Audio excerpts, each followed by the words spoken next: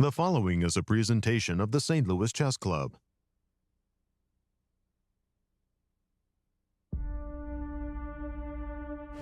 The world's best are putting on a show at the Super Rapid Blitz Poland in Warsaw. A pair of Americans are in pole position, picking up 2 more wins to claim co-first. But don't count out defending champ Vladimir Fedoseev, who was right on their heels in clear third. 3 rounds of rapid remain. Day 3 of Can't Miss Chess. Coming up next.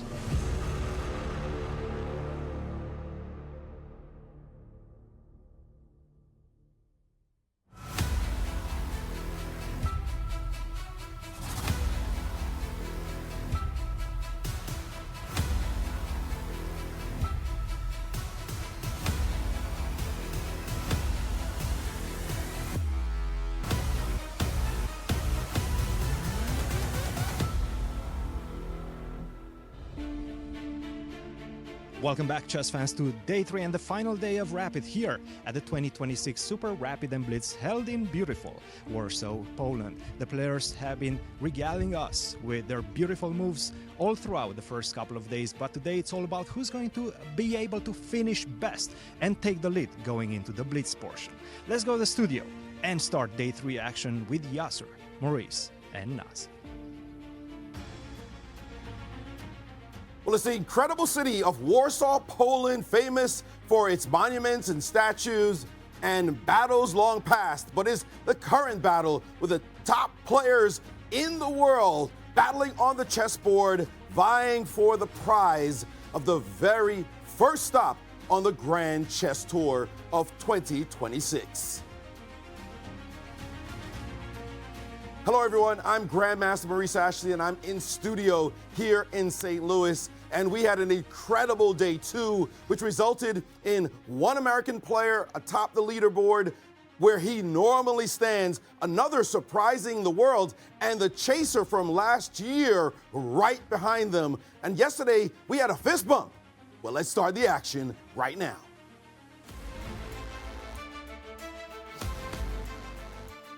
Hello everyone and welcome to our show.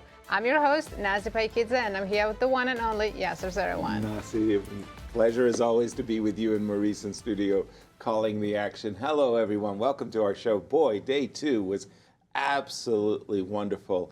A smashing game that went on between world champion Gukesh and his challenger Sindarov. Ended in a victory for the champion, and he celebrated only as he can. Nasi, do the honors. Tell us our standings after 6 great games. Yes, sir. Let's have a look. We have a tie for first. It's 2 Americans, Wesley and Hans Niemann, on the top with 9 points. But only point behind is last year's winner, Vladimir Fedoseev. Very, very impressive by our leaders. Tell us about the format for the Super Rapid Blitz. The 10-player round-robin event. In Rapid, time control is 25 minutes with 10-second increment. Scoring system, they get 2 points for a win and 1 for a draw. Starting tomorrow, we'll have 5+2, very fun format for Blitz, and scoring system will be regular, just 1 point for a win. Speaking of our schedule, tell us about it. Today is the last day of Rapid, only 3 more games to go. Starting tomorrow, we'll see Blitz 9 rounds per day. And at the end, if we don't have a sole winner, we'll see playoffs. Wonderful. And Maurice, tell us more about our 3 leaders. I think of them as 3 leaders, even though we only have 2 co-leaders. It's a good way to think about it because they're really neck and neck jockeying for position, especially with so many points up for grabs. Today, it's 6 points. Right. So anything could happen with that kind of numbers. And the players we're talking about, well, of course, you got to look at the number 1 big dog, somebody who has won the tour before, and that is Grandmaster Wesley So.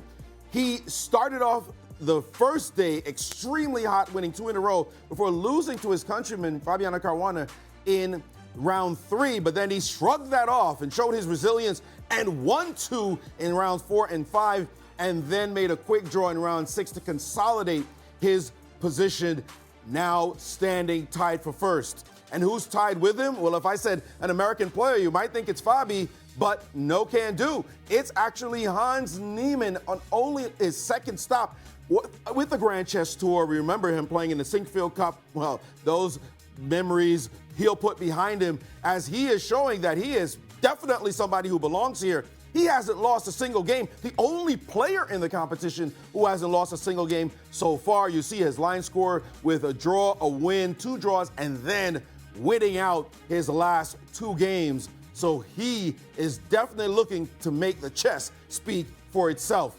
And someone that they're looking right over their shoulder at is last year's winner, Vladimir Fedoseev. He lapped the field last year. It was over before even the very end. But this time he lost the very first round, bounced back with 2 wins, and then after 2 draws, had a miracle escape in round 6 against Vachier-Lagrave. But there he stands, just a point behind the leaders, and he's going to show his stuff there in Warsaw. And speaking of Warsaw, let's jump right now to that great city with our great colleagues, Cristian Chirila and Anastasiya Karlovich. Thanks, Maurice, and what an absolutely stacked podium you highlighted there. Welcome back, Chance Fast, to day 3 here in Warsaw, Poland, the final day of Rapid Chess. Anastasiya, you were in the playing hall yesterday when that big moment happened between the challenger for the World Championship crown and the world champion. Exactly, Cristian. I was so lucky to be there at the venue and watch the game live while the whole chess world, of course, kept an eye on what was happening there. And, you know, after winning the game, Gukesh got really emotional after this tense battle, and all of us could follow this moment. So Javokhir is resigning, and at this moment, Gukesh made this fist pump. He was coming off a loss. Exactly. And I think he got emotional. He explained during the interview that he made it for himself at the heat of the moment. And we don't see it so often from the world champion. Usually he keeps calm, and we don't see those emotions in the chess world so often. So we cherish these moments, and you can imagine that Instagram, Facebook, Twitter were showing all these videos back and forth, and it was, of course, the talk of the town yesterday. We could understand the tension was really high, and of course everyone is hoping that the World Championship match will have similar emotions and similar tension. It for sure will have, especially after seeing what happened yesterday. And Gukesh, before the event, said that he's probably not going to be thinking too much about this rivalry brewing up, but you could see it in the heat of the battle that it meant a lot for him. And Sindarov, on the other side of the coin, well, unfortunately, he started off great this tournament in day 1. No losses, and let's take a look at the line score, because you will see something absolutely incredible in day 2. Take a look at that. 3 losses in a row. This man hasn't lost a game of chess in a long time. I think in classical chess it's been something along the lines of 50 to 60 games, but right now he lost 3 rapid games in a row. Definitely today he will be having revenge on his mind. But the road ahead is not easy. Let's take a look at the road ahead for day 3 of Rapids for Javokhir Sindarov. Take a look at that. In round 7, a player that's on the podium right now, that's Vladimir Fedoseev, who won against Wojciech yesterday in the final round. Round 8 against Fabiano Caruana, following closely behind as well. And round 9 against a player that has been struggling a little bit in this event, and that is Alireza Firouzja. Going into this one, Alireza was viewed as one of the favorites, but unfortunately for him, he hasn't played his best brand of chess. And take a look at that big clash right now. Javokhir Sindarov against Vladimir Fedoseev. Yes, and actually I must admit that this tournament, it's a great opportunity for the young player also to check his abilities, and nobody will let you settle. Nobody will give you a chance to refresh and recharge your batteries. You have to fight in each round. So I would say that this is like a pool full of sharks. Absolutely, a pool full of sharks, and we're about to see a lot of very exciting games. Guys, back to you in St. Louis. Thank you, Anastasiya, and thank you, Cristian, for the view from Poland. But tell our viewers about today's pairings, round 7. Yes, this morning we start right away with a big clash of 2 co-leaders, Hans Niemann facing Wesley. So that is a marquee matchup. Absolutely. Then we have Gukesh against MVL, Duda against Firouzja. Another big matchup is between Sindarov and Fedoseev, and Wojciech against Fabiano Caruana. Remind us again, brilliant prize fund. Yes, absolutely. $200,000 prize fund for this event. First place winner takes home $50,000. Second place, 40. Just big prizes for everybody. Thank you so much to all the sponsors. Absolutely. As the players get settled for round 7 and the start. And our key matchup, my goodness, Hans Niemann and Wesley. So curious about their head-to-head as we'll figure that one out. Play underway. Are we E4, expecting E5. Jacopiano? Yes. Yes. And they do have some familiarity with each other, as we know they play in the U.S. Championship. Yes. So that is not going to come as some shock, surprise. But here with a bishop to e7. And Jacopiano with bishop e7. Not the standard bishop c5, but Wesley using the Hungarian open defense. Hans looked a to the bit Joko. surprised, was not expecting this change up with bishop e7. And quickly Knight plays knight c3. c3. You don't want to show too much that you were stunned by a move, Right. but you also want to make sure you play maybe the most principled way. I feel like knight c3 lets Wesley off the hook a little bit, Think so. but he must have wanted to avoid preparation. Mm-hmm. Now he's quickly whipping out moves. With the move pawn d6, they're just taking that move back. Now that the e5 pawn is defended, there is this tricky idea of knight a5 hunting the light squared bishop. And the move a2, a4, not just gaining a little space on the queen side, but also giving the bishop a retreat. Square. And A7, Yasser, how is A5. black supposed to develop here? Oh, I see a5 was already played. Is he going to play bishop e6 next? Possibly, but also I like the maneuver of Lavanaroni and king h8. You move the knight from f6. You play for f5. f5, yes. Normally, white has to play for d4 as black is playing for f5, and you get counterplay against the e-pawn when that happens. But okay, a7, a5, h2, h2. This was the big question, is what is white going to do with his bishop? And the problem with the immediate bishop e3 is it provokes knight g4, which is maybe Not anymore. not anymore. So h2, h3, and like you say, either we play for bishop e6, or we do the king h8 and we play for f5. I think this is all standard stuff. Well, we'll they've definitely veered away from the most standard.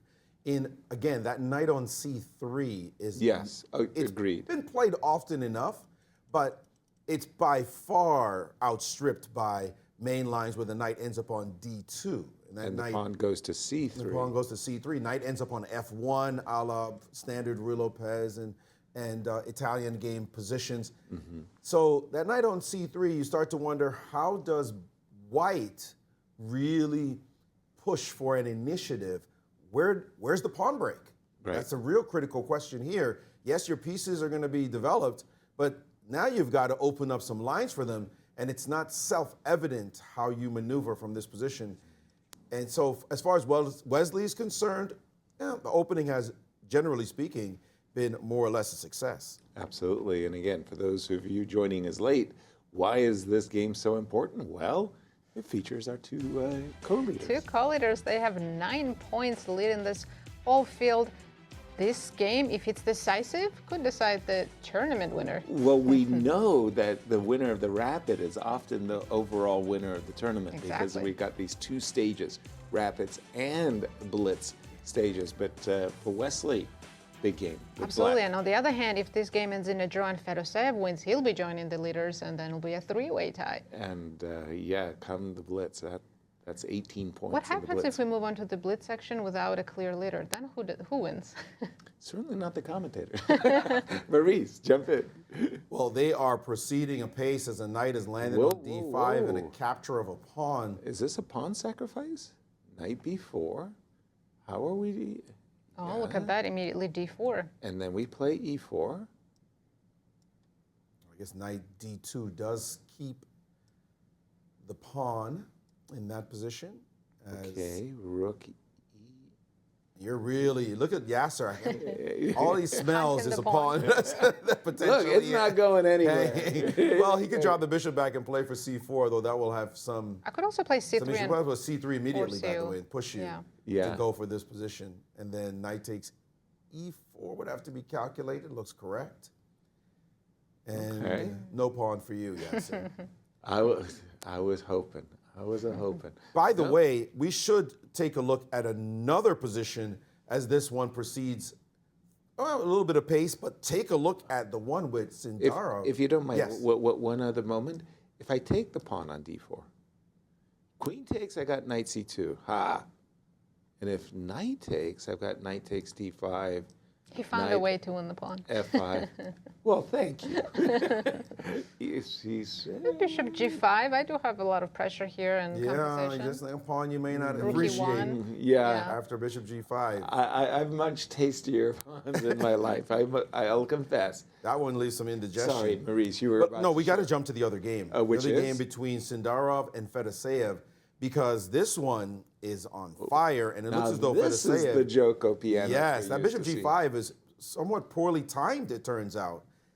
Bishop G5 right here, right now, allows this idea of H6 bishop back, and then G5, and bishop to G3. And this position, it turns out, I mean, these are the wild Yoko pianos that these guys play literally all the time, and you got to know all the nuances. Apparently the best for black here was the move A5 to shut down any kind of expansion on that side. You mean instead of a6 or after playing a6, spend another tempo playing a5? No, this is the position. Do I have to? This is the position we have in the game. He played So the knight pawn's on h5. a6. So he played knight h5 instead. So instead of playing that, to play the move a5. In this after exact playing position. G5 and then playing. Yes, yes. Wow. To force or coax B5. b5 and then bring the knight over to the other side. And this knight, of course, is headed to g6.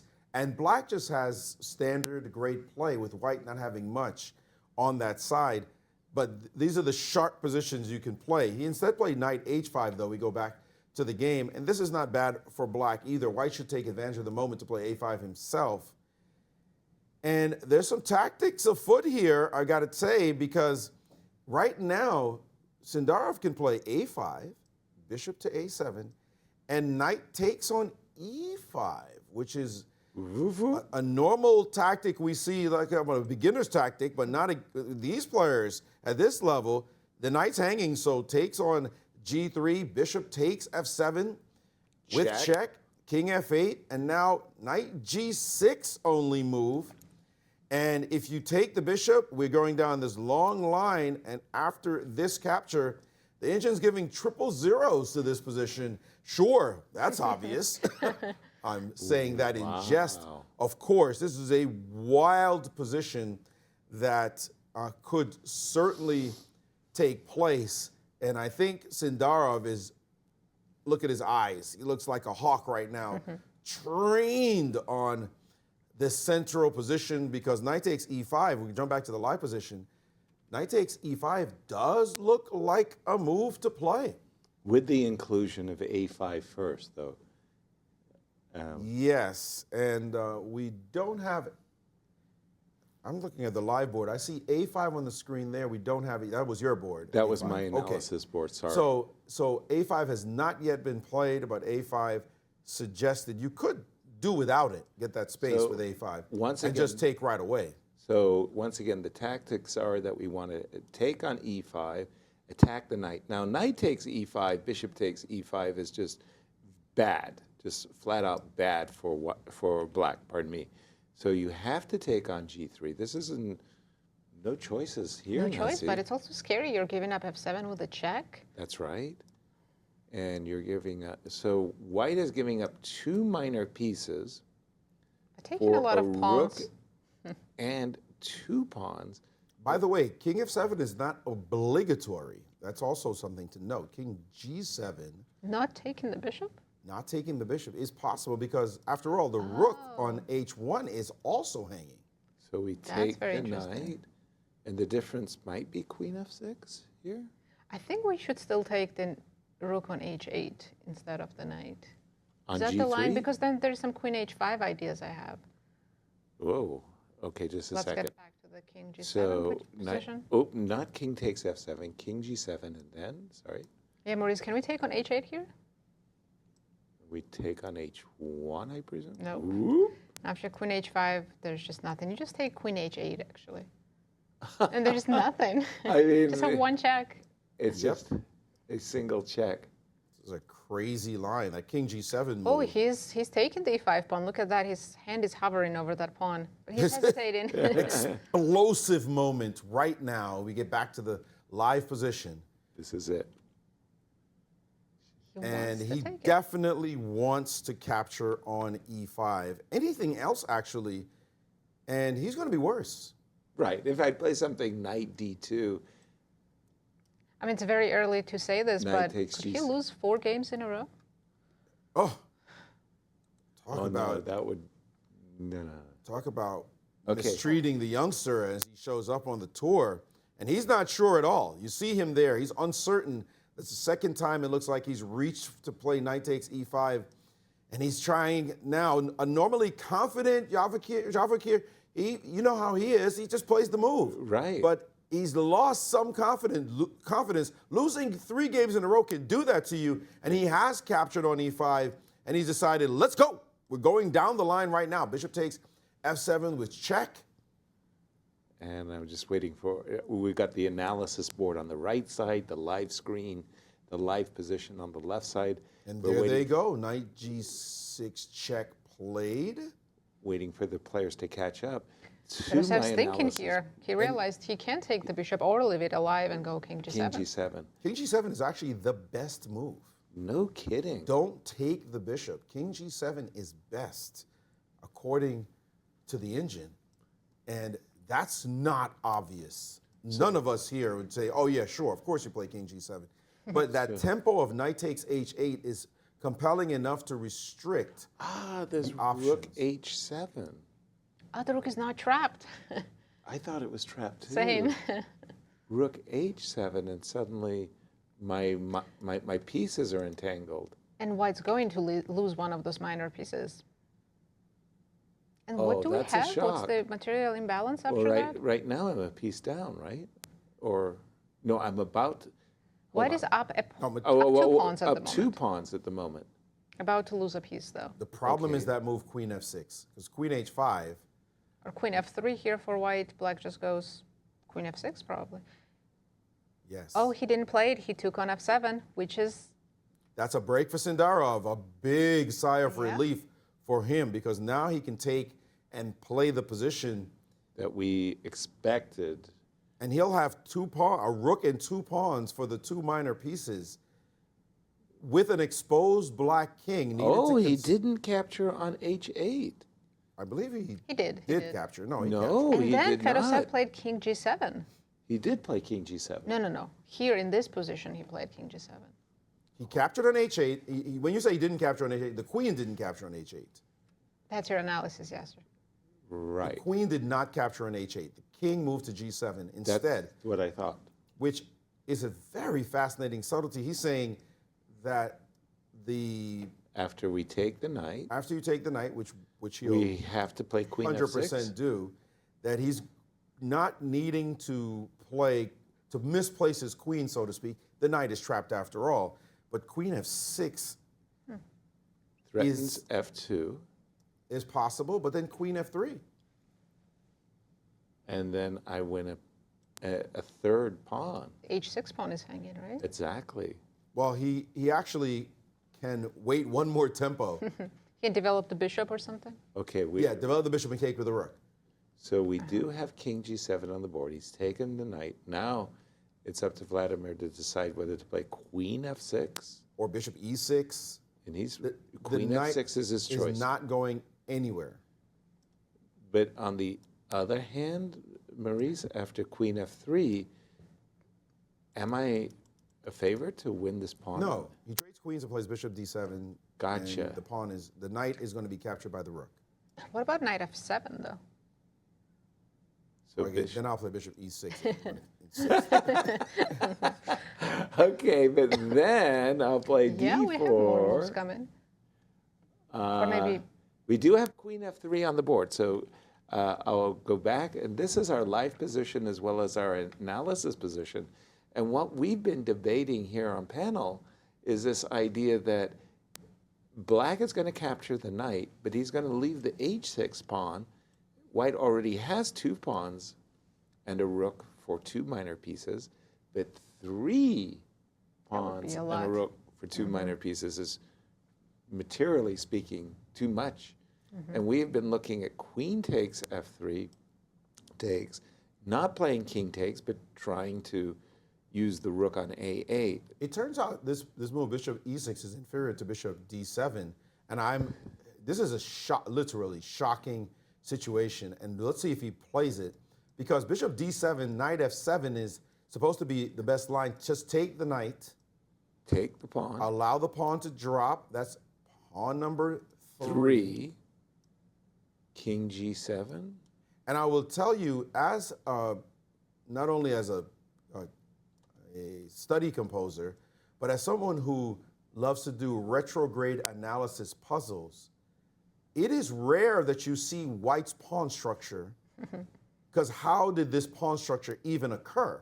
Right. And it only can occur if a pawn from g2 took on f3 and a pawn on h2 took on g3. So otherwise it would not. So this is a bizarre position. You rarely see such an pawn chain as this. But it turns out that the position, did he play bishop d7 yet? No, No, he he's played still knight pausing. e5. No, he played knight e5. He played knight e5 instead. But this is such an unusual position.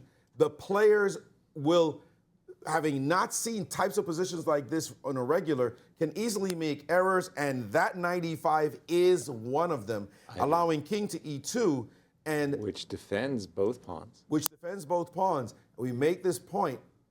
Positions you've never seen before, some unusual type positions, are the positions that are full of potential mistakes for players. After knight d2, d4 is threatened. There's an f4 thing that could come at the right moment, but more d4 as a problem, or even the knight going up to c4. White's pawn chain looks like Lovely. looks gorgeous, like a mountain range. Right.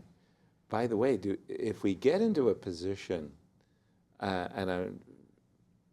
with the knight being captured, let's just play bishop to d7. If we get into a position like this, I'm just going to put some moves on the board for a moment, not playing for d4 quite yet. That bishop on b6. It's out of play. For a long, long time. Like, how does it ever get back into play? You put your knight on g6, and we'll just put this.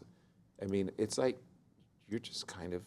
Also, yes, I like your d4, but f4 is also a very good option, and opening up g-file for my a-rook after knight d2. By the way, Fedoseev played bishop e6 instead of bishop d7. Okay, but the And problem I saw Sindarov with quickly responded with knight d2. the problem I saw with bishop e6 is you're really encouraging Yes, f4 and that's f5 what now. stood out to me, yes. Knight d2, And now probably we'll see rook h8 and then Right. f4. and now there's a real problem. White's pawns are making a big statement, like your minor pieces aren't working, but this is terrible. And again, yeah. I'd like to make this point, just this quick point, is that this pawn formation is so unusual, but these double pawns are great. These are double pawns we like. There's one in the back ready to replace anything that happens. This is just fantastic. Lines will open up. But before we get any further, let's jump to Warsaw with our colleague, Cristian Chirila. Well, I just want to build up on your point, Maurice, and not gloss over this very, very crucial moment where he played king takes f7, obviously the most obvious move in the position, but the better move. And why was that the better move? King to g7 in this position. It's because this one more or less forces White to take with the f-pawn, which completely destroys the whole pawn structure. Not only that, you have the double pawns on the g-file facing my own g-pawn on g5, so there's not going to be any majority on that side. But also, very importantly, your rook on h1 is locked for the moment. Sure, you're probably going to activate it later on via the f-file, but it's not going to have the same impact. If you take with the g-pawn, and this is what you guys spotted, there's another square, rook to h7, and now, with the pawn on f2, rook to f1, defending the bishop on f7 is no longer possible. But this is not easy to understand from afar, because White still has one way to defend that bishop on f7 with the move queen to f3. And after g4, queen to f4, now this very crucial move, knight to e5. Maybe bishop d7 also works, but the very natural move that you see in the position, queen to d7, for example, to attack this bishop on f7 and force matters, well, unfortunately, falls after knight to f8, a crucial move in this position, a very beautiful geometrical motif. In this one, of course, if you take on f8, bishop to e6 is going to happen, and that's going to lose for black because the queen is going to be lost. So this one, I mean, such an entanglement in this position, and right now the players, well, they blitzed out in this endgame, and I have to say, it just looks easier to play for white. You have the pawn majority. Right now, the pawn majority is actually mobile, so I can push my pawns forward and make it more difficult for your pieces to find good squares. So I really love the way Javokhir Sindarov is playing this one, creates the complications, doesn't shy away, even after 3 losses, from going into this complicated position. And right now, we have a mess, but a mess that favors white. Guys, back to you. Thank you, Cristian. That knight, that's a great move. Sorry, it was a great move. And again, what's so fascinating about this particular pawn structure, this is something, again, we don't see every day, every week, every month. I don't know when you see this kind of pawn structure. 8 pawns. And just for this reason, understand that f4 would normally be a bad move if we take the f pawn that is now on f2 and put it over on h2, right? Yeah. That's a so-called purely healthy pawn structure. But no, because you're on f2, now bishop g4 check, which would be ideal, does nothing because, oh, we got the backup f pawn. A lot of players are afraid to have double pawns, not strong players, when they're so compact in the center and so fluid as well. And this structure, the change, makes such a difference to the aggression that white can display.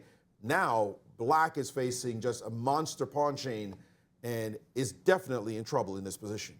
Absolutely. I agree, Maurice. And we do have a move. Fedoseev retreated his knight to f7. Now I have a question for you, Yasser. Would you take on g5 and put the other pawn on f4 if I take with the knight? I would love to do that. The move that really has caught my eye, and it's been a twinkle for the longest time. I love pinning my opponent's down pieces, the bishop on b6. and I love restricting my opponent's pieces. He's played a5 first. Bishop is on a7. Why not kick the bishop all the way to the corner? All right, and he's included a5. No, I no like issues her with d4. that. We still keep the option to take on g5 whenever we'd like. Precisely. Also, another move I'm attracted to is just I like the idea of this backup pawn, right? But I feel like that one I can keep in my pocket, whereas this move, d4, I really like just to restrict this bishop. Maybe on a good day, I bring my king to d3 in case of a bishop g4 business. Oh, yeah. And I'm guessing black has to hope for d5 and change up the pawn structure. So maybe black plays rook e8 here with the idea to play d5 and improve at least one of their bishops, like the white squared bishop. Sure. Something, you mean something like this, yes. yeah? And I'm hoping you play e5 and I get some squares for my bishop. It makes sense, makes sense. Even though, it's funny you should say, I'm hoping for e5. If I fall for it and I give you, a good bishop, it's like you've got one good Only bishop. one good piece. But not 2 good bishops. Tell me how this bishop ever comes into play. It's not. I've given up on that bishop. Yeah, you got to play bishop b8, bishop c7, bishop d8. And then what? Bishop e7, and then what? It's a very funny, and like you say, Maurice, 8 pawns on the board. You don't see that every day, and I think not this structure. Yeah. Again, those puzzles, those retrograde analysis puzzles. You want to take a look. There's a famous book, The Chess Mysteries of Sherlock Holmes, by Raymond Smullyan, one of my favorite chess books ever, and it talks a lot about these kinds of situations where you say, how did this position even happen? Right. How did you get your H pawn to become an F pawn? In fact, it's the G pawn, and it's the G pawn that became the F pawn. Fascinating type of puzzles. So fascinating is this position that we have forgotten about everything else. Our fight for first. And our other games that are fantastic. I don't want to leave the drama of this one, but we've got to point out the fight for first, but also look at the position between Gukesh and Vachier-Lagrave. This position is super exciting. All the pieces on the board still except one pawn. We see imbalances. The bishop on h6. Do you normally see that for the bishop? Well, it's decided to go on a different diagonal, but usually it's sitting back on g7.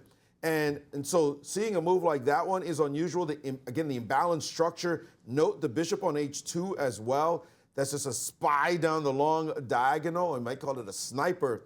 So this one is fascinating and rich as well. This shows the richness of chess. We could be doing 5 classical games and still not exhaust these possibilities. I also want to point out a great game between Duda and Firouzja. How do you like this structure? This one, what is up with black attacking with pawns on the king side this early, not castling, leaving the king in the middle of the board? And look at black's formation. White's pretty standard, but black's setup is quite unusual, extending pawns almost like a snake. I'm not even sure what to call it, the way it's going down the board. This pawn structure is so unusual, so much to calculate in this position. And finally, the game we have not looked at a bit more solid, thank goodness. This game between Fedoseev and Caruana, this one is very solid indeed, as white has some space, but black is very solid on the dark squares. So this Fedoseev-Caruana game, maybe the most normal game for we commentators to look at, because everything is rich everywhere. Thank you, Maurice. Let's take a look at pie charts, Yasser. Yes, statistically, tell me who's going to win this tournament. Who was a pre-tournament favorite, and then what happened after the first 2 days. Pre-favorite, Wesley, and he's doing quite well. He is indeed. But however, look at that. In second place, it was Fedoseev, Firouzja, and MVL. We know Firouzja and MVL are... the predictions at the start for the top 2 were pretty accurate. Spot on. Yes. Hans Niemann wasn't in there, and we're kind of seeing Hans creep up the board. After day 1, it was Fedoseev and Wesley still on the top. Firouzja still maintained 3rd position. Fabi up there, and Hans increasing his chances. I'm sure we're about to see Firouzja fade and Hans emerge. It's Wesley all the way, 42.7% chances of him winning this whole event. Fedoseev in 2nd with 30%. And Hans Niemann in a clear 3rd now. Then there's a big drop-off. Fabi only at 3%. I'm surprised that Hans is 3rd, considering he's a point ahead of Fedoseev and tied with Wesley at the moment. And the big game is ongoing between Hans and Wesley. Ben Underwood, our statistician, actually told me that part of these stats has to do with Hans's performance against the field so far. And Hans has a really bad result. He's young, he's growing like weeds, and in strength and power. But it's because he has a bad result against the field, and that factors into the statistics and saying, well, he'll probably tail off, taper off, certainly at the end, toward the end of the event as it keeps going. Someone like Fedoseev, who has dominated this very same field pretty much, maybe a couple of players different after last year, Fedoseev is getting the nod statistically. But I don't know. Hans is doing pretty well at the moment. Maybe he deserves a little bit more respect. I agree with you, Maurice, especially now. I'm really liking his position, his current position, if we can catch up. We're going to go back to the game between Sindarov and... No, Hans. We're watching Hans. Oh, good. Because, yeah, I wanted to catch up with them. So when we had left it with the double pawn on d5. That is to say, Hans had played knight to d5, and it was captured. And I was trying to win a pawn, and Wesley said, no, I'm not interested in winning the pawn. In fact, what I want to do is get a nice center pawn wedge as black. And he played the move d5. Hans said, I want to keep the 2 bishops. Knight goes back to a6. And now this is that tough moment of judgment. Black has won the center, an extra pawn in the center, versus the 2 bishops. Who do we like? And we're about to find out as the players well, continue. If the position opens up, then we like the bishops. Yeah, but that knight on e4. It's a beautiful knight. Anybody who's ever played the Russian defense will respect. But that knight has come off in the current position. I like the trades that Hans has made. You do? Okay. Yeah, look at our beautiful dark square bishop now. You're just looking at the pawn hanging on e5. I am. But how are you going to trade one pair of rooks and then put the queen on d4, not giving up that e5 pawn. Oh, okay, that makes sense. And also, He's going for it. yeah.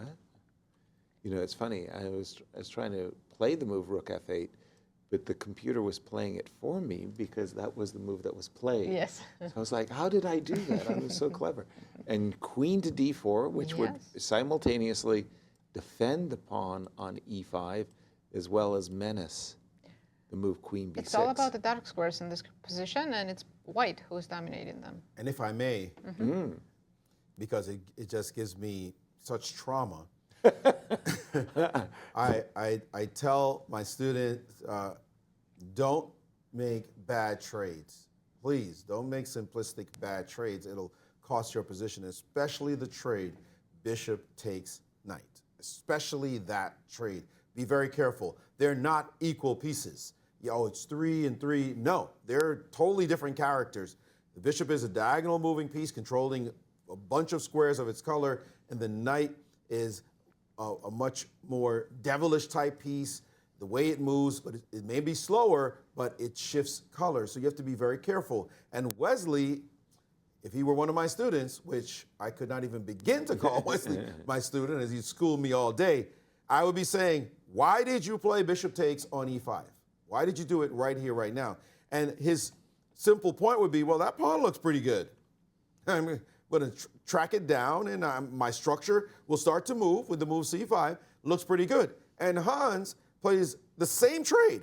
Bishop takes, the best move, easily the best move, and says, oh, no, not so fast, buddy, because now after you take back, I'm going to trade and now place my queen on d4. You're never seeing this pawn, and your trade has given my queen a square that it couldn't dream of having.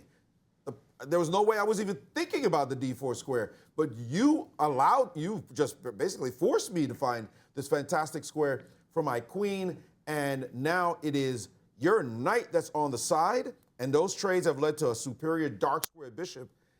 Check your trades, people. Those pieces are not the same. Bishop and knights, the whole 3 points equal 3 points nonsense does not apply when we're talking about chess positions. That's just a general guide, and Wesley has found himself in a difficult position as a result.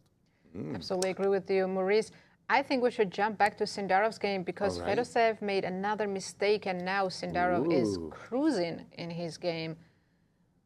And for those of you joining us late, we've been talking about a very unusual but powerful pawn structure for white, as all 8 pawns are on the board for white, as he has given up his rook for 2. And yes, sir, this last move that Fedoseev played, knight d6.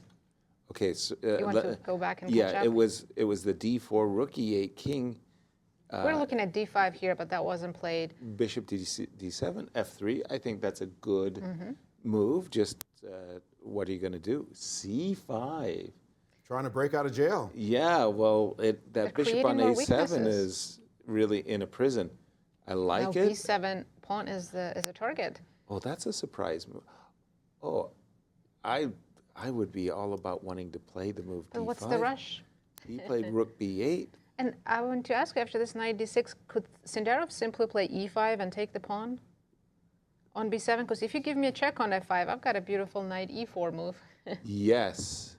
I love the move e5. Yeah, so this is your kind of position. Oh, the guy man, just takes a pawn and smiles. I'm How just can you be against it? Dreaming. By the way, the only reason that I hesitate and pause, because I'm looking at this rook on h1, and whenever I can play a move like f4 takes g5 and open up my rook. Also useful, yes. Right? Because there's a rook f5 follow-up, a rook h5 follow-up. Sorry. Sindarov has just too many good moves in this position. And you were saying we're about to pounce, right? Rook takes I don't b7. see how. Maybe Black has to start thinking about sacrificing the piece and trying to improve the position. Like c takes d4. Let's take a look at that. C takes d4. Would you take the knight? Yes. And rook e3, and maybe finally I can use my 2 bishops for something. What is that? Although the engine disagrees. It does look sharp, though. I mean, this is something he has to be calculating. Wow. Wow, wow, wow. And why is this game so important for our standings? Well, Let's For take a look. Fedoseev, he is chasing the leaders. He's only a point behind Hans Right. and Wesley. So if he wins, he has a good chance to catch up with them. However, yeah. if he loses and falls behind, Hans and Wesley are sitting pretty on top. And I have to say, much like Cristian pointed out, Sindarov, having lost 3 games in a row, you might think, well, he's kind of he's in bad nervous form, and he but- doesn't want to push. No, he was the one making sacrifices in this game. Now, what was the idea after E5 knight to B5? I'm assuming it's C4? Maybe immediately, maybe start with D5? D5. Maybe followed actually by immediately C- C4 is stronger, because what do you do after Rook B7? You're losing a piece. Everything, yeah. No, Oof, I think this looks terrible. I think there's a hesitation right now, and I'm just going to go out on a limb and guess he's not going to play E5, even though it is crushing. It is crushing. According to the engine, it's the best move. It looks But very obvious. when you have such an advantage, Yep. you are clearly dominating the position. By the way, he's under 10 minutes now. You don't want to give your opponent anything. The engine calculates everything down, and it says right here, E5, if you play E5, if I may analyze this, E5, and now after takes on D4, Yep. you take back on D6. I guess we have your board. Sure. Yeah, we're using I'll your just board. follow- Okay. follow. So takes, and then rook E3 check. Oops, sorry. Yep. Rook. Yeah, this is E3 what we're check. looking at. It looks nice for black, but engine hates it. And king C2, Yep. and rook takes check. King B2. And already, well, king B2 now blocks the The threat. of blocks the Rook B7. threat So you and pre- allows him to play the move B5, which is definitely better. But the move the engine prefers instead of king B2 Yes. is the move king back to D1. Okay. And if you play king D1, you're forcibly threatening that B pawn. And now bishop A4 check and king to E1. A little dance with the king. Yeah. Yes, this whole dance that just took place, you have to calculate and calculate and calculate. But now, when it's all said and done, you just ran out of stuff to do. And it is white who is winning here. What's let's just- interesting about this position is if you try to defend the pawn with Yes. bishop to C6, That's what I want to show. Then we have D7. then D7, and you can just cry because nothing is stopping that pawn. Just pure desperation now. The game is just simply over. So he has to calculate all of this. But if you go to the top of the position where he is right now, he could also just keep under control and say, let me just play D5. And you're terribly placed. That looks smashing. It's just D5. a simple way to, and what did he do? D5. And he played D5. So I know my humans. I mean, I know know my my humans. engines, but I know my humans. Yes, the other move was technically better by a little bit, but it offered such counterplay that it was very difficult to imagine that he would play this line, even though the engine is saying, yeah, this is a great move, but we humans, we're not engines.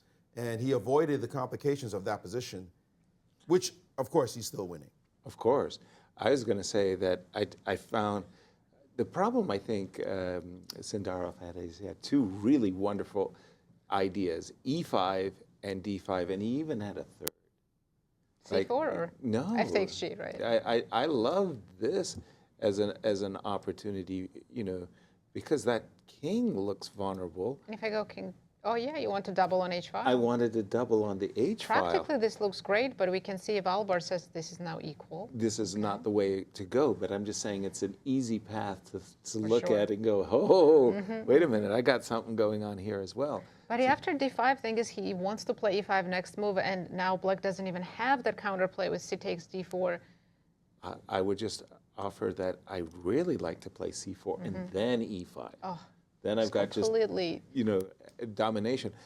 crushing black. I think black has to play the move C4 check here just Yes, to he's bring done this it. Maurice? bishop over. And this one is just exciting. Let's try to maintain our eye on both boards. By the way, knight takes C4 was played quickly, inviting bishop B5. Yes, and it looks, well, actually, I'm going to stay with this one for a second. But on the other board, the leader board, is extremely sharp as well. But let's just see what he has planned as he has sacked back the exchange with a rook takes. So he's got 4 pawns? No, 3 pawns for the piece. Right. I was saying a sack of an exchange, but it's of course it's a sack of a whole piece. Right. And his pawns are just so majestic. Well, and he's pushing them. E5 was just played. Yeah, you want to play knight b6, e5, and c4. I mean, he's threatening f5 even. Did he play e5? Yes. Yes, he did. He still has an edge, but that's not what the engine likes. What did the engine It looks like the most natural winning move. For sure. The other move I found attractive was knight b6. So I could play c4, and c5. Yeah, and have like 5 connected passers. How does a knight deal with them all? He played e5, which is also very compelling. I don't want to take anything away, but the engine says that because I can see the bar moving down on my left side. Well, now what you have done with that last move is you've sort of allowed the bishop to wake up and get like Montezuma's revenge. The bishop on a7 can suddenly go to well, first start with rook d8, attacking the pawn. Rook to d8 attacks the pawn. Presumably I have to move it. And now bishop to f2. Gotcha. And by the way, they would fall like pins, dominoes. Now you've got to feeling play like, some wait a moves. minute. And he's played bishop f2. Immediately, He played bishop f2 immediately, though. without the inclusion of rook d8, which might... Not as good.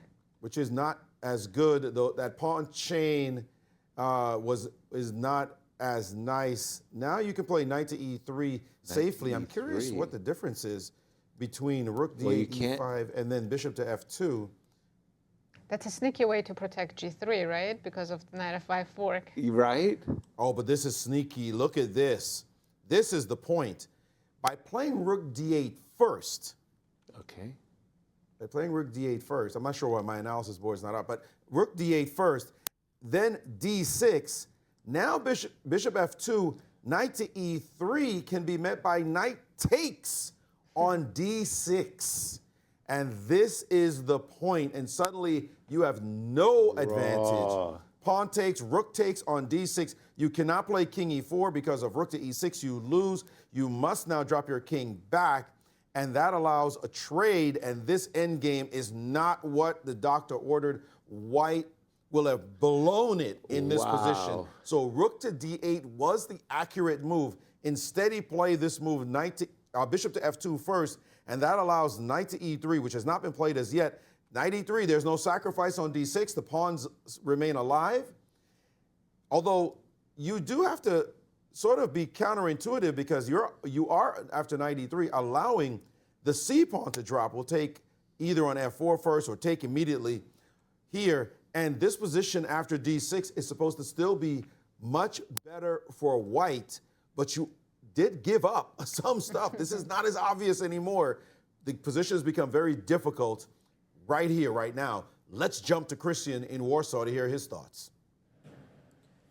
I just want to draw your attention to this game, which is blowing up right now. Hans Niemann versus Wesley. So a battle of the co-leaders going into this round. And this one is quite interesting right now because it's a critical moment in the game. Hans, the last couple of moves after the move c5, you can understand at this point for black, the problem piece is the knight on a6. It really has nowhere to go. Bishop takes c5, rook takes b2. Bishop to d4, of course, a very natural move. Maybe the engine is saying that rook to f8 to draw the king further away from the center with king h7 perhaps would have been the better option. But bishop to d4 is a perfectly playable and, to be honest, the most natural move in the position. Queen to g6, you have to defend against the mate. And the question is, how do you do so? And it seems like the best move is not rook to f2, which seems like the most natural move in the position, but g4. This is a crazy, wild move, and at this point, black has to do something because the queen is kind of getting out of play. So what black has to do is to go e3 and sacrifice the pawn to open up that central square for the queen. e3, bishop takes e3, queen to e4, and now we get all sorts of wild stuff. But white does have a way to get back to the defense with that queen. queen to f7, king to h7, queen to f5, and just exchange the queens and lead the game into an endgame in which black is really struggling, specifically because this knight on a6. The knight is completely out of place. So g4 is a huge move right now. We'll see if Hans manages to find it, but if he does, then he's going to have quite a significant advantage, not only from an objective point of view, but also from a practical point of view, because it's not easy to sacrifice that pawn as black and allow white to lead the game into this endgame, where you see that that knight on a6 is going to have a really difficult time getting back into play. So definitely a good moment right now for Hans. With a victory, he could potentially take the lead, and quite a commanding lead into this event. Let's not forget, in Rapid, each point counts as 2 points. So this one is going to be quite crucial going into the Blitz portion starting tomorrow. Thank you so much, Cristian. Maurice, you have something to add? A win, by the way, doesn't potentially take the lead. It's clearly the lead. And Fedoseev losing against Javokhir would make it even more so of a lead as he extends away from everyone. But I'd like to point out yet again this trade, the bishop takes knight trade. We saw a sequence in the game between Gukesh and Maxime Vachier-Lagrave, and it's a cute point that will get made if we take a look at the position here. This move, right here in this position, the move bishop to h6. What the heck are you doing? That bishop, that's a weird diagonal to put it on. What do you plan to do with it? After rook e1, he said, I plan to give it up. My beautiful dark squared bishop. You can play any kind of King's Indian, Grunfels, all those players that fianchetto their bishop. They said, I don't want to trade. Are you crazy? He just gladly traded, and then he played queen b6, hunting a pawn on b2. He said, you really going to take that? Gukesh said, go right ahead. I double dare you.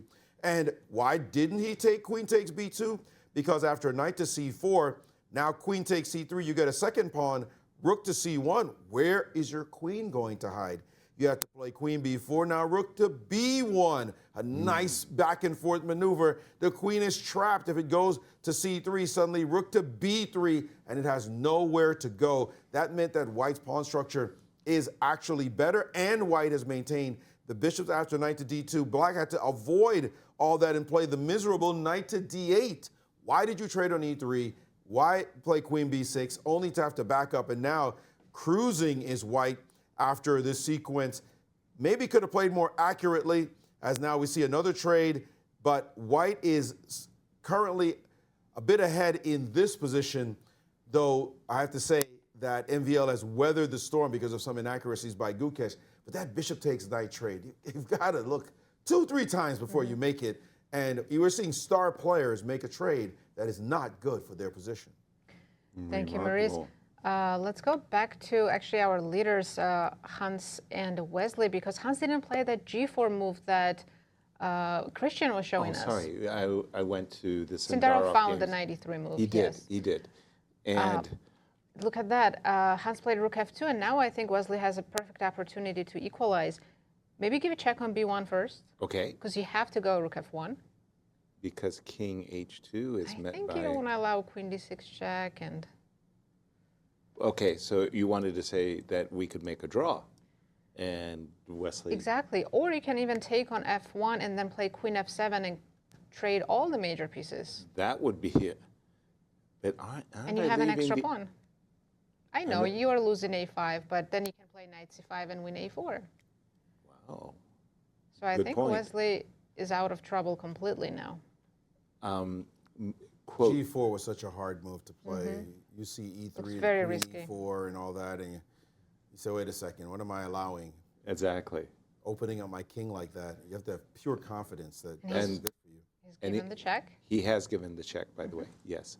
Rook b1, and again, this is the big fight for first place, as both Wesley and Hans Niemann, co-leaders at the moment. Sindarov did find knight to E3, yes. going for it, giving up a pawn for that pawn mass.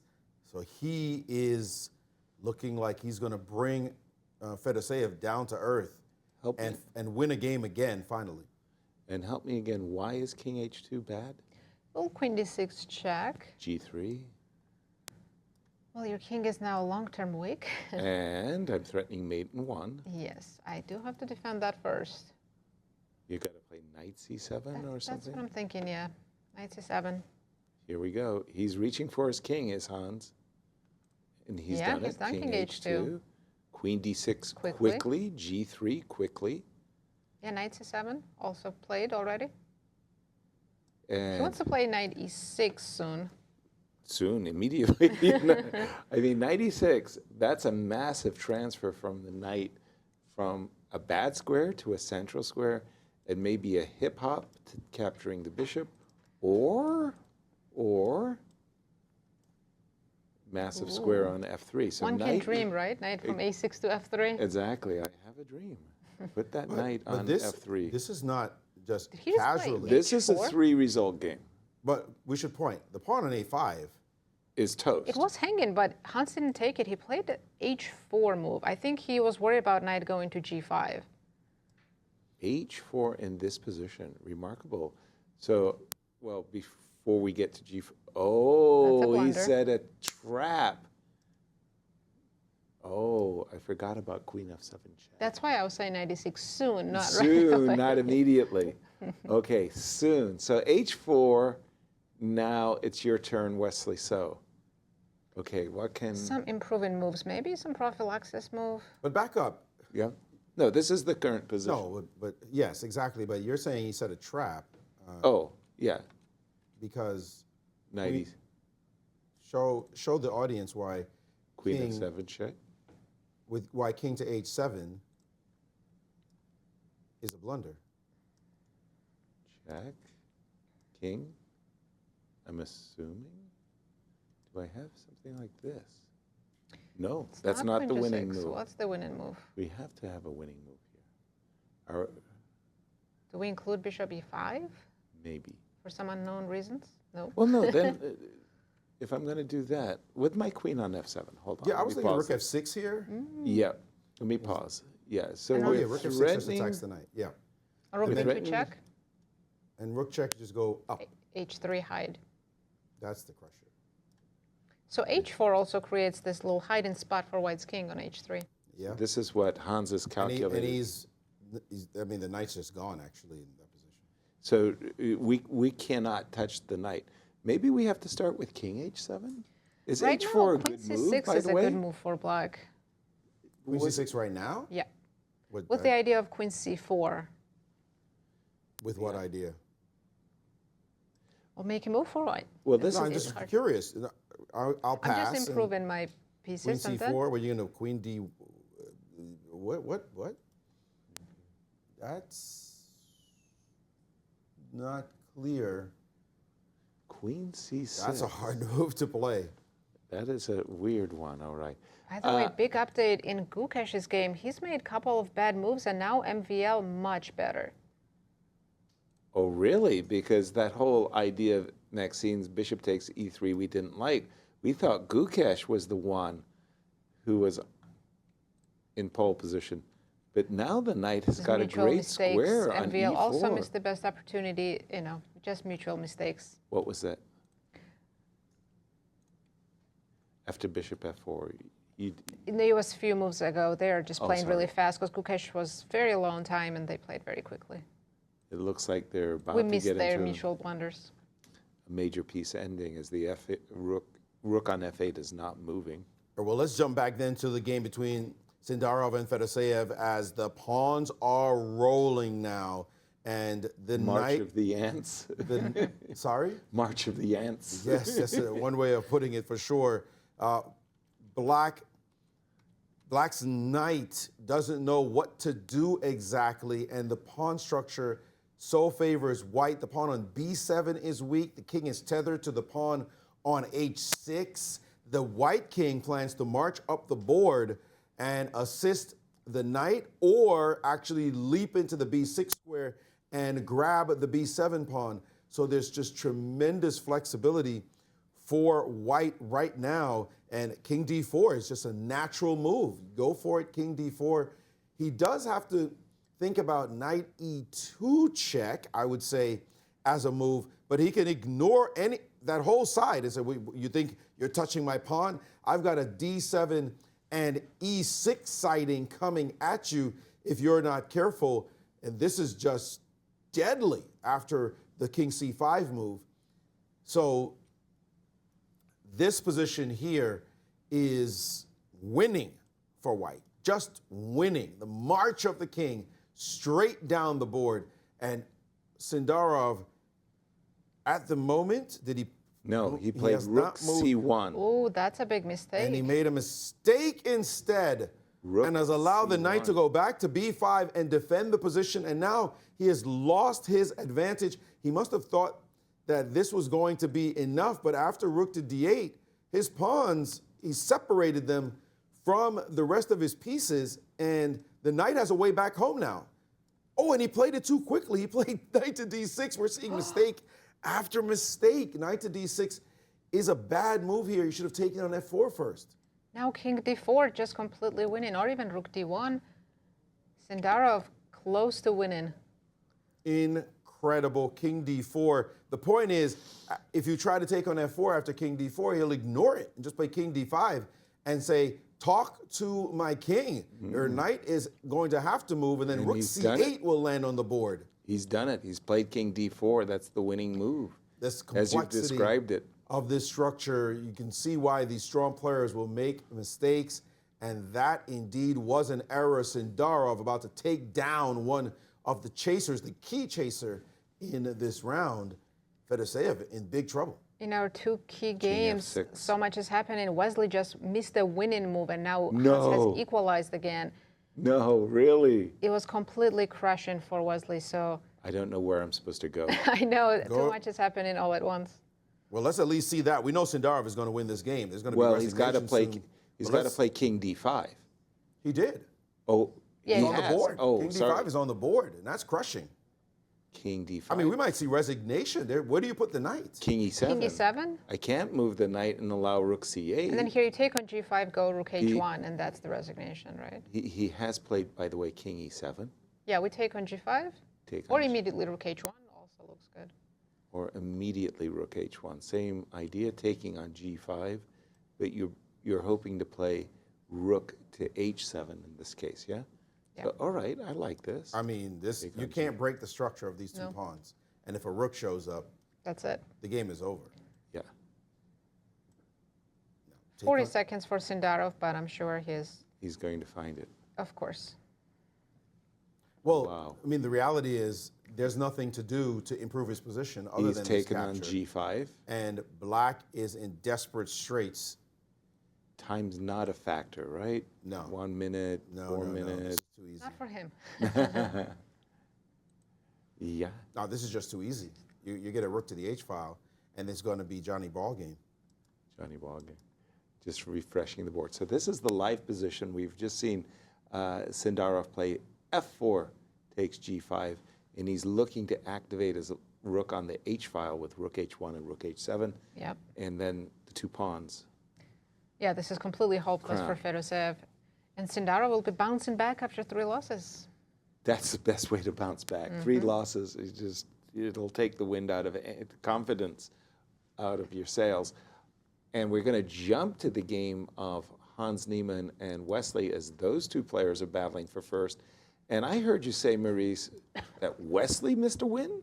It was Nazi who said it, but Wesley did miss a gigantic move. This position is now sort of sharp, but, well, I'm not going to say it's petering out.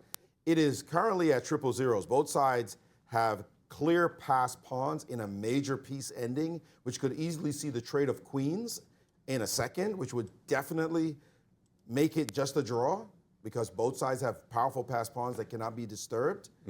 So this one is probably going to end in a draw. If we back up a few moves, I can show you what I think Nazi was talking about was this moment right here on my board where white decided to play the move queen takes on a5. And you see the eval bar drop because the engine spotted the move e3, a pawn you simply cannot capture because d4, and suddenly there's a mate hitting the h1 square either way, and this bishop is simply hanging. So the pawn would stay on the board, disrupting white's position. Rook could go anywhere it likes. But it turns out that after rook to g2, matters are not so simple. In fact, Wesley would have to find And it's the only move that wins 8. And you tell me what you see that's so obvious about this last move that's tracking the win. It's the knight does plan to come in the game. The bishop still cannot capture because now the knight goes to f6, and that's prophylaxis against bishop takes e3. The knight now headed to g4. This is hard chess to find in a rapid game. I'm sorry. But right now, in the live board, they are very close to just drawing the game. If we now look at this live position, and Wesley with more than enough counterplay to deal with the a-pawn. He's got the e3 pawn. So I think this one will keep going. Let's jump back to that Fedoseev game. Did he resign yet? Not yet, but his position is still hopeless. He found some ideas to keep the king side closed, so white rook doesn't get to black's king. Right. But he's down so many pawns now. Boy, it just looks like, There's too many passed pawns for white. Sure looks that way, doesn't it? It's raining pawns. It's like, no. Oh, my goodness. Really? G7? G7? Doesn't this... I mean... Which pawn do we push? We have 2, 3, 4, 5 connected pass pawns? I don't think I've ever seen that. No, I've seen 3 connected pass pawns, but 5? Five's too Well, much. the dragon, I've seen the dragon. 4. Dragon sacrifice. Yeah. Yeah, the exchange sack on c3 and, Yes. and capturing on f, that kind of thing. And he's done it. He's played G7, and he's saying, look, I'm going to play F4, and just everything is winning. Rook G8, G5. Why did I was sure he's Honestly, gonna black is in Zugzwang. F4. You only have the H pawn to move, and it doesn't go too far. And the whole problem is the desirable rook takes G7 could be met by queen. Pawn equals queen, Or rook followed by king C8 takes also, D6. right? C8 feels Or nice. even rook C8 C8. feels Oh, that great. feels much The better. rook cannot leave the back rank. His pieces are frozen. He's in complete Zugzwang. Nothing dare move, except that H pawn. H3. And now he has queened. queen and said disruptor time as the rook's going to land on c7 with Check. devastation. If we take with the rook, it's mate in 3. Mate in 2, rook c7, king e8, and g8 rook. The under That's a promotion. beautiful finish promotion. If you take with the king, of course, king takes on a d6 and you can resign. That's a resignation. That's the end. And we're going to put a smiley face, a smiley emoji with with the under promotion of the rook to check. And a fist pump. We're going to see And a fist pump. I think the fist bump will be saved for when Sindarov beats Gukesh. But right now, he'll be calm, cool, collected, a beautiful game on his part. Mistakes abounded, but it is a rapid game after all. So just how clean is this? King takes, rook takes, I mean, f4. f4. Yeesh. Eesh. With this dominating king, yeah, this looks terrible. Yeah, I think Fedoseev's considering just resignation right now. Also, their g6 is possible, no? And Yes. g6, yeah, also. Oh, no, g6 is not. I think you can throw away one pawn and still win. Yeah, Yeah. I believe that. Wow, Oh Duda my has goodness. defeated Firouzja. We didn't have much time to check this Our game, apologies. but this is a third Look at loss his in a row body for language. Firouzja. He knew this from round 2, Firouzja, that he was not in form. It's amazing how players can tell. Something is wrong. He didn't say I was sick. He didn't say I felt under the weather. My girlfriend left me. Or he didn't say anything. He just said, I feel like I'm out of form. And that was round 2 after having 1.5 out of 2. Exactly, being one of the tournament leaders. Wesley started with 2 out of 2, but Alireza, at the start at least, he was in good. He was having a successful Fedosev's time's result. ticking down, less than 20 seconds now. Is Well, he gonna, you can't. No, he And resigned. he resigned. Wow, Big bounce back for Sindarov. huge. And we're going to go to the game between Hans and Wesley as we give our congratulations. Oh, sorry. This has completely just equalized. totally. Pass we're- pawns have left the board. Yeah. Nothing to play for. Yeah. Okay, well, this one's going to be a draw. Fabiano is trying to win the game in an endgame against Radislav? Vladisov.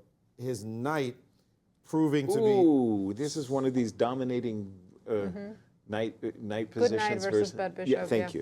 you. Good knight versus bad bishop. Not completely self-evident why it is that the knight is winning if you're an amateur player.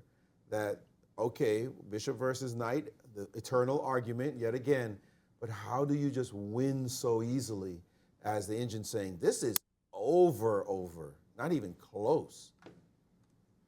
I guess black's king, well, e4 pawn is hanging, right? We can take it, and then black's king moves to take b2 pawn next. Towards the, yeah. King e3 and so on. King e3. You do have to pay attention to your pawn on h4, however. Well, we don't Could play knight allow g5 king and not f3. let you come out, yeah. Exactly. We go king to e3, as just played, and as Nasi was mentioning, we can include knight g5 before making a scamper. But then the pawn will go to b3. Now you'd have to bring your knight back. Bring back our king to e3, put our knight on d.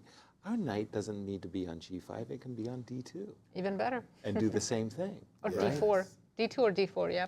To stop the, yes. Stop the king and win the pawn on b3. Yes.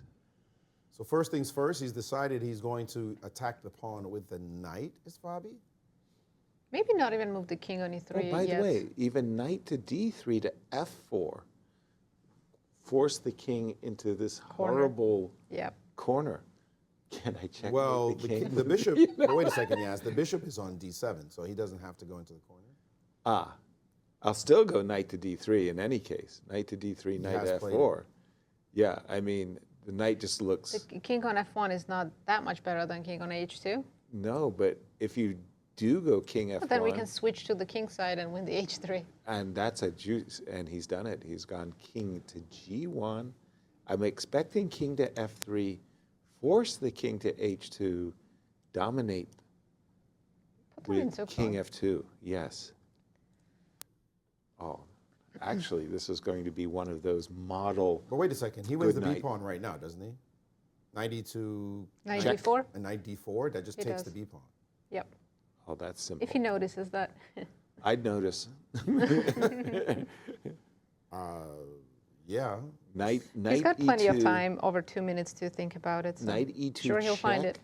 And as we keep an eye on this one, is Wesley and Hans are down in I was queen about to endgames. The ask. rooks came off, and they're going to find some perpetual very soon. they're looking for Perpet. Oh, he didn't play it. He He decided to play king didn't play f3. it. This Okay. That is a That's surprise. very odd, because the other one looked completely winning.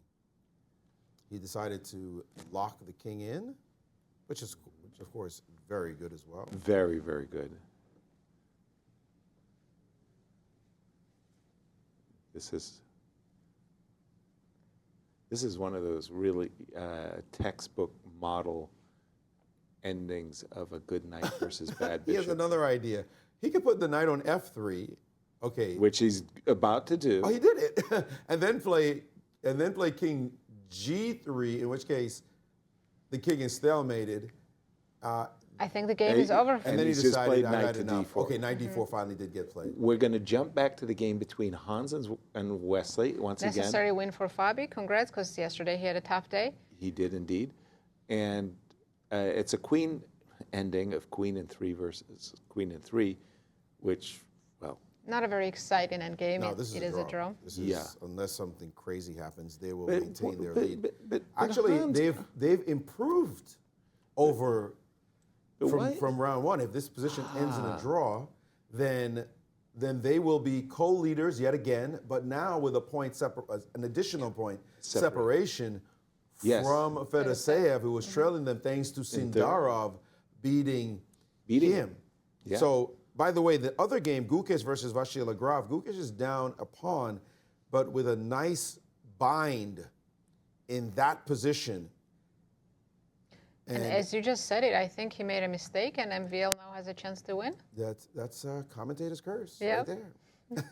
He just made a bad move, but MVL didn't find it. Incredible. And Okay, he's still winning. No, he's only winning because Yes, he's cutting off the king now. He allows his king to get cut off. King d6, king d5, that's I it. just had a lesson about that with my student. don't let your king get cut off in a rook ending. Yasser's looking great. like, what are y'all doing? This is great. I mean, Why do you let your king get cut off? What is the purpose of the king on g4? Exactly. It feels like, you go and give a lecture that evening of king and pawn endgame. The next day, the world championship has a king and pawn endgame that exactly demonstrates the point you made in your lecture.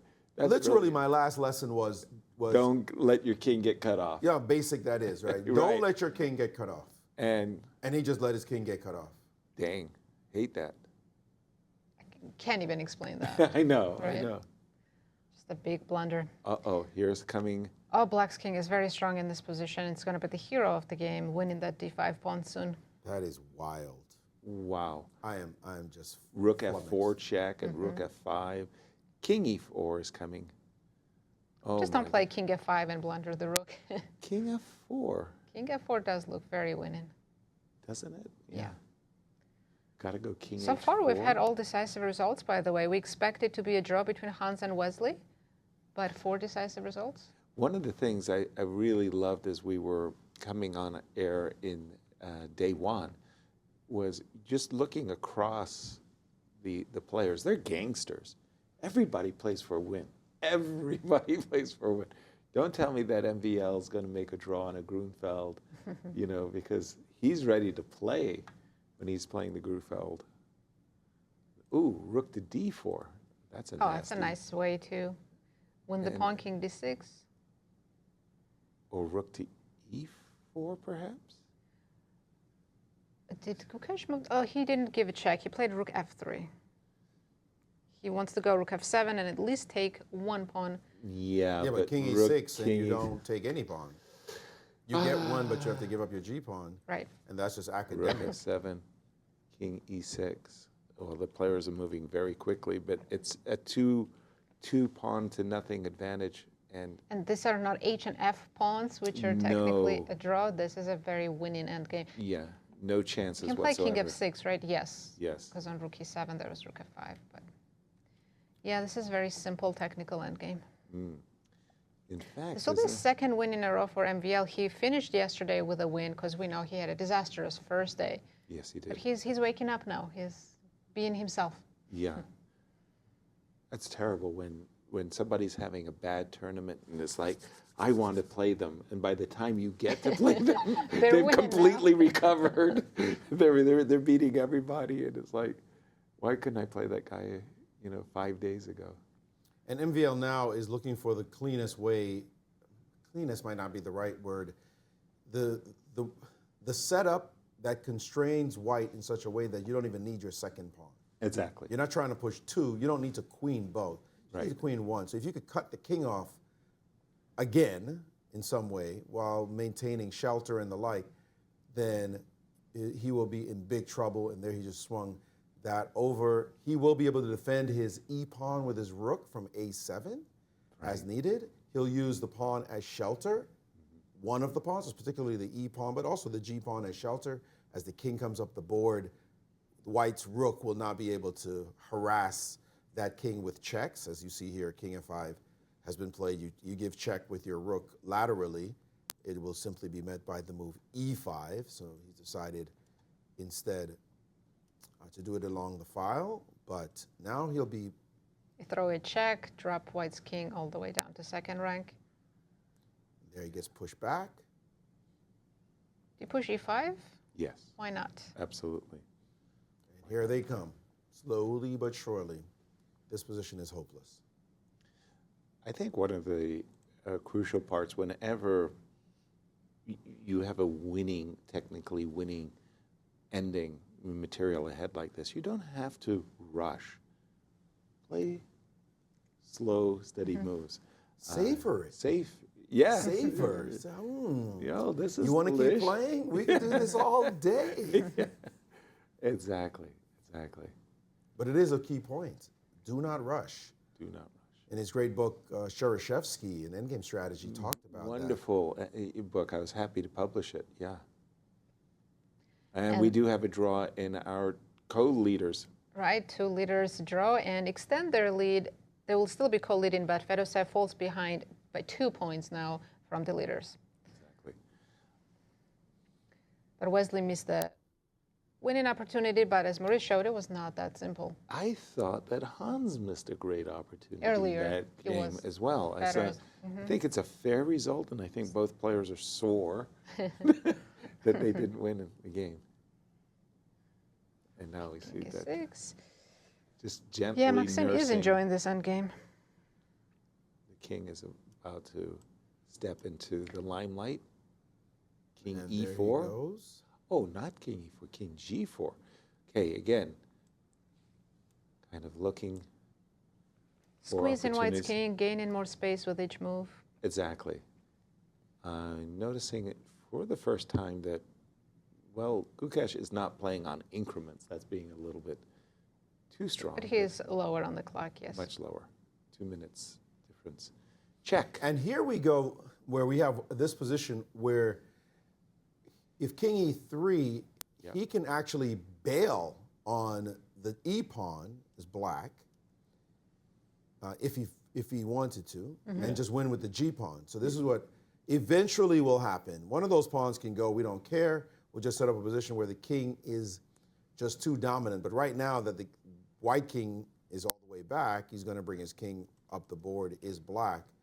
And sooner or later, he's going to bail on one of those pawns and set up And if you have to give up one of them, which one would you choose? probably the G pawn. Keep the G pawn? It's all the same. It's all the same. It's gonna both be a 10. winning. No, I'd give up the G pawn. And me, I'd give up the E The pawn. E pawn just to, And I put my king on G2, yeah. right? So I would play G4 here, and And I'd we put have my a king on resignation. G2. And VL defeats the world champion with the black pieces. Wow. Never count Maxime out. I mean, No. he plays so well in these Grand Chess Tour events. He doesn't have the highest rating in the world, but when He's been gets consistently finishing. first, second, or third Exactly, in top 3 every year in the every Grand Chess year, Tour. you tip your hat and say you're deserving. What happened in that? Do we have 2 draws? Let's go over to Warsaw. Cristian, back to you.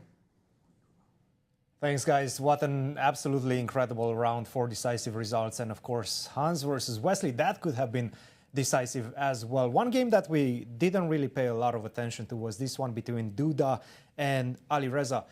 As Maurice mentioned, Alireza knew that he's in a really bad spot psychologically and in terms of his shape as well, as early as day 1, round 2, after he won against MVL, but still he felt like he doesn't find his level of play in this one, and he hasn't found it yet. Inexplicable decision at this point. He was ahead on the clock. After bishop to f4, all he had to do was basically just continue with the main plan, go short castle, hide the king. Despite the fact that these pawns are a bit advanced on the king's side, it's going to be very difficult for white to break through and create any sort of threats.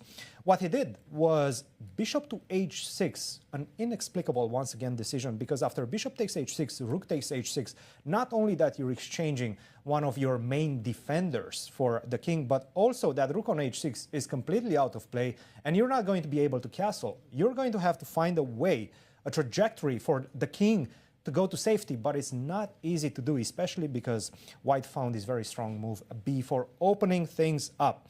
And after rook to h8, you can see he's trying to connect the rooks together, but you simply don't have a lot of time left, because I'm opening up another avenue of attack. Bishop b takes e5, d takes e5, and rook to b1. And as you can see, the rook on d1 on an open file, the rook on b1 on an open file, always creating simultaneous threats in the position. Rook to c8, knight to d5. Take a look at this sacrifice, and it's not that obvious. Hey, you just sacrificed a piece. Yes, I'm not going to win instantaneously after bishop to a8, but what I'm going to do, I'm just simply going to suffocate you with my moves. Rook to e1, f6, creating another entry square for my rook, which I'm immediately going to take advantage of. Rook to b6, rook to e6 is coming. You have to defend against that.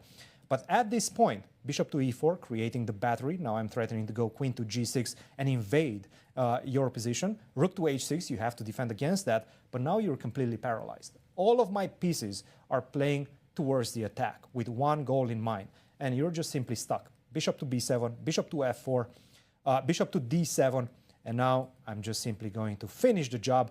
Queen takes f6, king to g8, and rook to e8. The mate is coming. There is no way to stop. Rook takes f8, for example. Let's say you go bishop to a8, rook takes f8, king takes f8, and just the simple rook to e8. All of my pieces, once again, are playing for one goal and one goal only, and that is to checkmate the black king. Alireza just isn't able to find his form up to this point. And it's getting late in the tournament. This is day 3. You don't have that much time to catch up with the leader. Just an incredible round so far. Let's take a look at the standings after this round, this very, very crucial round. As you can see, Wesley and Hans Niemann, big matchup between these two players. They both missed some opportunities along the way, but they continue side by side to lead the tournament, 10 points apiece. Following behind Fabiano, that was a crucial victory with the black piece against Wojtaszek. Now he's on the podium once again alongside Jan-Krzysztof Duda and Vladimir Fedoseev. Incredible matchups coming in the next round, but we're going to go on a short break, and we do have an interview with the world champion, Gukesh Dommaraju. Take a look and don't go anywhere.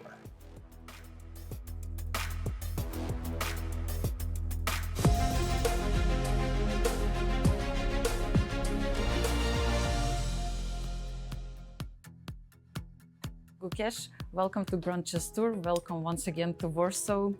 This year you decided not to play as a full tour participant, but decided still to play in 2 Rapid and Blitz events. What is your approach? What is your mindset before these tournaments? I mean, Rapid and Blitz, it's a nice short tournament where you also get a lot of games against the best players in the world. And I didn't want to play the entire tour this time because like my energy levels were a bit down, and I just wanted more time for training and recovery. So yeah, that's the thing, but I'm still very happy that I get to play in Warsaw and in Zagreb. Yeah, we're also very happy to have you here, of course. And of course, the candidates tournament finished just 2 weeks ago, and I was wondering how closely you were following both events, women candidates and open candidates, and what is your take on such a crazy dominant result of Javokhir Sindarov? Yeah, I was closely following both the candidates, especially the open one, but also towards the end because Vachier-Lagrave had a great chance. I was following the women, and it's like a extremely dominant score, what Javokhir managed, and it's very impressive. But I think these kind of round robins and matches a very different experience, so I wouldn't draw too much from it. But obviously he's a great player who has shown great results in this year, but also last year winning the World Cup. So and also he's like very young, so pretty much my same age. So it'll be a very exciting match, and I hope to give my best. Yeah, absolutely. Of course, everybody's looking forward to the match. But before that, you are going to play 3 games here during this GCT event. And do you feel that it's going to be a little bit different tension in these games, or do you have different approach to these games? I think the approach is to play well, which is the same against any opponent. Obviously, there will be a bit more weight towards these 3 games because of all the context and what's coming up next. But obviously, I would be fired up. I would try my best.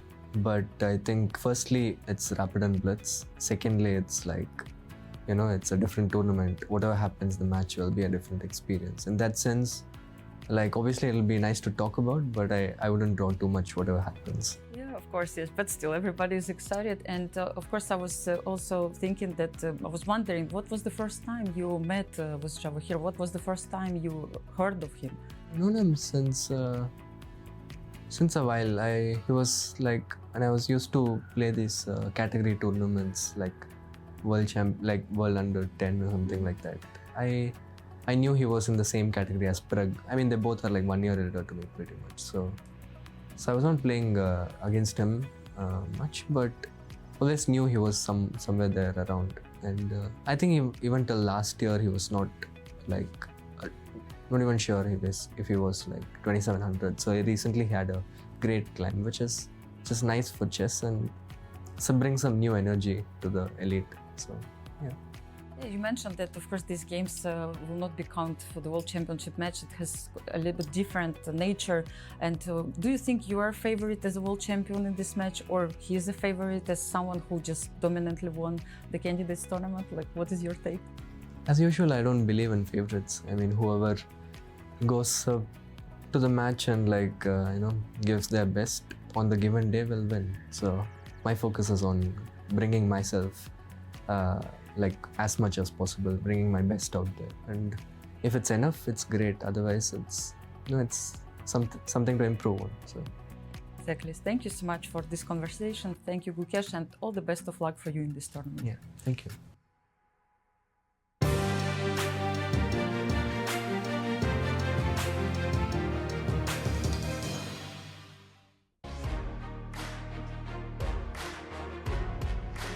Welcome back, everyone. We had an exciting start of the day. Yeah, we did. That was a great round 7. Decisive results. Yeah. Only one draw that was between the leaders. Right. Let's see pairings. What's coming up for round 8? Pairings for round 8. Let's have a look. Let's see who the leaders are playing. There we go. So we have first Fabiano Caruana against Javokhir Sindarov. Alireza facing Wojtaszek. Fedoseev against Gukesh. And okay, one of the co-leaders, Wesley, is playing MVL, who's on a hot streak. Absolutely. And Niemann against Duda, who also just on a hot streak. Defeated Alireza Firouzja. Yeah. And I'm looking at that game between Fabi and Sindarov, and I'm thinking, candidates. Mm-hmm. Okay, this is the first time they're going to meet in Cyprus. And Fabi wants revenge. Exactly. But which Sindarov will show up? The one that just won or the one who lost 3 in a row? Yeah, I would say who knows. At the moment, it's a tough call. We see the consolidation at the top with the draw between Wesley and Hans. That said, okay, we don't have to fight each other. We're both playing well. Right. Hans remains the only undefeated player in the field after 7 rounds against this gaggle of gangsters. Right. And then you saw Fabi creep up a little bit. MVL start to make a little move. Duda saying, I'm still in the mix. And Fedoseev, although he lost, he's still right there as well. Right. So it's still sharp days and uncertainty ahead with 4 points still up for grabs right now today. Yeah, these last 2 games, last 2 rounds, rounds 8 and 9 coming up. Round 8 just about ready to start. And who's our marquee matchup of the 5? Too many good games, but I would probably watch Hans against Duda or Wesley against MVL. Yeah. There's going to be some interesting openings on those 2 boards. Absolutely. We've seen that Maxime has used the Grunfeld, and for the last, I want to say 2 years, he's really been playing a Queen's Gambit decline. He's been playing D5 against now D4. He's more back to he's ready to switch it up as we see the players getting ready for this round 7. We see a pairing between Firouzja and Vachier-Lagrave. I was wondering who would want to hunt them, being the 2 bottom players. Turns out they're hunting each other. They're not just absolutely not doing well, but some very dynamic, literally every other matchup feels like people who have some stake in the game at the moment. Every single one of them. Certainly Hans against Duda, that's a huge, huge matchup. Wesley versus MVL. That's another fantastic one as we see the standings here.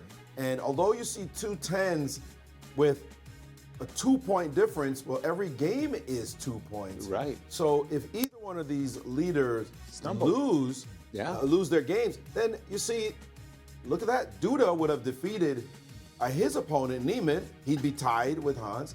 Wesley would have lost to Maxime. Maxime would be at 9 suddenly, and Wesley at 10. So it just takes 1 loss. Yeah. For the standings to just blow up, and instead of having any kind of solidity and security, suddenly it's cutthroat. It's cutthroat. This one round could completely change up the standings. I don't want to rain on Sindarov's parade. After all, he lost 3 in a row. I mean, come on, that's tough. He won, and it's like a relief. But he didn't win. He had a dominating position, and Fedoseev actually should have held that. Blew a big opportunity with that move, Rook D8. Right. Could have pulled it back. So we're seeing that, though, Rapid is just one of those contests that you never know. Mistakes are just constantly getting made under the pressure and the complications. So it's not so easy for them to find all the moves. But it wasn't just Rook D8. I mean, once Fedoseev got in bishop f2, I think he was right back in the game, and suddenly it went south again, as we see the players again getting ready for Sindarov's coming in. He's playing Fabi. 8. Alireza, you can see from his body language, he's Like, having a what terrible the heck tournament. is going on? But remember, Blitz, 18 Blitz games to be played tomorrow and Saturday. So fortunes can change in a hurry. Yes, but the best Blitz players in the field, top dogs like Firouzja, for example, who's playing himself out of this competition so far. Guys like Maxime, Vachier-Lagrave, Great Blitz quick. player. Duda, who's just an amazing Blitz player. He just wants to be in range as they have put out their handshakes. And Fabi, who people discount in Blitz sometimes, he can put them up and put them down, pick him up and put them down as well. So we'll see. Ooh, we have Sicilian. And an invitation to open B3. No open Sicilian for you. No Rossalimo either for you. A7, A6. No deep theoretical lines. But now the point is, if I play D4 as white and we get an open Sicilian, No, you and I don't get want to to have move pawn on B3. B3. Yeah, it's weird. Not 100% sure I like it or not. Queen E2. Now this, What? nobody saw. Does Fabi want to play bishop B2, knight C3, long castle? Well, one of the things I think, Bobby, in hindsight regarding the candidates was the absolutely unbelievable preparation, opening preparation by Sindarov. There's no way, I don't care who you are, prepared for this. E4, B3, and Queen E2? No. Completely. Couldn't possibly guess this move Right. order. So I'm suspecting that Fabi's intention is just to get a game that is way out of the established theoretical lines and saying then to just play Sindarov, chess. hey, I'm not going to be behind 10 minutes, and a rapid game to you. And what's his idea? Well, frankly, he's being flexible and he's trying to take away D5 as a natural move in the position. Why is D5 so bad? Because after the move E takes D5, Queen takes D5, Get Knight kicked out with a C3, tempo. you're losing time, and Bishop B2, castles long, and D4 is actually very, very good. Oh yeah, this looks great for white. Very good. That's so not going to happen. D5 no is not going to be on the D5. board. So what we have instead is B5. B5. Aggressive. I like And now aggression. but- G3, so Fabi's going to fianchetto both of his bishops. Well, the one thing I don't like about this early B5 is after the move A2, A4, you're virtually forced To react. to play B4. Yeah. And that's a great outpost for a knight, if I can get there. Marie says, we keep an eye on the game between Fabi and Sindarov. Anything else happening that's caught your eye in round 8? Absolutely. It is a game between Hans Niemann and Jan-Krzysztof Duda. That game seems like Duda fell into, Is Petrov? didn't trap? fall into, walked into, intentionally, a standard Petrov trap. And we know in this position, D6 is by far the most popular move in this position. Instead, he played knight takes E4, which is well known that after queen E2, you're supposed to just be in trouble. Obviously, if the knight drops back, then knight to C6 wins a queen. But this line said, we're going to go down this variation where I'm going to simply play for play alone. Takes. He got his pawn back, but this move creates a little bit of consternation as Black has to deal with the threat of knight takes on C7. How do you do so? Well, he played bishop B4 check, takes, and king to D8, but now rook to E1, and Hans following a very clean line for an advantage. The knight dropped back, and now he said bishop to C4, and your pawn is under attack. You don't want to play a move like rook to F8 to defend it, although it is possible to do. You see, Black's pieces are getting somewhat discoordinated in this position. But instead he said, I'll sack a pawn with knight to B6, which Hans decided not to take it. It was possible to capture this pawn and play this position. either with bishop to h5 or bishop to b3, allowing this capture. And now king back to c1, and you can see black's king is a little bit strange in this position. What a bizarre line. Have you seen this variation before, guys? I have not. I did. It was from a U.S. Championship game where it was Fabi on the white side versus a Wonder Liang. A Wonder played this second best line. D6 has been played forever, ever, but knight takes e4 and queen e7 was played before. I've seen this, and I've always thought it's like a Berlin where white's taken off the e5 pawn and the c6 pawn, and normally the open position is just simply favorable for white. I don't quite understand Duda's strategy because he's playing to try to draw. There's no winning opportunities for black. All right, the position we're seeing here is actually this is different actually, position. I've been keeping an eye on. This is the game with Fabi, but the game with Duda is this one, bishop to, but when you get to the live position, you play bishop to b3, bishop to d7, and now knight back to c3.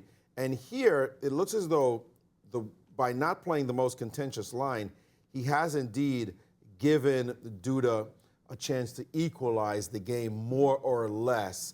Although the king on d8 still leaves something to be desired in this moment, but should be able to play f6 and get away with it. I don't know. It's still very nice, I think, for white. White taking no risks, and with the rooks on a8 and h8 and the king still stuck in the center, white's playing freely. Like, if you play a4, let's just put some moves on the board. We do have bishop f7, right? Yes. We're not trapped. And I'm still angling to exploit the position Can black of the quickly fix the king situation with c6, king c7? c6 and king c7. So, okay, let me bring my rook into the game. I do see your rook can land on e7. I'm dreaming. I've got a dream. Rook to e7. But is it so scary? No, it's not so scary, but it's just one of those positions, once again, who's better? Well, White, of course. White, you know, I mean. No question about it. This is not a three-result game. Duda has played rook f8. He didn't play f6. Such a that means difficult I have move to to make, right? Rook f6. Then I have to take a4 seriously. And Hans done exactly that. He played a4 himself. a4, I was about to say I'm a3 looked more natural to me, but for me as well. a4, I'm usually he seems very confident. He got up from the board, is walking around, and look at his clock. He's gained a minute and a half. He knows he stands slightly better, and normally it's a bit of a tell when your opponent's making a choice like this, where he's so obviously playing to draw the game. There's no chances whatsoever that black will be better. It's not fun to play just for a draw. No, exactly so. It's funny, looking at this position and also looking at Wesley's position, it's clear that the leaders are saying, you know what, I got me a nice little lead. That last game, by the way, was a bit crazy. I could have tasted my own blood in that last game, getting punched, both Wesley and Hans. And I think now they're probably thinking, if I could just slide into the next 2 rounds with a couple of solid draws and let these clowns fight it out trying to catch me, I'll be in a good situation for the blitz. So let's not play anything super complex. In the meantime, we see instead the position you have on the right here, which is Fabi's game, that position and the other positions with the chasers, they're willing to go for full-bloodied fights. Like, no, we got to catch those guys before they run away too far, so they have to keep their position sharp. And as you just see all these games you're cycling through, I believe that one is Gukesh's game. You just went, and then MDL's game, that's, well, okay, you're confusing us, by flipping boards. Oh, sorry, I thought they were on your analysis board. No, so they're on yours right now. Okay, apologies. Which game would you like me to be on? And I'll fix it. You can. I'll fix Fabi, for example. Just stay on any one. Fabi. So that's Fabi's on the right.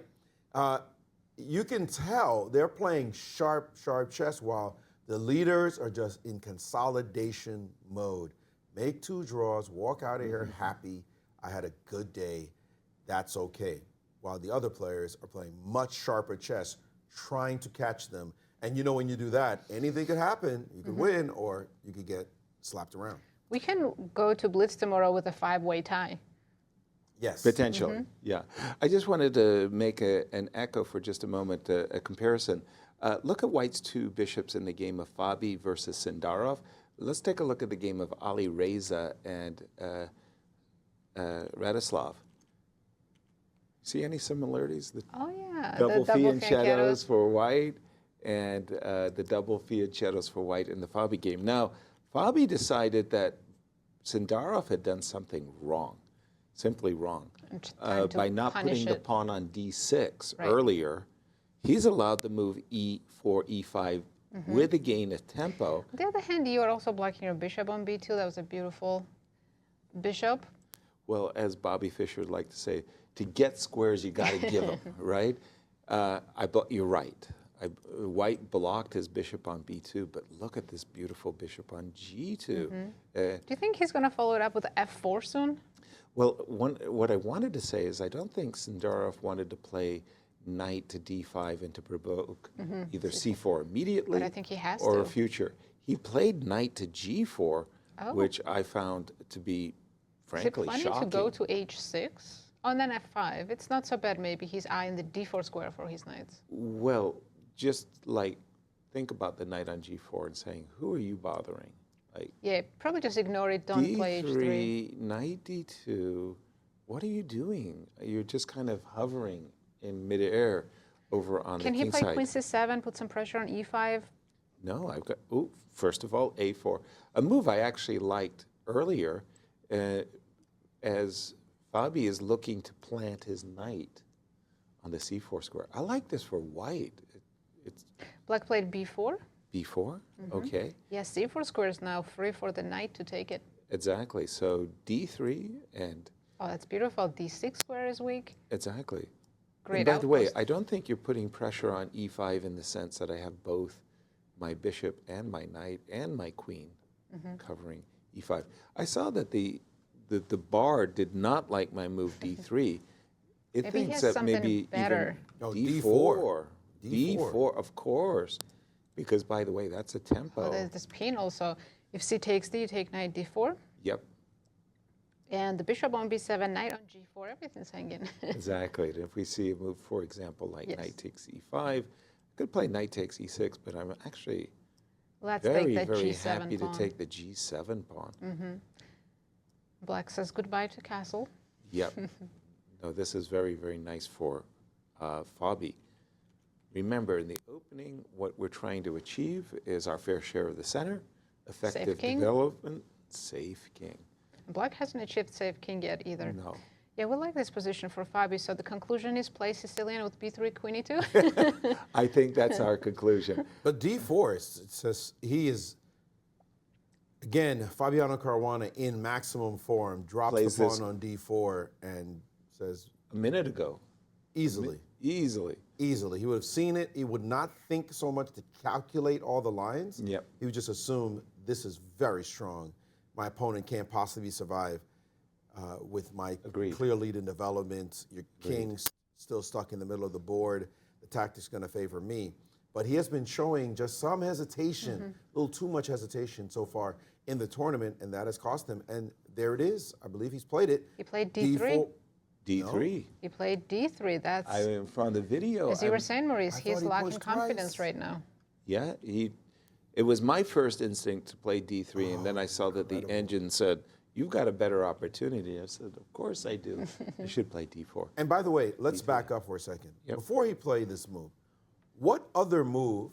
D3 is the most natural move. If you're not going to just blast the position open. Right. What other move could he have considered? Maybe d4. Maybe h3? Maybe h3. h3, g4?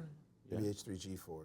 And then he decided. I was wondering, what else was he thinking about? Was he actually thinking about d4? Yeah. Or was he thinking about maybe playing h3 and playing a bit sharper? Right. So, because otherwise d3 just lands on the board in half a second. Right. As long as he took to play that move, which the engine actually hates. Despised. Yeah, it took him 2 minutes and 12 seconds to play this move, which he could have played in half a second. And he just decided, let me just be cool, calm, and maintain the position. But he has now lost much of his advantage as Black has not played most accurately either. The idea of pawn breaks seems to be eluding the players in some ways, as f6 was a great idea on the previous move. Starting first with queen c7, it was possibly queen c7 and then f6. And this move... So hold off from castling. Just for a moment, yeah. You don't need to castle because the center is not going to blow open in any big way. But f6 is a serious point in the position. And that, with the knight on g4, you don't exactly have to move your knight away to execute f6, because you can always take on e5. And the queen defends the bishop on b7, critically. So when all the tactics break out, your bishop's not hanging. So f6 was a playable alternative. Instead, he's played very solidly. He decided, let me save my knight. Ooh, and drop back to h6. Correct. He dropped back to h6. Is he going for knight f5 or is he still planning f6? Well, he included queen c7. And f6 is the move that's screaming to be played by Black. And once he releases this bind of the pawn on e5, then his d-pawn will be free to move. You know, it was an amazing decision, a moment in round 7 by Maxime to play bishop on g7 to h6. And take captures the e3. knight. That was shocking to me. In this position, Do you want to play with the bishop knight, c1? no, with the knight stuck on h6, it actually passed through my mind. Oh, This bishop idea, h3. bishop h3. So that you end up taking this knight. No, I Problem mean, is f6, right? And you're living... Yeah, of course, I know what you're sometimes saying. you think outside of the box to your Normally, detriment. bishop h3 wouldn't come to mind, but Maxime put that in your hand. Yeah, exactly. And now I can't get it out of my mind. No, I mean, I'm playing rook e1, anticipating that the pawn will come to f6 one day, and my rook will be on a half-open file. If you want to play a4, a5, I could support that decision as well. You know. I agree. Okay, where would you like to take us? Well, I'd love the position with Maurice? Niemann and Duda. I'm on it. That one is the H4. position I have on my board here. Just before he played this, like this moment, you say, well, it's looking at not much. And then the move h4 lands on the board. And this has frozen his opponent. And I think Hans is now thinking, I don't know what you guys are talking about. I'm not looking to just make a draw. I'm No, of thinking course about not. winning this sucker. Absolutely. And what are you going to do about the march of my pawn down the board? As you see, even in endgames, this pawn push can be very strong as he's trying to freeze Black's structure before Black can free his structure. This setup is very good for White, and you have to be careful. Now you can't play something like f6 because h5 will happen. And if you play h6, you can just see the weakness of the pawn on g7 as rook h4 shows up on the board. There could be a rook e3, rook g3 sighting, and it is just simply White for choice in this one. If Hans wins this game, he'll be in clear first. If Wesley doesn't win, what looks like a pretty even position happening between him and Maxime. So Hans plays this move h4, and his opponent has been deep in thought. And I would like to point out the clock times. Hans has played so quickly. He has 23 minutes and 35 seconds. His opponent already under 15 minutes, struggling to find a clean plan. Hans for choice here. Yeah, I think the move h4 is highly disruptive. And we saw Hans actually taking down, who did he, Alireza? Yes. Where he played h5, h4, and then put And that the rooks major on. piece endgame, right? Yes. Yes. And rook h1 was checkmate. So this idea of, you know, just cramping your opponent on the king side. He's doing just that, king c7 and Played h5. h5. He didn't even include rook e7. I thought his idea was Provoke that- f6. yes, Maybe there is rook e8 here, though. rook e8, rook Yeah, and takes that f7. equalizes, because then I take the f2 pawn. Good point. Now No, it's not rook e2 because that We don't want to square allow is, black rook on our second rank. Yeah, that square is protected, but it's rook to f8 takes f2. So h5 came very quickly. And You don't want that pawn to be on h6, I'll tell you right now, because the knight on c3 sees the g5 square, and that would be a problem. You do so not for want to see example, this rook happen. Here, h6, g6. This is where things go south in a hurry. Well, wait, right? you can include rook takes on e8. Sorry, rook takes on e8 would be before. But the point, what you're making But is, making this point clear. yeah, this you're knight. trying to get your knight to g5 with the pawn on h6. That's just a beautiful strategical victory in sight for white. I've done that so many times in Bullet. I love it when they let your pawn get there and then you put a knight on g5 and they're just sitting there like a hero. jeez. Yeah, Duda played h6. He couldn't allow white to push that pawn farther, and Hans very quickly played rook e3. He's enjoying extra 10 minutes on the clock. Because now the problem is the g6 pawn, g7 pawn. Precisely. he's Rook got the- g3 follows, and how do you defend? No, he's got the I much can't. freer game, and yeah, I didn't like the opening choice, and Duda is now suffering. How should he? So imagine Duda plays rook e8. I've got to develop, right? After rook Imagine g3, You go rook g3, and is I it go g5. Only move, probably. Right, and I'm hoping that after en Who's passant, taking? f3, Maybe knight d1.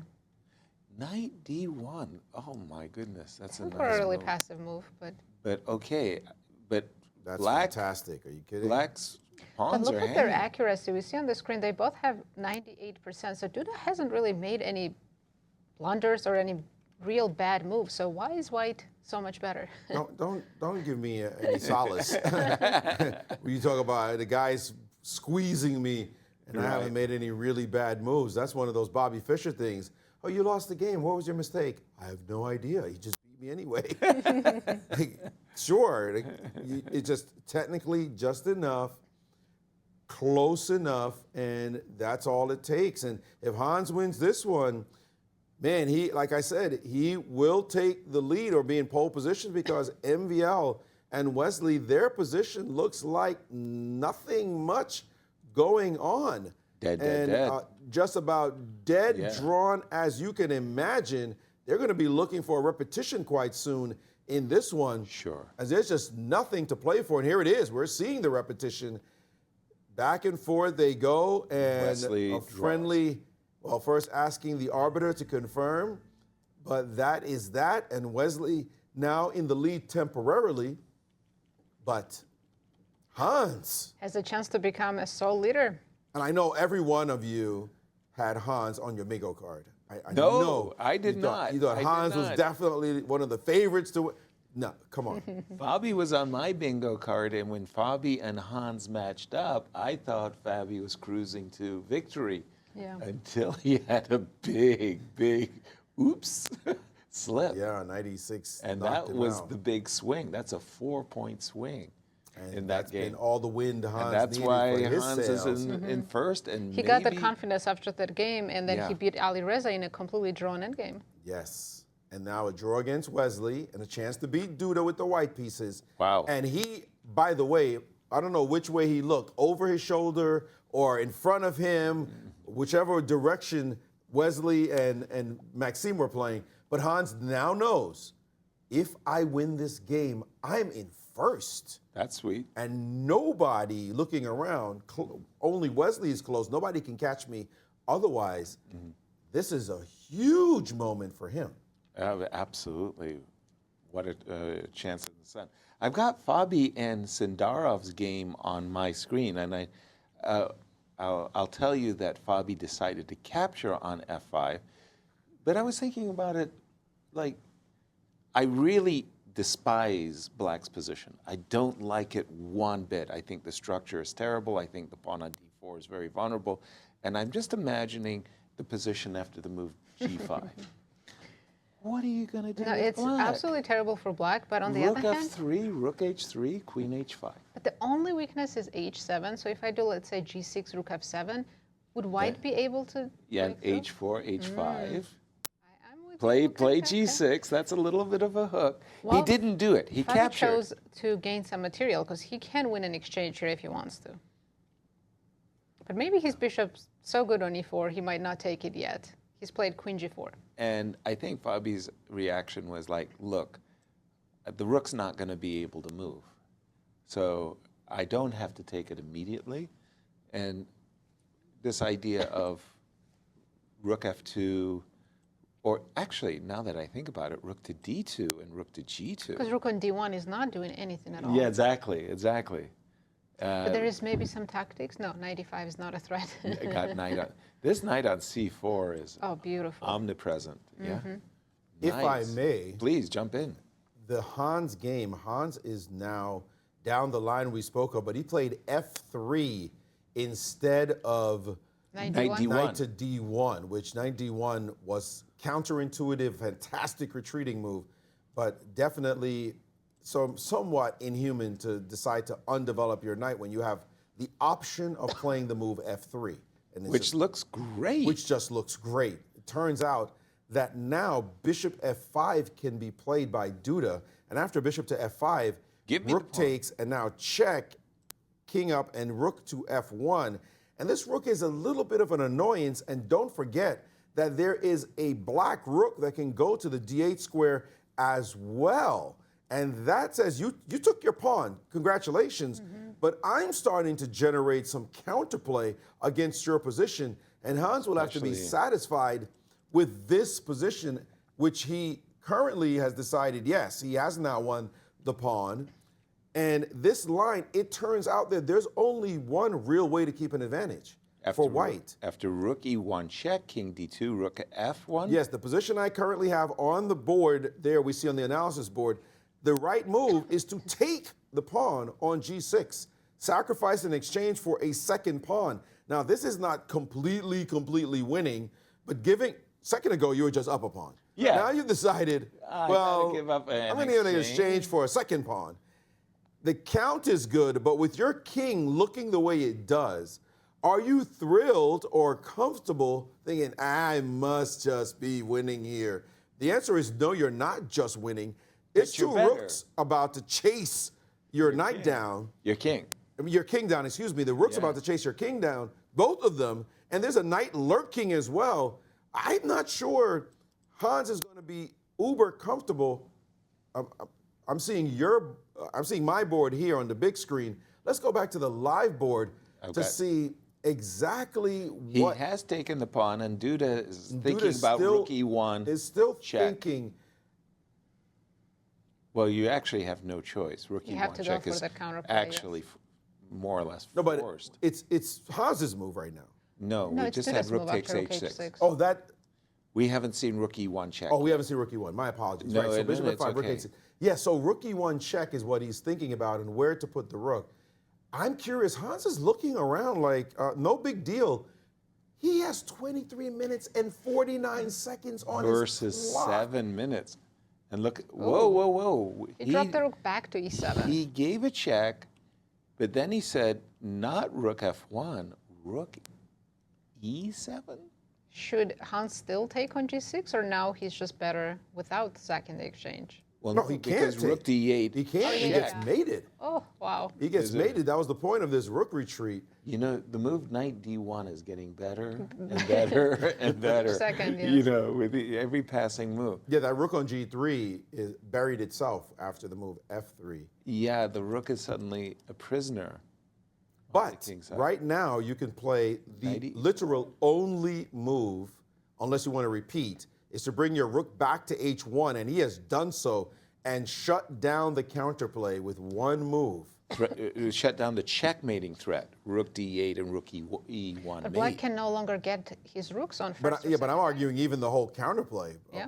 Although I have to say, white's rook on g3 leaves Yeah, a that's- very poor impression. For sure. You better find a way to get that sucker back in the game somehow. It's not easy. If you go to g5, and you actually go rook g5 and g4. Sorry, I'm just getting the current position. And this And is the 90 current. So rook g5 and g4 is what you would like to do. So let's say you play rook g5 right now. Okay, this is the current position. Hans to move, and Yeah, we're plays looking rook g5, and now knight to e5, and now you don't get to play g4 because, of course, you lose to knight takes on f3. And that is nasty. Oops. That is true.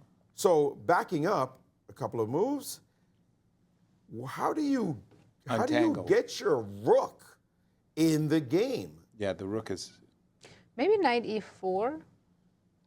Is that an option? Yeah. I just want to get rid of that bishop on f5. I understand, but even if I'm not winning my pawn back immediately, Yeah, this knight on e5 is so pretty.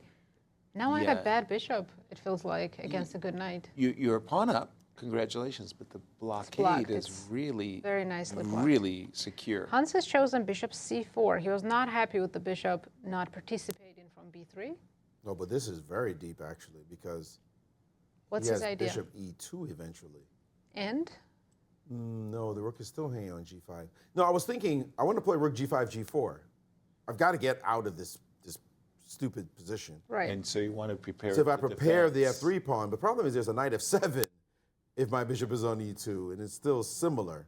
So just to put the position on the board for a moment, I play the move b6, you play rook g5, and I wait for you to play g4. Right. So I can play knight Knight f7. to f7 and say, oh, and you trap thought, the rook. you thought you did something. You didn't really do anything in that position. So I'm not really clear on the way to We do have untangle knight this rook from the square. And he has put the bishop on e2. This was the deeper point. He's going to have to wait. Oh, wait a minute. Maybe he has f4. That's what I was going to say. I think he's planning f4. So we can maybe play rook to. And either way, it was an e4. improvement to get the bishop on e2, right? Because it can Yeah, help the bishop now on on the king b3 side. was not It looked doing pretty, anything. but it wasn't doing anything, yes. You know, sometimes you. He's played rook d1 here. Let's play rook d1. And he's setting up for that situation where he will eventually play f4, and now you're really just insisting you'll never do it. Right. At the moment, my only compensation for being a pawn down as black is this horrible rook on g3. Put the rook on e3, and I mean, I would say think it's also black's minor pieces at the moment are better than white's minor pieces. yes. But they're about to be pushed back. If they Yeah, ever white get pushed gets up back, for if G4, white could, yeah. as Yasser pointed out, move that rook somehow, hop over that pawn on f3, put it on e3, Yeah. then g4 and f4, maybe first, whichever one you choose, suddenly those minors are not so secure. So the problem is just that rook on g3 being boxed in, having no flexibility whatsoever. By the way, the clock times are becoming more Ooh, cute. I didn't notice, yes. Duda's down to 6 minutes. Oh, and he's allowed the exchange, the trade of rooks, I should say. He's played the That move should rook on benefit Hans e7. because black had active rooks. That was the counterplay. Trade should be beneficial for white. Exactly. But how do We you get pause. out still? Even if you trade rooks, Well, we'll pause for a moment. We'll play the move b3. Trading rooks might actually be helpful for white. Finally, knight d1. Yes. Pardon me, the knight on c3, just I like think the he's taken right away on d4, and maybe now he's going to play, yes, b3. Okay, so, apologies. We've Traded first. traded first. Naturally. He is planning to move that knight from c3. where's he planning to move it to? d1? to So why did he d1? trade? To That I don't know. e3. I don't know either. I wanted to play b3 right away. Again, the issue of trading is such a subtle one, but it's often the case that players trade a little prematurely. But we're going to jump to Warsaw as this game is heating up. Cristian in Warsaw, what are your thoughts? Well, also my thoughts about this game in particular, because I have to say Hans is just being extremely impressive, not only with the quality of his moves, but also the speed. The speed really impresses me, and he made a conscious decision after day one, after that game against MVL, to really speed things up and put a lot of practical pressure on his opponent on the clock. Now, you might argue that the moves beforehand were impressive, but to me, bishop to c4 was such an important move, because if you don't find this, then the bishop on b3 sort of gets stuck. But it's easy to see bishop to c4 and just assess it after knight b6 as a repetition, because This bishop cannot go to d3. That's going to allow me to equalize the pawns. Cannot go to e2 because then I just simply take on a4 and the knight on c3 cannot defend the bishop on e2. So what you have to do and what you have to understand before you play this move bishop to c4 is that right now, after the move bishop to a2, and let's say, don't we repeat the position after knight to d7? But there's a huge change in the position, and that is the bishop is not on b3. The bishop will not get attacked with the move knight to c5 for black.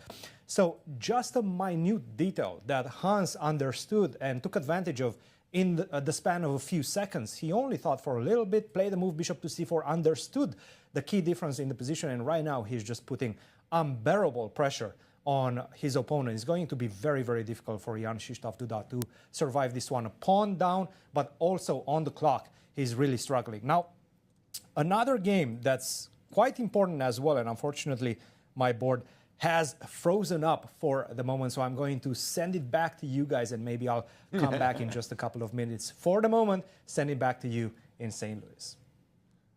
Thank you, Cristian. I think Maurice has some updates for us. Big time. As Duda was trying to crawl back into the game, he made a huge mistake right here on this board. On my board, I've got it. This mistake is telling, as instead of putting his king on e7, bringing the king closer to the king side where that rook is trying to escape, he put it on e6. And that means his bishop cannot move. Knight e3, and suddenly that bishop that had been preventing the rook from going to h3 is going to get lopped off the board. And this has put Duda's position in crisis. He's had to play rook h4 to anticipate that possibility. And that now with the rook gone, here comes the king. And slowly but surely, Hans is making improvements, and his king is headed to e3 next. If you play king f6, now I take your bishop off, thank you. Now I bring my king up, hello. And now we're starting to see problems, huge problems for Duda. f4 could come at some point, but rook h3 is also on tap, trading into a pawn-up endgame with the great bishop on the board.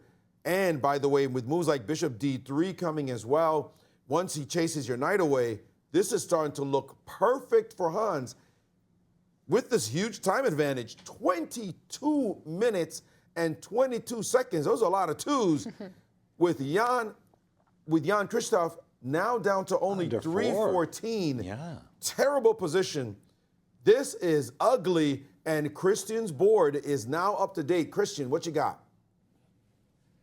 Absolutely, yes, it is unfrozen right now. I wanted to talk about this game between Fabiano and Sindarov because right now we're seeing the true Sindarov, the Sindarov that we've seen during the candidates, the confident Sindarov, the one that makes the moves without questioning himself too much. And this is what we're seeing right now in full action. f4, f5, very good, important moves. And it comes with this idea of sacrificing the exchange. Rook takes f5, bishop to e4, and now without hesitation, he just played rook to f8. You don't want to move away this rook from f5 because then you're going to fall under a tremendous attack on the king side with this bishop in the center on e4. What you want to do is just simply sacrifice the exchange, which he did, and he was playing very fast, putting once again a lot of pressure, practical pressure on his opponent's clock, on Fabiano's clock.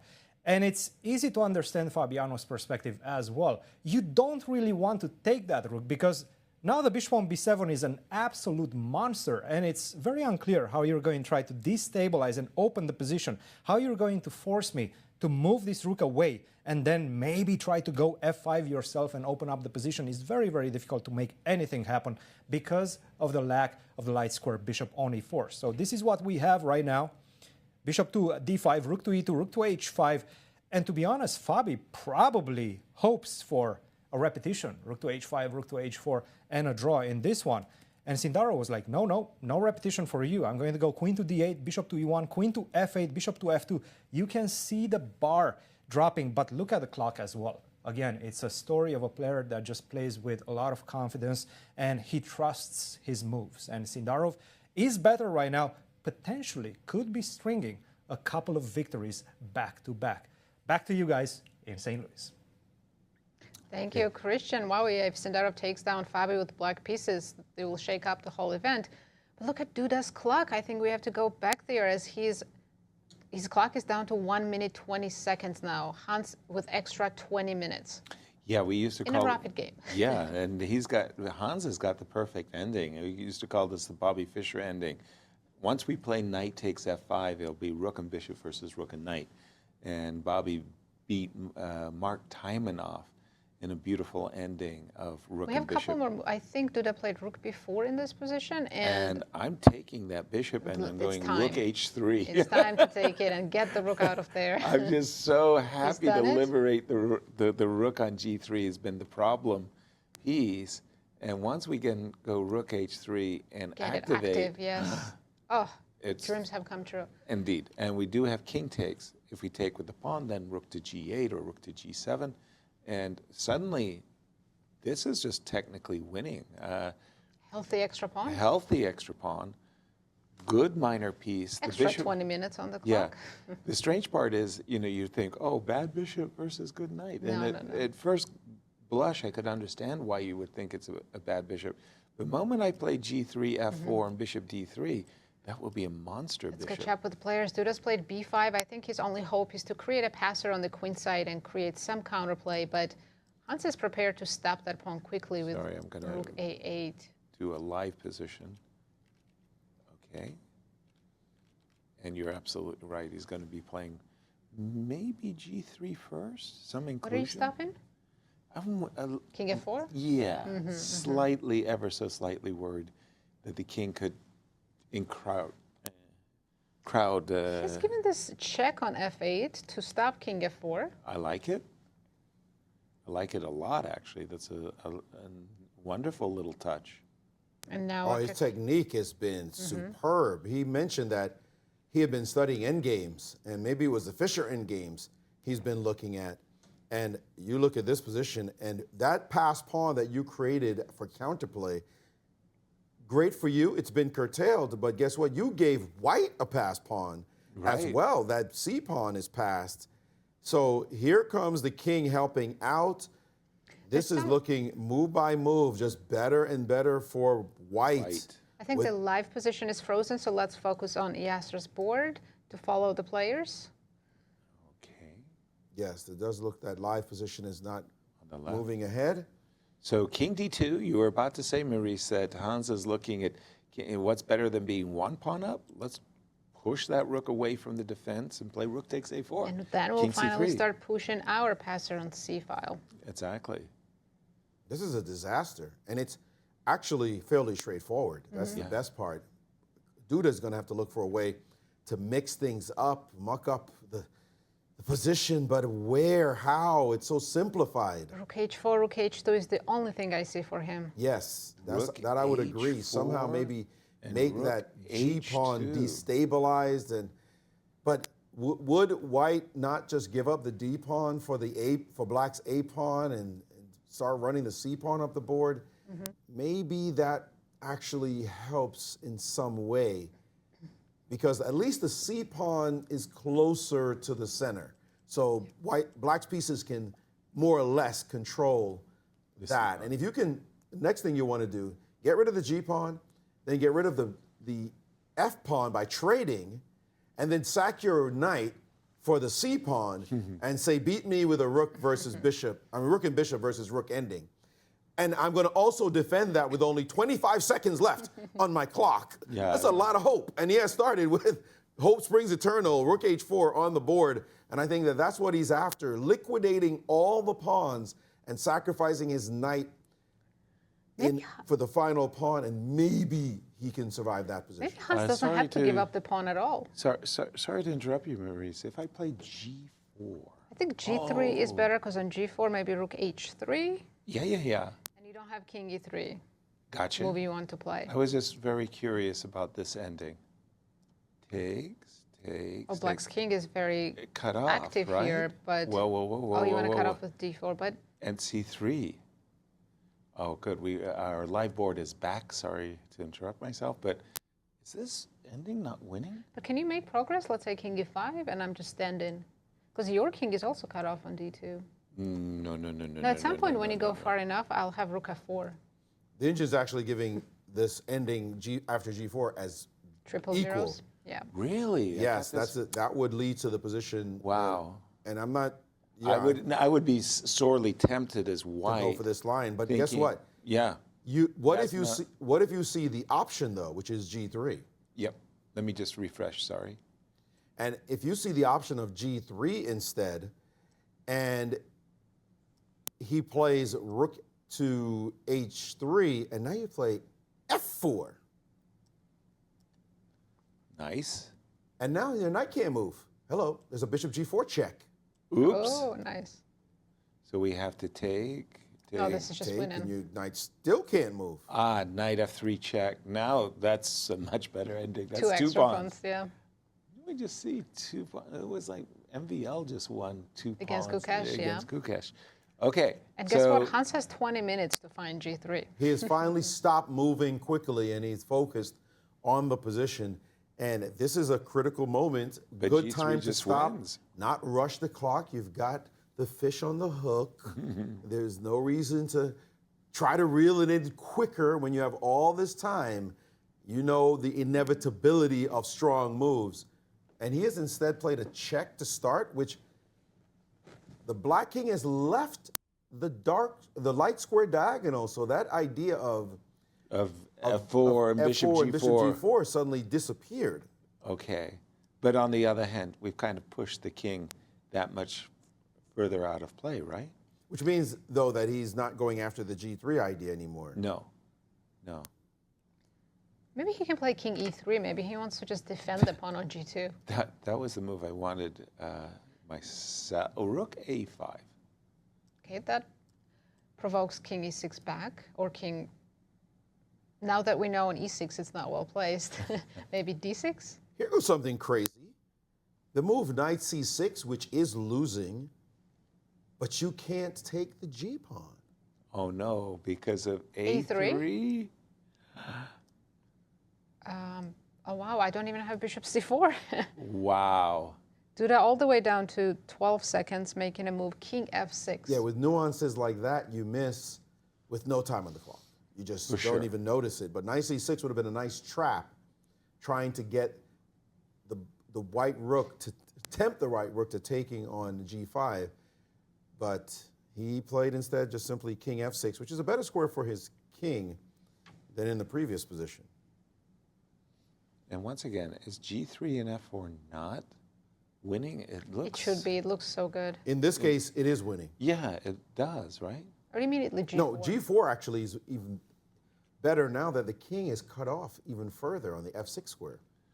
For some reason, my... Oh, because then you can cut it off with rook E4. Yes. Mm-hmm. So you're saying, sorry, for some reason... I have it on my screen. I have it on my screen. I'll take it. In this position, he can play G4. Yep. And after rook H3, yep. he can take on A4, knight takes, bishop takes, and rook E4. So a moment ago, I was putting my rook on D4 and my pawn on C3, and that was not winning. But the rook on E4 and the pawn on C3 is winning. Mm-hmm. Is that what you're saying? I mean, that's really like one extra file over. You need that file. You know, remarkable. I mean, but it's 2 files apart now. The king Hans is has so a far lot away. of time, and I think he'll think for a while.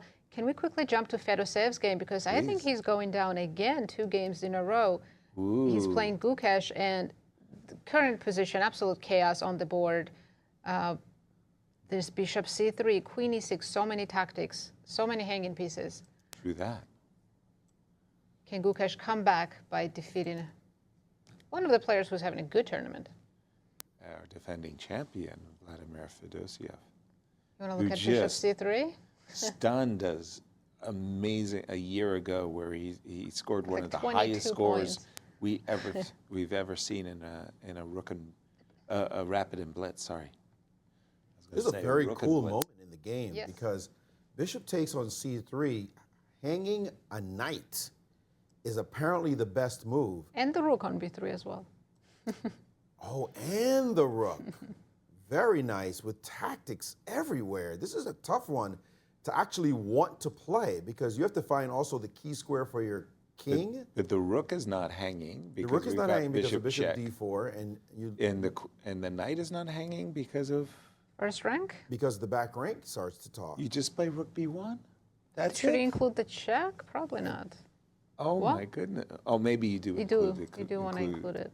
The check. Yeah. But then after king h1, now just simple chess. And on bishop f4, queen f1. That is sweet. That is very sweet. I would have played queen d1. Okay.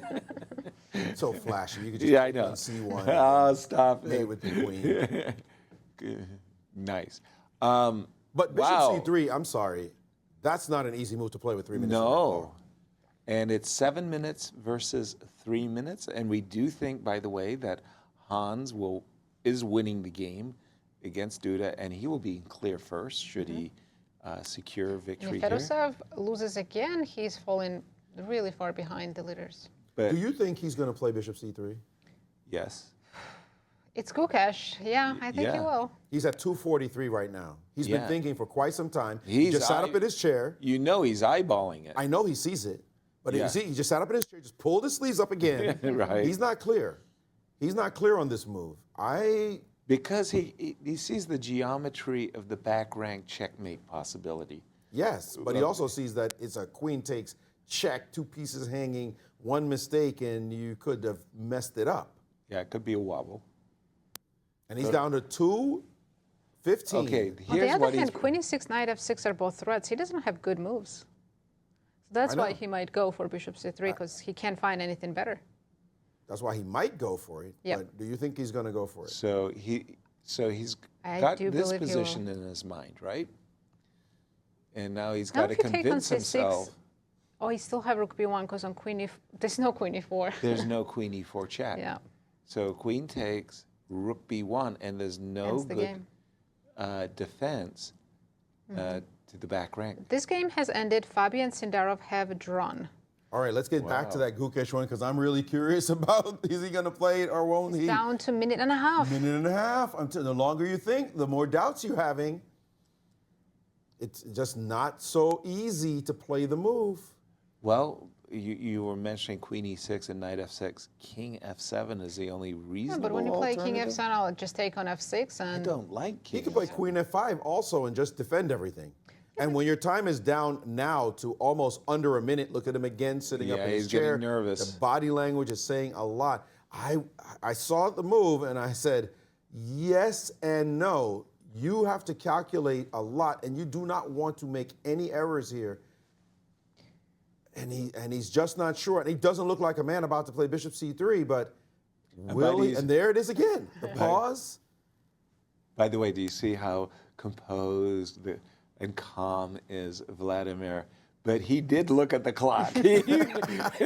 He couldn't contain himself. His eye is looking at the clock as it's under 30 seconds. Pressure increasing on Gukesh by the second. by the way, we'll stay here to see if Gukesh plays bishop c3, but Hans messed it up.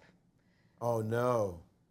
He's no longer winning, but Duda made a mistake. He's winning Duda again. messed it up. Those working pawn endings. Okay, we're down to 16 seconds. We'll get back He's to that. done other- it. And he did it finally after all that time. He spent all of his time. Impressive. He just went triple down to checked 19 everything and then allowed seconds. his time to take down that much.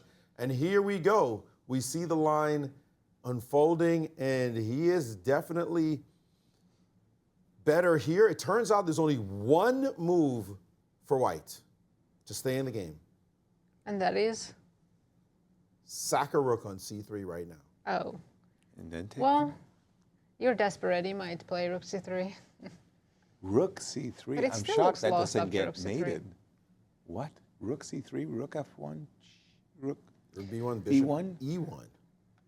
Ooh, bishop e1. Well, I think Fedoseev will take his 7 minutes here to try to Yeah, save let's the just game. Let's go check. back to Hans.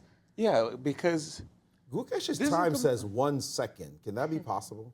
That's not possible. That's not possible. But Hans this had is completely winning. What, Now he is, yes. Duda played this rook a7 instead of rook a8, which is very questionable. And that was the one tempo he needed to save the game. You're kidding. He's rook and That's pawn rook endings. endgames, yep. He's now See, now played he rook lost that c8 tempo. with no time, but now comes king c5. That move plays itself, which he has just done, by the way, king c5. And he's looking at king b6, c7, king b7. End of the game. King d8, played with only 2 seconds. Duda knows this is over. Okay, king d6. I love those kind of dominating moves. King d6. Not the only move that's winning probably, but why hesitate to play king d6? Yeah, he does have rook d4 check and rook d7 check and rook b7. That looks nice too. And go after Even the better. g5 pawn. Go after the Not g5 going for the pawn. checkmate with king b6? No, He no. is. I would go for. Oh, sorry. I would go for the extra 2 pawns. Of course he would. Checkmate might not be there. The 2 extra pawns. I know I'm going to win that. And there is a That's handshake. And we have a clear tournament leader.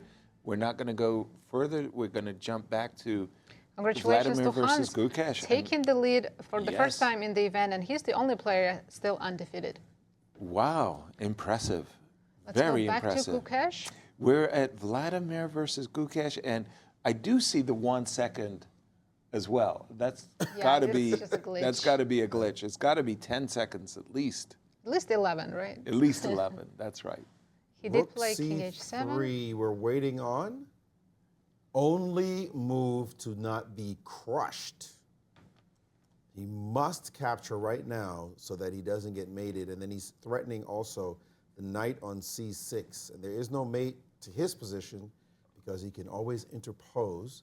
So somehow he's still alive. Still alive. But will he find it? So I what is have the a point feeling- after rook c3? Guess we take on c6. Is there still checkmate on the first rank? Yes, right? If you Queen take- d1, rook c2, right? Yeah. Okay, so if we can't take the No, but knight- you could play knight f6 in this position, no? Oh, perpetual. Yeah. Gotcha. The c3 and bishop was guarding against So that you have to threat. take with the queen on c3. Gotcha. Just let me just show everybody the perpet. And that is why we're going to go back to the current position. And it's rook takes c3.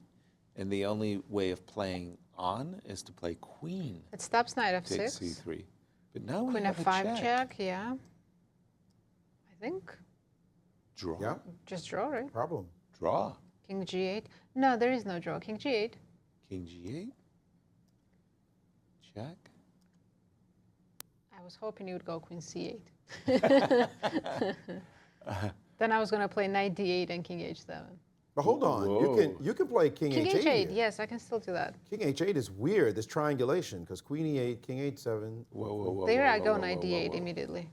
Knight d8 Yep. immediately. And shift you off the squares, and now king up. That's crazy. And knight f6, queen takes.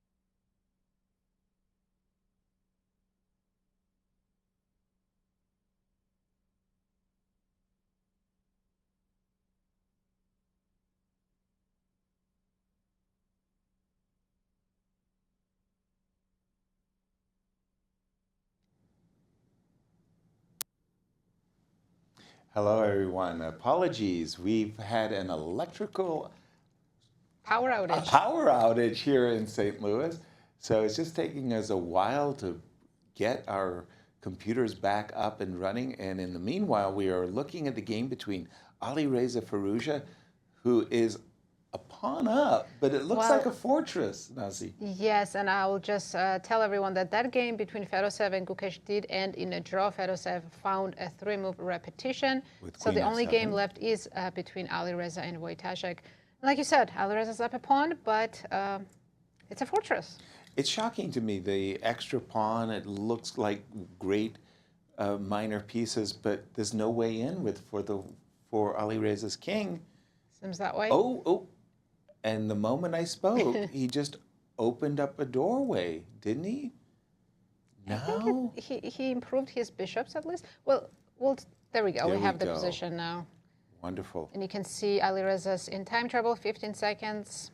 I was really surprised that he's allowing the move e5 and to try to bring the king into the position. But Wojtaszek improved his bishop. Remember, he was so passive. Now at least it's doing something. And the H-pawn would hang, wouldn't it? Exactly. The black H-pawn would hang if you play E5. Oh, the white pawn, the bishop on D8, you're right. The bishop on D8 is eyeing that pawn, so you're not able to push so easily because the H-pawn is going to hang to a bishop. So even though black is super passive at the moment, it's not easy with no time on his clock as well for him to somehow figure out how to infiltrate the position. And by the way, there are a lot of opposite colored bishop positions you got to worry about too. If the knights get traded off.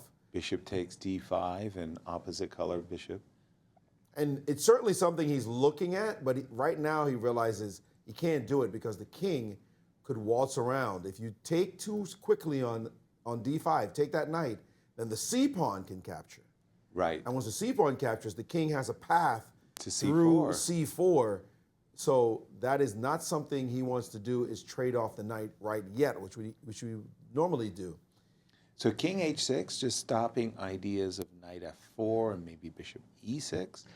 By the way, and I think Alireza is down to 10 seconds. This is the most calm round we've had. We already have 3 draws, only 1 win, which luckily we didn't miss. We got to show everyone how Hans defeated Duda, and we expect another draw. So I don't think we've had 4 draws and 1 win yet. No. We've had so many decisive games. We've been blessed. Spoiled. Yeah, Alireza's trying hard because he's coming off of 3 losses in a row. Oof. He wants to win and bounce back just to feel better. Well, especially against a tail ender in the tournament. You figure, this is the guy I should be able to beat up on. Can I beat anybody? I got to beat this guy. And yes, he did win a game earlier in the tournament, but this is something you would expect to be able to do. This would be very demoralizing if he doesn't pull it off. For sure. Right now, it seems like he can't pull it off because Wojtaszek is defending very well. Bishop C7. And finally, I mean, this bishop on D8, which has been just stuck. Just he's eyeballing bishop E5. Whoa, he's offering that little. Wait, bishop. Okay, we can't trade everything, F4, right? Bishop takes F7. Well, we can, even though we're down a pawn. It's still a draw. Because the pawn on B3, so we can play bishop F4. Yes. Bishop takes F7. King takes F7. Yeah. Surprise. Everything can come off, and in pawn endgame, it's still a fortress. Yeah, King E6, and he's going he needs to do calculate it. He has 30 seconds to make sure. Is a draw. Radislav has a chance to save the position, right? No, he didn't do it. He didn't. Sure, Alireza saw it after he stared at it for a minute and realized, no, I got to keep my knight. And but even this is still holdable. It's just you still have to keep playing accurately with black. Bishop he just didn't want to risk it, right, in that bishop, line, but it was drawing. Maybe he just didn't have enough time to make sure it was a draw. Bishop E5, yeah. And he's done it. Now, from black's perspective, this bishop, which had been stuck on D8 forever and ever, is now thinking, how can I get myself to the E1 square? Go after H4. That would be very nice. You know, you forget about that. I think he's thinking, let me see if I can just chill a minute. I think so. Ask this guy how he's going to win. Right. He got used to this passive defense. He's not looking for some active moves like bishop E1. Yeah, it's so strange to transpose into a king and pawn endgame a pawn down. And still hold it. Yeah. And because the pawn is on b3, it's useless. So is Alireza's knight going to f4? Yeah, but the thing is, black doesn't have to react. You can just make a move bishop f7. Which he's done. He could put his knight on d3. Okay. And King h6 and chill. Oh, then you want to play e5? that's what I'm thinking. Oh, and king e4 improved something. Yeah, I think he's going for it. Bishop e8. Okay, but does e5 looks like nothing right now. Taking king f6, right? We need the bishop back on f7.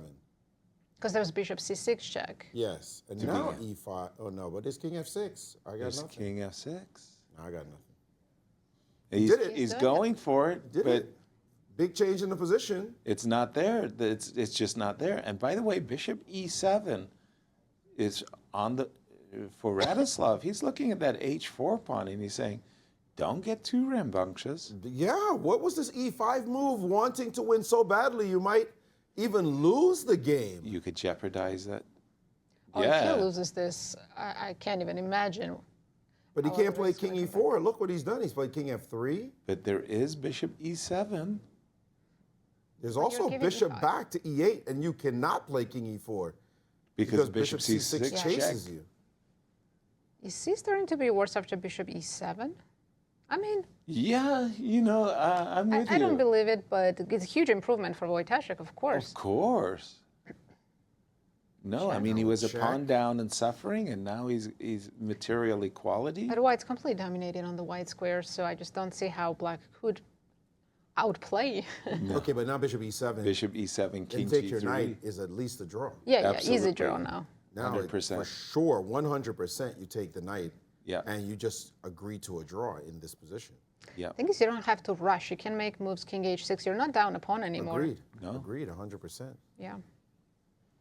The But bishop takes e4. yeah. It's 100% draw. Is there anything to worry about king somehow getting to d5? But no, we're going to lose h4. So. No. And black could put his bishop on b4, in the worst case. But you get your king on d5.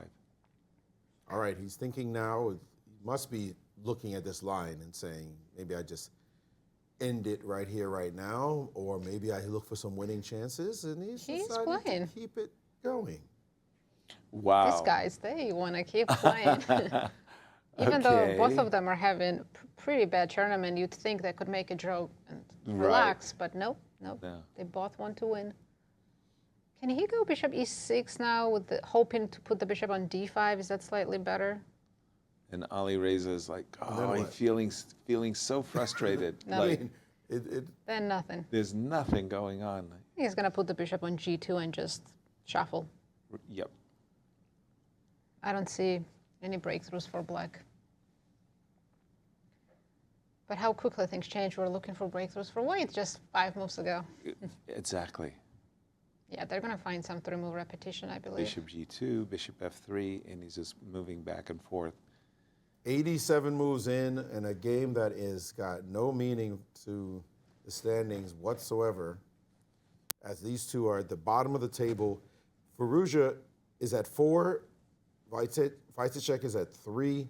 A draw here puts them 2 points behind Sindarov and Gukesh, who, by the way, are in 7th and 8th. The world champion and the challenger are not even in the top 6 places. Wow. By the way, sorry to interrupt you, Maurice, but bishop g4 just... Oh, he wanted to sneak in on yeah, d1. He was exactly. Yeah. Bishop to d1 was on his agenda. Now the big question is bishop e2? Is it possible to overpush here with black? Both sides. Both sides, Both sides can overpush. But bishop f5, yep. And knight went back to e4. And I think finally the players are reconciled. I think they've accepted a draw here. There we go. And there's a handshake. Yeah.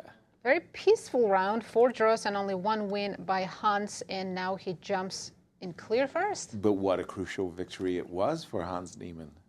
Absolutely. He's been very impressive in this event.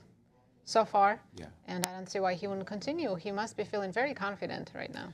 And again, we'd just like to apologize as we had an electrical outage here in St. Louis, and we're getting our computers all back. Hopefully we'll be back to normal by the time round 9 starts, as we just see the conclusion the last of round round 8. of today, right? Correct.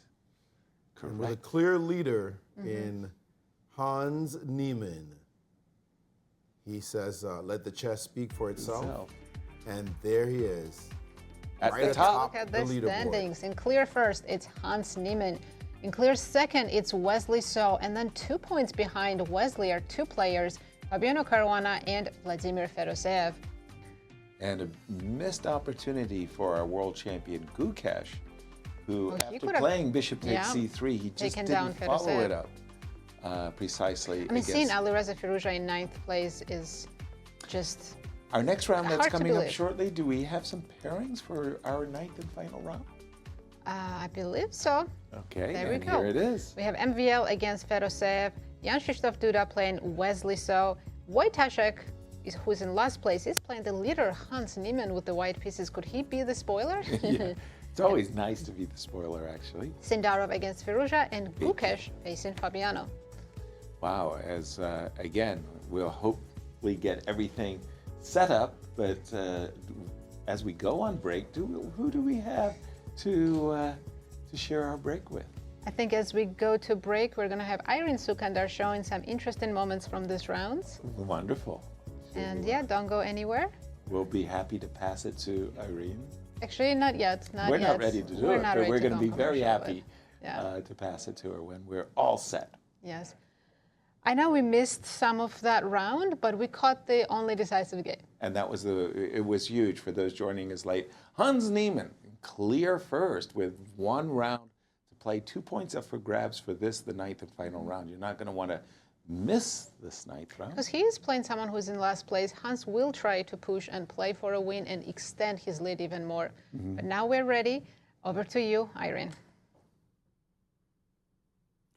Hello everyone and welcome to the show break of the Grandchester 2026, and we're sorry for the technical difficulties before, but now we're back and we're ready for the final round of the rapid section in the GCT. Well, we have our outright leader. It is Hans Niemann after beating Jan-Krzysztof Duda, and I'd like to show some of the most interesting part of this game because, well, Hans were always better in the game, but there was a point in this endgame. Well, as we know, the rook's endgame is always complicated, and you see, like even though white is a pawn up, there's always some chance for black to level up the game, and this is the moment. So in this position, after Hans played c6, Jan-Krzysztof Duda, he played rook a7. Although if you play rook a8, this might have leveled up the position and Duda could try to play for a draw. The difference is, in the game, after rook a7, Hans played king b3. This is a very strong move. You don't want to get your king too far behind the pawn because you would like to support the pawn with both of your pieces, the king and the rook. And after rook c7, rook c4, just protecting everything, king e7, king b4. And in this position, if you play king d6, attacking the pawn, white will just play king b5, and white is still keeping the advantage. The difference before is, in this position, after c6, if you play rook a8, and then we're going to go with the moves that was happening in the board, and then if you play king b3, rook c8, protecting the pawn with rook c4, and then let's say we play king here, and then we attack the pawn, and if you play king b5, there is a check over here, and when the king has to go to the a file, and then you just go back here again, and then this is going to be the draw. So you see the difference between just one square away, it's really significant. It changes the whole nature of the game. So I think this is a very important part of the game where, well, Jan-Krzysztof missed, of course, but kudos to Hans Niemann because he showed in this game a very powerful action towards the endgame. Well, he grinded in the rook's endgame. And then another game that I'd like to touch upon is the game between, in round 7, it was the game between Jan-Krzysztof Duda versus Alireza Firouzja, because this is such a powerful attacking game where, you know, it's very rare to see knight d5 sacrifice on the board these days anymore, but this happened. So we went on a Sicilian opening here, the knight off, but it is not a usual knight off where you played bishop g5 or bishop e2, all sort of this variation. Here, Jan-Krzysztof played g3. This is a very solid approach against the knight of Sicilian. And after e6, we have the fianchetto bishop, and the opening went really nicely for both sides, I say.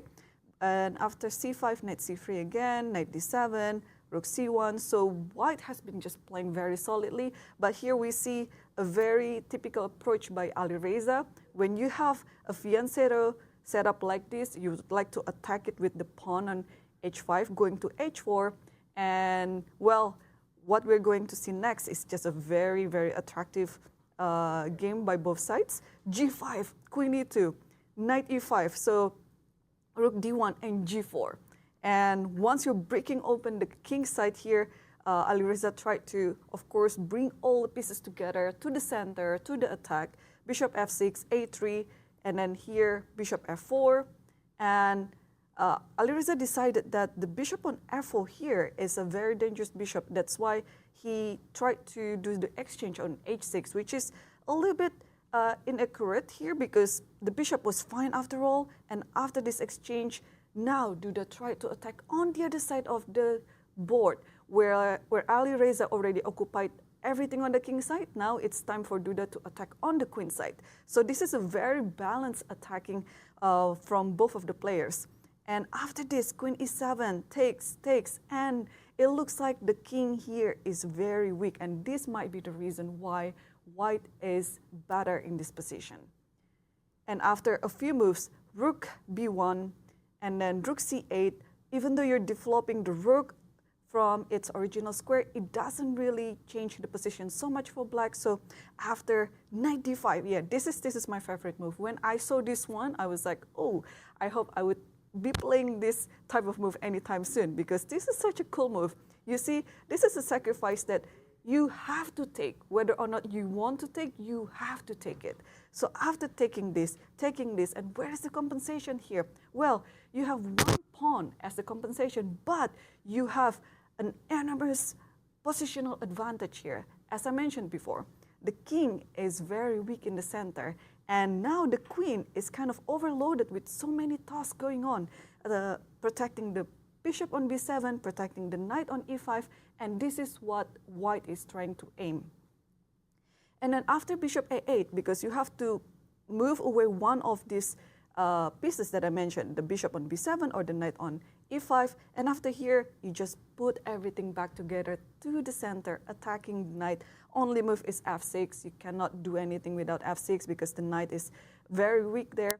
And another rook comes from the other side of the board, rook b6, because after f6, you're weakening the square on e6, and this is such a good square for the rook to have the pin over the queen. And king f7, you still play rook e6, attacking the queen, and after queen d8, here there's a little slight inaccuracy by Jan-Krzysztof Duda here, where he could have just played queen f4, attacking the knight, and where the knight moves away, then you just do this type of small calculation tactics where you, sorry, not this one, where you would win the knight again by playing queen f5, because you have this idea followed by d6, and at the same time you're attacking the knight. So this is one of the most, I would say, interesting games that happen in today's round. Okay, so we're gonna see one last game that also happened in today's round. It's between Vladimir Fedoseev versus Gukesh Dommaraju, because this is the position where it is very complicated, where you didn't have so much time on the clock, And what happened was I would just go to the position that I meant here, that, okay, Gukesh was playing superbly in this game, and he was just dominating the game.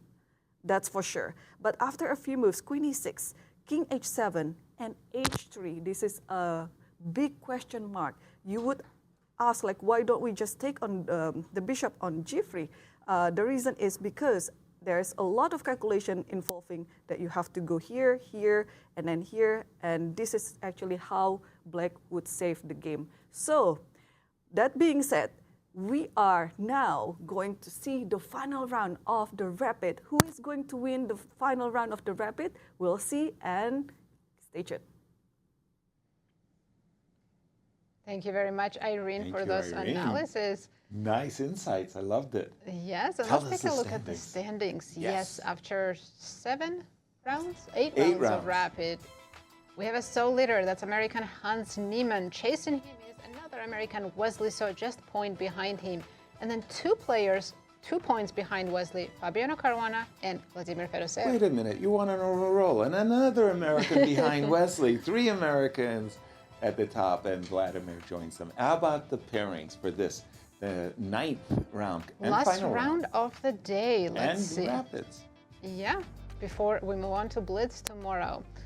We have MVL against Fedoseev. MVL also Very 8 nice. points. He's coming back. He's crept back into Absolutely. Duda against Wesley. Wojtaszek playing the leader Hans Niemann. Sindarov against Firouzja, and Gukesh versus Fabi. And I see we have some moves coming in, so we go with the leader, of course. Radislav versus Hans Niemann. Yeah, Now, Wojtaszek. Radislav has not had a good event, but it's always nice if you can play the spoiler. For whom? Not for Hans. Not for Hans, of course, but you're in front of your home crowd. Actually, Hans is not at the board yet. Oh, we're missing Hans. He's Is there played some one kind of d4. penalty if you're late? There's no immediate forfeit, I hope. There was a period, they changed the rules all the time, of course, but there was a period where it was called zero tolerance, and you would lose the game if you weren't at the board. Then they allowed, let's say, a 5-minute or 10-minute before you would get, but there's no penalty that I'm aware of. You just sat down, though. Yeah. There's no Knight f6. penalty that I'm aware of at the moment. Your opponent can't say, give me an extra minute because my opponent wasn't at the board. D4, knight f6 on the board, c4, and We've been seeing so many e6. e4 games. I'm happy to see some d4 today. Exactly. Knight f3. Will we see our favorite Catalan? By after the way, d5? Duda and Wesley about to finish their game. They're making a draw that we saw yesterday. Wesley make against Gukesh. That game is over. We have a first draw. Wow. Wesley giving up the white piece. Pardon me. No, Wesley was Duda with black. giving up Yeah. the white pieces. Just as And Wesley did. They've already left the board. Wow. Okay, they're done with the Rapids. They're done. They in their heads, they're already playing Blitz. Exactly. I think Duda was sort of disgusted at I what think so, happened too. with Hans Yeah. and decided, I'm not interested anymore. I don't want to play a long game and then maybe even go down to Wesley also. So let's just grab the point and relax. Wesley, of course, says, okay, Hans will have a slight lead against me. Right now they're tied. No. Right now they are, because Wesley. Oh, now they're because, tied. right, yeah. If Hans loses, then there'll be a tie atop the leaderboard. Wesley's thinking, I'll catch him in the blitz. Right. But right now, I don't want to take any chances with the black pieces against a hungry Duda, or even a not so hungry Duda. A wounded Duda. Not interested. Wounded Duda could be dangerous as well. So he just left it alone, get some nice rest for tomorrow when the blitz begins. And there are a lot of rounds to catch up. The biggest danger, however, if Hans wins right now, that's Takes a 2-point lead going into the blitz. No, it takes a oh yes, you're right. Sorry, it takes a point over 2-point lead Wesley. because it takes Yeah. 2 points over Wesley going into the blitz. Right. That's 2 points you'll still have to make up I out of hear you. 18 games. Quite doable. True, but in Blitz, then scoring system is only 1 point for a win, so it's harder to catch up. So, And historically, if you win the rapid portion, you win the whole thing. yeah, it's you're a big favorite. This has been a contentious debate for, gosh, I want to say 10 years. Remember Vladimir Kramnik playing this specific line, Livon-Aronian as well. Look at on the screen right now. It shows in the standings. Hans is in clear. Well, Wesley just joined him, but Hans is in first. Wojtaszek in 10th place, and they're facing each other. Everybody except Hans is rooting for Wojtaszek because if he plays a spoiler, then Wesley, Fabi, others have a chance to keep up with Hans. And tie for the lead. Do we have Queen takes d4 on the board? Yeah, I just wanted to ask, what is the theory currently in this line of play? Do we know? Yeah, there's still about 50 games in the database. White can play Queen e5 or Queen c5. And yeah, I'm sure both of them are still in their preparation. Preparation, yes. So Queen e5, that looks like a decent move. Queen e5, give me the bishop. And after, for example, knight c6, I try to be as menacing as possible. Queen h5, just kind of looking towards. Some ideas of sacrificing and going for mates. Okay, we'll keep an eye on this. Maurice, in this, the ninth and final round, what's caught your eye? Well, the game we have to focus on, I think of interest, is the one between the world champion and Fabiano Caruana. That one. Ooh, Benoni. Fabi has decided, I got to get busy. I've got to win games. I've got to play sharp opening lines, maybe even dubious lines. And we're seeing one of those. When he needs a win, he rolls out the Benoni and he lets white know very clearly, hey, I'm willing to take some chances with this structure that white has great space and black often gets cramped and maybe even have a weak pawn on d6. But I have some dynamic chances and I just need to go for it. So he's gone into his bag and found his old friend Benoni. And the times you see there are not correct. We will update that shortly. Apologies for that. But in the moment, they're in a nice sharp opening where Fabiano Caruana needs to make some kind of noise. He is currently 3 points behind the leaders. That's without Hans having a result. If Hans wins his game, Fabi will have to make up 5 points in Blitz. That's a big ass. 5 points? I know it's 18 games, but Still. you have to play well and he has to collapse. And not only that, you're currently 3 points behind Wesley. So even if you're looking way up at Hans, you're also looking a significant height up at Wesley. So Fabi wants to win this game, pull himself to 11 points if possible, and be right behind Wesley. At 11, he'll be right behind Wesley, who's at 12. And if Hans only draws, it'll only be 2 points behind Hans. That's a number, a margin you can work with. So expect him to go for it, for sure. As Fedoseev, I think, as well. Right, his opening choice tells us he's going for it. Yes, exactly. And that's why we're seeing this opening choice. But a quick question for yourselves. You're saying that Bobby is taking a good deal of risk playing the Benoni and he's going for it. Let me ask you a question. If I play knight h4 here, what does going for it mean? How do you go for it? Bishop d7. And you sacrifice a pawn. Yeah, there's queen b6, right? I know a little bit about this line because I've also played it with black. So because you can't go back to f4, I have g5. I mean, you can. There's a line, but it's a chaos. And yeah, you kind of forced me to. Let's be clear also, Gukesh sitting at 7 points is not exactly very happy. No, he wants to win. And is thinking, I would like to The draw. world champion is not interested in the draw himself. He's playing his best chess, and he'll keep playing for a win as Gukesh and try to pull himself up to 9 with a victory. So no question about it. This is a fighting game. Oh, absolutely. Yes. I want to draw your attention to MVL and Fedoseev's game because when I looked at it, I thought there was some glitch. You'll see what I mean when you see the position. Black's king is on g8, but it's not castled. The rook is... there's a rook on h8 as well. Okay. How did we get here? This is a Joko piano. No, this is Like a Rui Lopez. Something No. happened on f7, right? Bishop D4. f7. There we go. King g8. Not interested in any of your trades. Get out Like of it's here. not a big deal that white just took an f7 pawn? I guess not. Everything is playable today. C4, king g8, and he wants to play h6 and king h7 and Pretend castle. yeah, we castle by hand. Pretend castle. That's nice. Knight d2. I think this is okay for black. Especially having secured that two bishop advantage, Right. or at least let's just call it the two bishops. And white's pawn structure is not ideal on the queen side.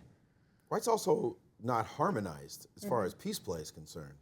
So if that knight, for example, which is now sitting on d2, somehow we're already active, On f5.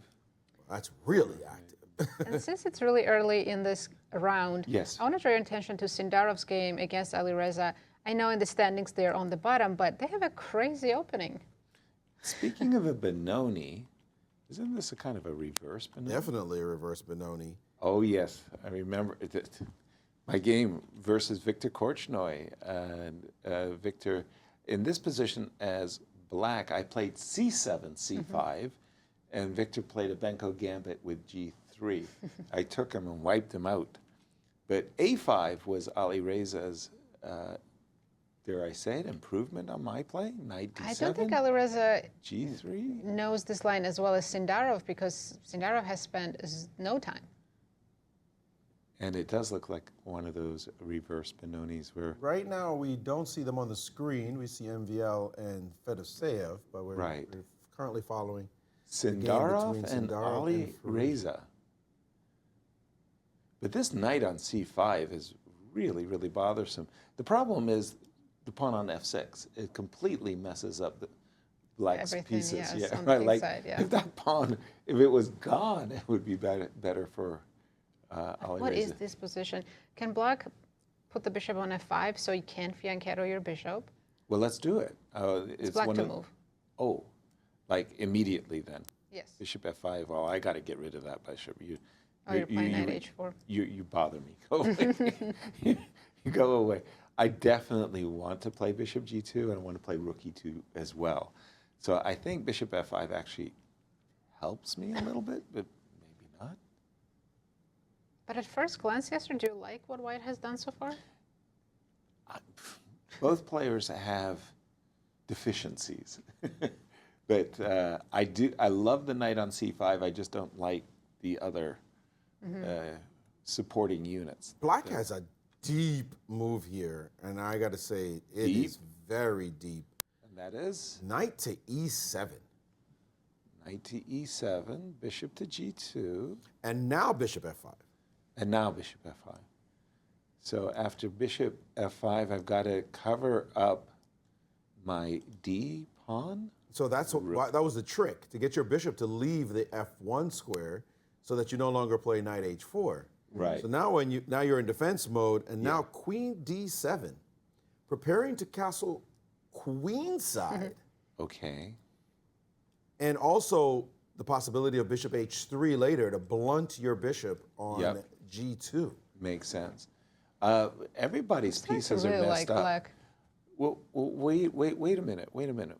I still have knight takes d4 idea. So castle, Okay, castle, bishop b2. I still have knight d4 ideas.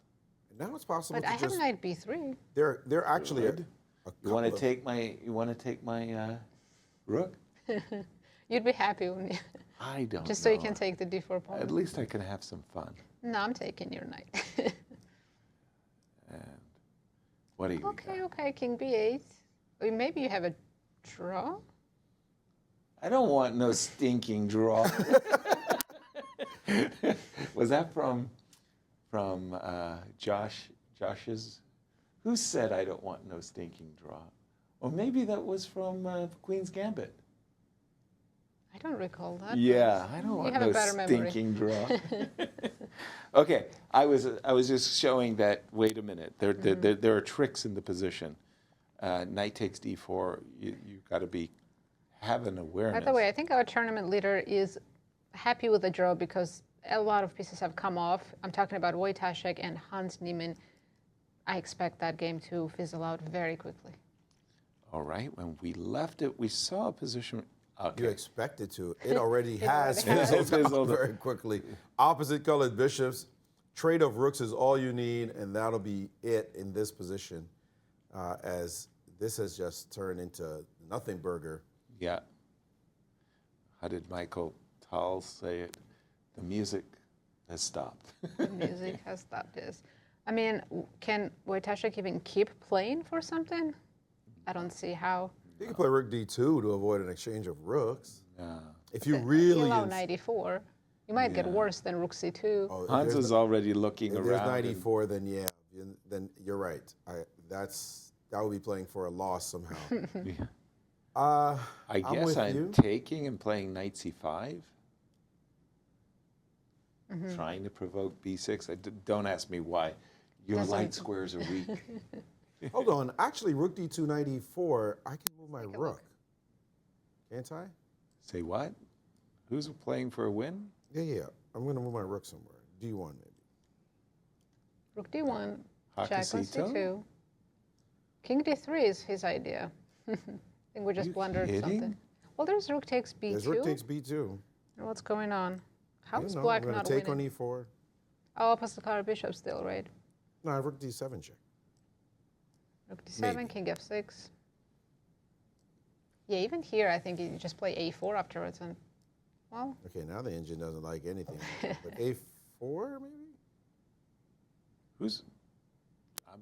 You're clearly not playing for a win No, with white. I'm just no, saying no. it's possible. by the way, Wojtaszek played rook c1. Say what? Instead of rook d2, Let our me just analysis. refresh. He played rook c1. I didn't even think that was a legal move. He played rook c1. Are you serious? He's trying to avoid a trade of rooks, but I think right about now he's going to recognize it's time to just trade the things off. And this one will be a draw. Hans Niemann will be getting interviewed shortly, I'm sure, by Cristian, our colleague, because he's going to be atop the leaderboard, waltzing out of here with a draw. Unless Hans decides, I don't want to talk to anybody, I just will let the chess speak for itself, as he says. But he is now in clear first, uncatchable by anyone else.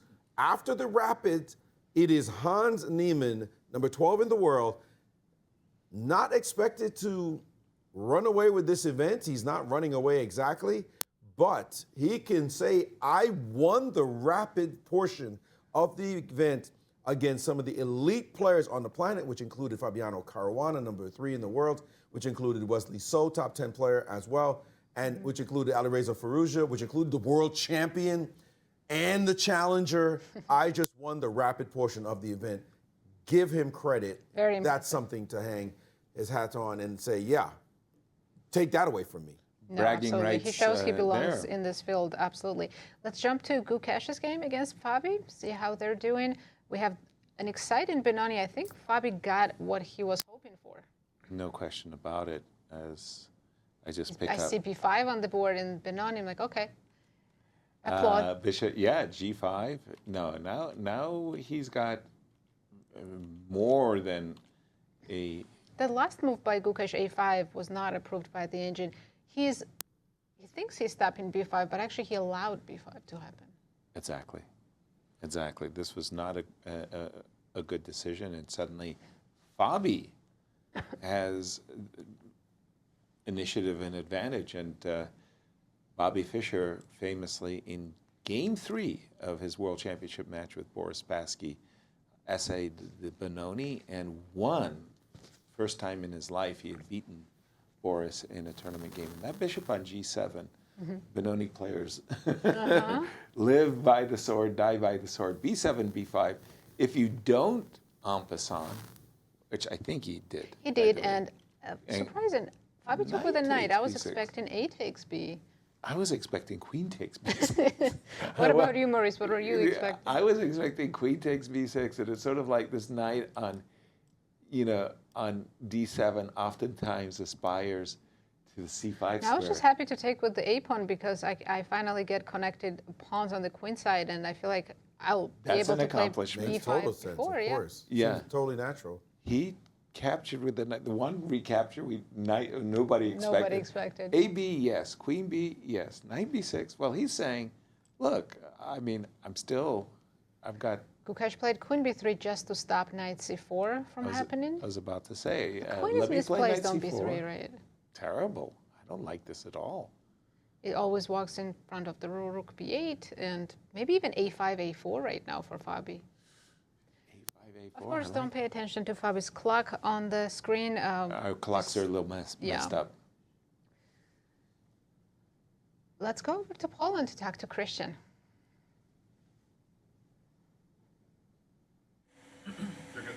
Thanks, guys. Wesley, 3 draws today, quite a solid day at the office, but obviously the first game against Hans was sort of back and forth, and at some point you even had quite a chance. Yeah. I mean, yeah, could be worse, could be better. I've had worse day 3s last year, but yeah, for sure. I noticed that I was even winning at some point, so that was a bit disappointing. But yeah, still overall it was a good game. But you didn't let that result in the fact that perhaps you missed an opportunity, put you down or anything psychologically in Well, any I way? was slightly disappointed. Just slightly To be disappointed. honest. Yeah, just Okay. slightly disappointed. But yeah, I mean, it's very hard to win games here. You know, like if you have a big chance like that, obviously winning against Hans would be a big deal for the standings of the tournament. But you gotta move on. Take a day at a time. Against Maxime in the game 2, I didn't know what to play with white, so that's why I played very solidly. But How do you make the switch from rapid tomorrow? The blitz starts. Obviously, you're 1 point behind Hans, but still very, very close. So anything can happen. How do you make that switch from rapid to blitz? Well, I think it's very much psychological. Just gotta realize that you only have 2 seconds now instead of 10, and practice a little bit before maybe. Are you going online. to find one of your opponents perhaps in practice tonight? No, they're not going to, but maybe I'll practice online a little bit. Just online? Yeah, watch some blitz games. I sometimes go on YouTube, watch some over the board blitz games. You don't play, you watch the Yeah. blitz games. Okay, Yeah, that's very sometimes interesting. games by Magnus. Yeah, I think mostly it's psychological because you're never gonna find the best move, so you just gotta play quickly and play good. But I have some practice. I think this year I played all the title Tuesdays, every Tuesday. So yeah, it's good. You have to play good chess, basically, and not to lose on time. But yeah. Thank you very much, Wesley, and we'll see you tomorrow. Thank you so much. Guys, back to you. Thank you, Cristian, and congratulations to Wesley. Very nice performance. Only 1 loss, and he lost to Against Fabi. Fabi, Yeah, yeah. after winning 2 to start. What do you think of this game, Maurice, between Sindarov and Alireza? I mean, it's double-edged. Both players have something to be happy about. It might be triple-edged, actually. Triple-edged. It's so wild. And I'm going to tell you, you're going to see a variation. It's so deep. It's crazy. And when you see it, you'll say, please let me know how you feel about this. Because to me, it's absurd. I'm laughing watching this analysis. In this position, bishop f5 was a move we did not really want to see. We didn't because like of the move knight h4, which turns was out to played. be a very, very good move. And bishop e6 played. Now, what is the best move here? Best move here, turns out, Is not bishop g2? is not bishop g2, which gives you nothing. Bishop It's d2. rook to e2. And insisting that this bishop on e6 is indeed The target. the most important piece in the position for black, holding everything up, because the light squares are already so weak in black's position that white will insist on capturing this piece if you're not careful. For example, if you play the move knight to e7, the instantaneous response is give me the bishop. Wow. Wow is right. This reminds me of the game of Garry Kasparov against Alexei Shirov. I was in a Sveshnikov position. Yeah. One of the most beautiful Takes games in piece, yeah. history. If you haven't seen it, go take a look. Where Gary just literally just sacked an exchange straight. And he said, what is this about? But this position after knight takes, bishop to h3, he has other moves, including bishop to g2. But now black is running out of ideas already. But I will tell you, it is not like the game is over. This is not a tactical sacrifice. This is a pure positional sacrifice. For starters, you can't just move the knight because queen h5 picks it off. You just lose the piece because that's check and your knight's hanging. So that means your knight might think about going somewhere else. Where else can it go? Knight to g5 is met by bishop takes. Funny giving up your bishop. And now you'd want to think you should be playing this move. It turns out that's just bad. Winning a pawn doesn't make sense after knight to f5, and now pieces are actually getting traded here. And so instead, a calm, you just gave up your bishop. But the point is, I'm giving up the dark squared bishop to take a piece that can control light squares. And this move, you can just very calmly play the move knight to f3. How do you like them apples? Knight f3, I'm hitting the pawn on g5. You don't want to play h6, for example. This is a kind of light square madness. Suddenly knight e5, and look at that mate idea. Well, it's not quite mate, but it's your queen. Where did that come from? This is like magic, wizardry, really. And so knight g6, let's go defend this pawn. And now you would think maybe we should castle and play against the squares. No, let's go for an endgame with queen e2, queen e7, and cool calm take on d4. Wow. Queen takes e2 check. I'll tell you right now, if you play chess like this, we would be checking your pockets. Masterful control of the light squares. White now, at the moment, up a pawn, but with total light square dominance. This position is extraordinary. It is instructive. It's frankly amazing seeing these moves unfold. Of course, pure engine analysis, but very compelling. Just every move you see. Back to the moment of rook to e2, by the way. If you decide, instead of doing that, to play the move bishop to e7, you could take on e6 right now. It's still very strong. But take a look. When I show you bishop g2, bishop to g4, you probably say, well, now that you showed me all that, who cares if you take my rook? Which you would be right. Go right ahead. Take the rook on e2. This position is fantastic for white because of the light square dominance. Just really instructive. Don't you want to play chess like this? It's one of the best sacrifices I've seen, rook e2, rook e6. It's so beautiful. Yes. It is amazing. The players will be able to analyze that later, but after bishop f5, knight h4, bishop to e6, bishop g2, the calm move played, not recognizing the strength of going after this bishop. Queen d7, castles, castles. We're in a different kind of position now as g5, very, very ambitious. Engine does not like this move. Knight back to f3. There was a knight e4 siding here.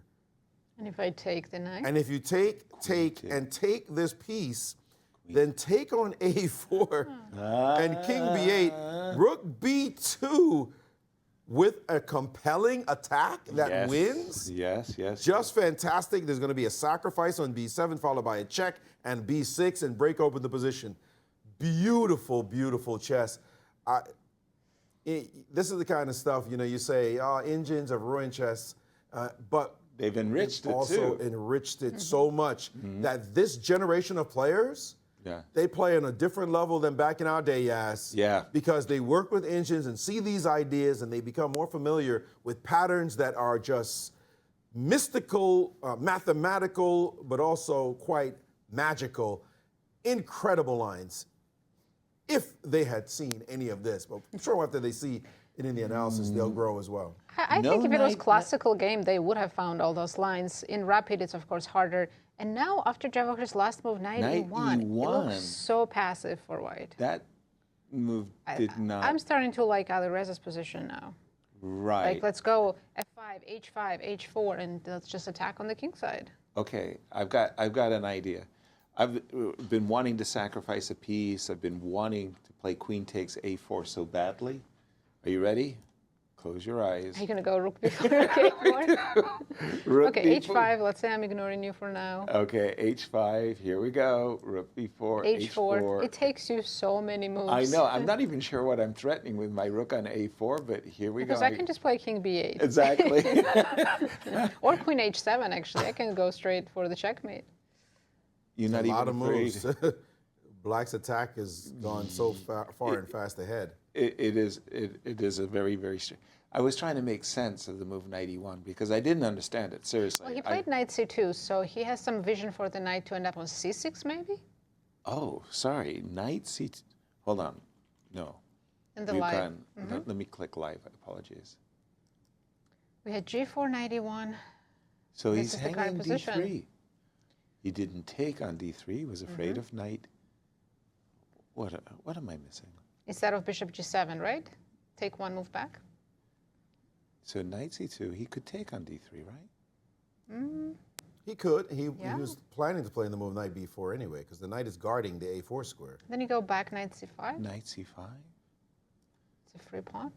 Well, it's not just a Yeah, pawn. It's a like a protected. massive. He did not do this, and I want to catch up with the players, so forgive me for not investigating that. He played, Alireza did play the move bishop g7, knight b4, knight e7, rook e1, and I think we've caught up with the players. Yes, we have. Yeah, but it's quite harmonious now to play for black knight g6, rook e8, just centralize your pieces. I don't know why he chose to not to go for h5, h4, because that stands out to me. Open up h-file. By the way, Sindarov, the line you're talking about, Sindarov was planning to play exactly this way, just down the pawn on d3. Yeah, crazy. Just I know. the What else? Exact same thing, which is down the pawn, and black down tempi because black. Yeah, you're not developed. You're taking Black decided pawns. to take a pawn and come back, and Right. then the move bishop d5. The light squares is what it's all about in this position, and it keeps being the resonant theme. It just keeps coming one back again, and he might. I wouldn't even doubt if rook e6 was a good move at some point after we've seen what we've seen. Although the rook on a2 leaves a very poor impression here. I think we do have moves. Knight g6, knight f1. Bent Larsen. it's so I don't passive. get mated. I don't get checkmated. But I would still play h5, h4, and Slowly. slowly squeeze. Maybe not so slowly. Again, this knight on c5 makes such a powerful impression in my mind. It's stopping a5, Maybe a4. Sindarov should double or on a4. e-file and then sack the rook on e6. Makes sense. The thing is, bishop is on g2. In the lines Maurice was showing us, that bishop was free on h3, c8 diagonal as well. That's why it was so powerful. Yes. You're getting much Incredible more than game. this. Speaking of Benoni's, let's switch to the game of Fabi for a moment because he's up against the world champion Gukesh. And what has happened in that game? We'd left of it. trades. I was expecting queen takes b6.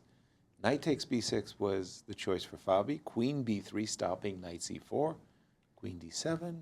We would be free. remiss if we didn't mention the clock times are incorrect. It's obviously not Apologies. triple zeros Transmission error. for everyone. That's just a transmission error. So Fabi's just won the d5 pawn at the cost of a little bit exposed king. So he's up a pawn, Yes.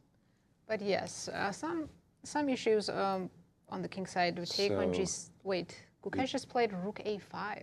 Yeah, I was going to say, do we play rook do we trade rooks first and then play rook a5 and rook a1, or queen a1, or take on g7? He played rook a5. But let's take on Immediately. c3 with black, or go knight d5. I like my knight in the center. Looking Very good? good. Very good. You've taught me well. You centralize the pieces. Nice. I am not allowing you the two bishops and the safe king. So Take bishop takes, fakes. king takes g7. You're still going queen a1? Can I have some knight b4? Not really, no. Knight before you. I see the eval board says it's close to equal, but I prefer black, extra pawn, and I don't see exactly where the compensation is. I guess I'm supposed to play queen d2 and rook a1 and just It's try so to slow. try to Not even attack the pawn. tangle you up. I don't know what I'm trying to do actually. But we do have an interview coming up. Let's go over to Cristian, who is with Hans Niemann. Our tournament lead. Thanks, guys. Hans, tournament leader after 3 days of rapid going into the Blitz one. How would you assess your performance? That's been great. I mean, I haven't lost a single game, so that's nice. Incredibly stable. I mean, today the games were quite smooth. There was maybe one slight hiccup against Wesley. Where he could have capitalized, but it was really difficult. So, yeah, very, very, very solid play. And You also had your chances during that game. Yeah, I at did. some point. I mean, it You was could have played G4 and complicated G4 matters. was tough. I mean, generally that was actually just a very high-level game. I mean, he defended very well, and I tried to put some pressure in the opening. But yeah, Wesley's a really, really strong player. It's super hard to beat. One thing that happened in that second game, you put incredible amounts of pressure on the clock against Duda. Did you know this opening? How deep did you know? I don't really know why you would subject yourself to such suffering. I mean, he played the line before against Maxime, so it clearly wasn't going to be a surprise. Wesley played this against me in the US Championship, and since it was a bit of a surprise, I didn't react in the best way. But to go for this line when your opponent can prepare, as much as I did. Of course, I didn't remember as much as I should have, but even that, I mean, the position is just so ugly. I don't know what you benefit from playing such a tough line. So it was easy to play quickly, and I mean, eventually I won the game. I mean, there was some miracle defense at the end, which I couldn't understand until the engine explained it to me. So overall, it was a very good game and great time management. You have one player hot on your heels. That's Wesley, 1 point behind, with many games to go. Are you surprised that you're the leader going into the Blitz, or it comes as no surprise to you? I would have expected. I mean, I generally think that I'm an objectively better Blitz player than Rapid, although I did tie for second to the World Rapid Championship in Doha. So I've improved there, although despite my rating in Rapid being quite low.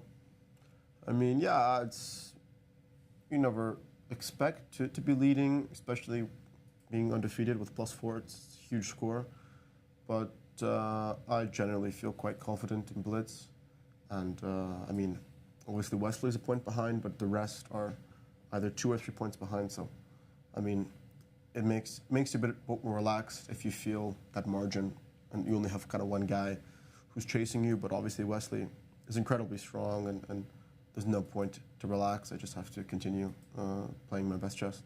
What's tonight's schedule to get ready for the Blitz and make the switch from Rapid to Blitz? Wesley said that he's probably going to watch some YouTube videos of Magnus playing Blitz. What are you going to do? Maybe I'll play some tennis to get the adrenaline going. Tennis sounds like a good plan. Thank you very much, Hans. Thank you. We'll see you Take care. tomorrow. Guys, back to you. Thanks for such an impressive performance. Absolutely. You have a huge performance, in fact. Maurice, what do you have for us in this round 9 of last Rapids? Now, he's got his game face on, doesn't He does it. No smiles, no celebrating. I'm trying to win this event and prove something, and he's certainly shown a lot so far. I'm looking at the game between Maxime Vachier-Lagrave and Fedoseev, and I have it on my board too. This position is highly complex as well. It's so hard to follow all this good chess. These players play very complex chess, very difficult chess. Fedoseev absolutely does not want to lose this game because, as Hans said, they're players who are a few points behind. And Fedoseev has won this event before. He knows what happens when you take a lead and you start playing some good blitz games. You could just end the tournament and make sure nobody can catch you. So he doesn't want to be outside of the race. But he's playing this position at the moment, threatening a pawn.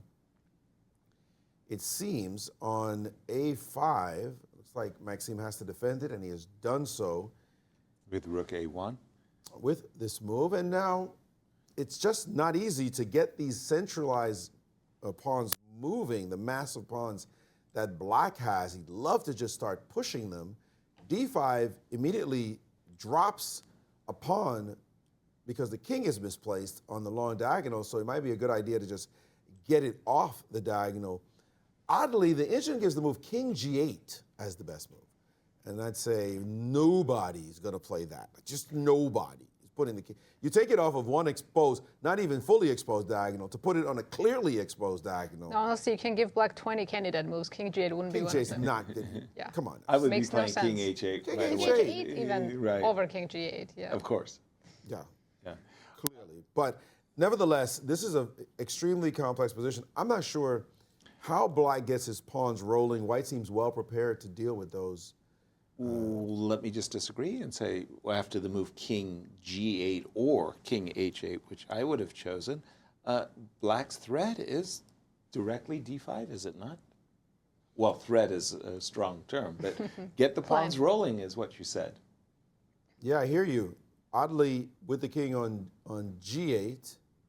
On g8. If you do go king g8, there is this weird move, a6. And Oh, actually, come on, maybe that's a computer Fedoseev move. saw that. He played rook a6 himself to stop that idea. He is Yeah, no I longer, don't he's think not trying. I don't think he's trying to push the pawns at all. I think he's No. just seeing the a pawn. This makes sense to me, even if it's not the best way to play. This makes sense. Rook a6, bring the rook over, attack the weak pawn. You can play queen d8 afterwards, attack it some more. But the Why question- not attack it? It's a sensible line. Well, the question is knight to f5 then. You're trying to attack my a pawn. I'm trying to Can I attack. go d5 here and then Well, e4 there is right a away? queen. No, I'm planning to play e4. Say what? Take. What? Do I have e4? Because knight on f5 is hanging. Just a second. Your queen is hanging. Everything's hanging. I know both of your knights are hanging though. But if I take f5, then f3 is not hanging anymore. I'll take your bishop Yeah, on that's not good. c7.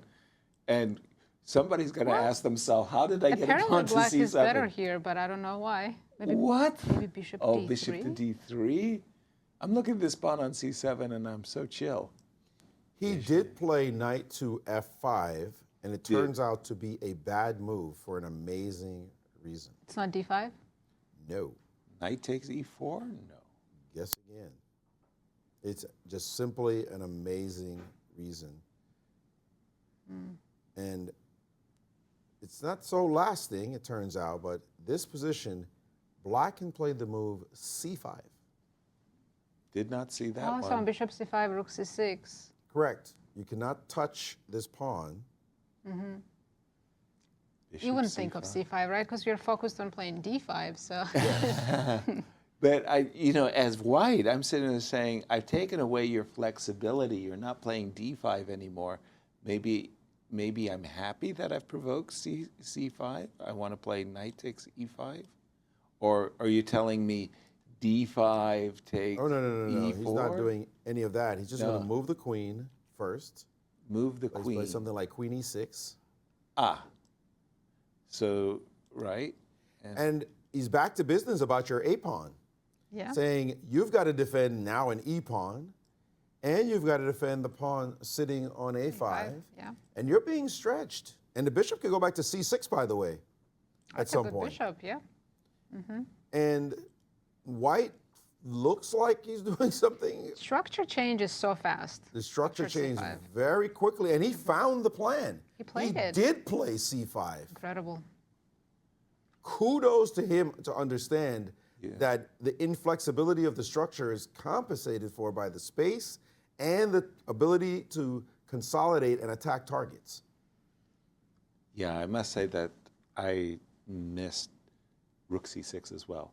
I wasn't thinking that c5 was playable when I played the move knight When he f5. played rook a6, maybe that was his idea, c5. Sneaky, Well, very deep. If That's so, super impressive. MVL really fell into a trap. By the way, I think the clock times are now accurate, and it's 11 minutes to MVL versus 6 minutes. Yeah, we've always had the clock for this one. It's just the Gukesh Fabi's board that Oh, that has was a the clock only problem. one that's having problems. Okay. Let's check actually with Sindarov and Firouzja. They had that crazy closed up position, and a lot has happened since we last looked at it. All right. This was The rooks very, are off the very, board. very, very strange Benoni, reversed Benoni, where Reverse Benoni, yeah. And I look at this last move, 93. that's a visual, taking advantage of the pin, and maybe on a good day trying to drop a knight in on the d5 square. And that move surprised Alireza, who's having a dreadful tournament by his standards. He hasn't won in a while, and that chess players know how awful that feels. Oh, absolutely. And just the previous game where he was a pawn up against Radislav, and he felt that he should be winning, and there's a beautiful fortress by Radislav, and This man, remember, he was the GCT Tour champion. Not just once. And deservedly so. He dominated. He, by the way, as you said, hasn't won in a while. More specifically, he hasn't won since round 2. That's a while. It's long while. It's round 9, people, and he's so good at everything that you would expect by now that he would have won again. But since round 2, literally, that is incredible for somebody of this level of ability. Even Radislav has won, and Radislav is just down there with him in the standings. Radislav won in round 4 against Gukesh. So just to show you who's having, even though they're tied for last, I'd say Firouzja is the one having the worst end of it, especially since he's 27.59. Radislav is only 26.50. Expected to have a poor result. They're tied at the bottom. Yeah. Pre-tournament pie charts told us Firouzja was sharing 2nd place. Exactly. By the way, I don't like the inclusion. I don't like the move Queen E6. The inclusion of Queen E6 right? and King F1 is good for Sindarov. I mean, I like what that. He'll have to spend a tempo defending D4 once I go on Knight C2 again. And White made a useful move, King F1. I think that's a very useful move. But I was actually looking for the even more aggressive Knight. But you're right. Knight C2. Tickling B4, you'll end up having a passive knight on E6. It's just shocking to see Firouzja so low on the standings, sharing last place right now with Wojtaszek. And even suffering on Sindarov, the clock. The challenger, and Gukesh, they're sharing 7th. Wow. And again, I'm saying Alireza is not making his decisions quickly. Yep. Yeah. By the way, it looks as though Gukesh has equalized that position completely. He took the A pawn. Against Fabi? Should we check how Gukesh is doing? Just before we leave this. In that game, no one wants a draw. Both Fabi and Gukesh need a win. Nobody wants a draw. Nobody wants a draw. Bishop F6, Knight C2 was just played by Sindarov as he's looking to try to get a better ending. Like if you trade, King takes Knight E6. I've got C5 as a potential. Knight, yeah, I can defend the pawn. Knight B3 was also an option. Or Knight B3. Okay. Yeah, it's still equal, but anything can happen. Sorry, you were saying there was this. Let's go back to Fabi. Fabi. That interest in Benoni, but Maurice told us it's more equal now. Fabi snatched a pawn. I want to say, which is an accomplishment in Benoni with the black pieces. Indeed, but Gukesh got it back with Rook takes A7, Rook A8, B2, B3. And I'm up to date on the board. Is he giving the pawn back? It's already, he's won it all back. No, I'm talking about B3 at move. Rook A7 and Bishop C2. Rook A7 and Bishop C2. Did not see it. Sorry. Because 2 pawns are hanging after that. B3 and E2. B3. Right? Listen, we've got to jump to the game between Maxime and Vladimir. Something happening? Yes, it exploded. It literally exploded. To Maxime. And by the way, with a blunder alert. Uh-oh.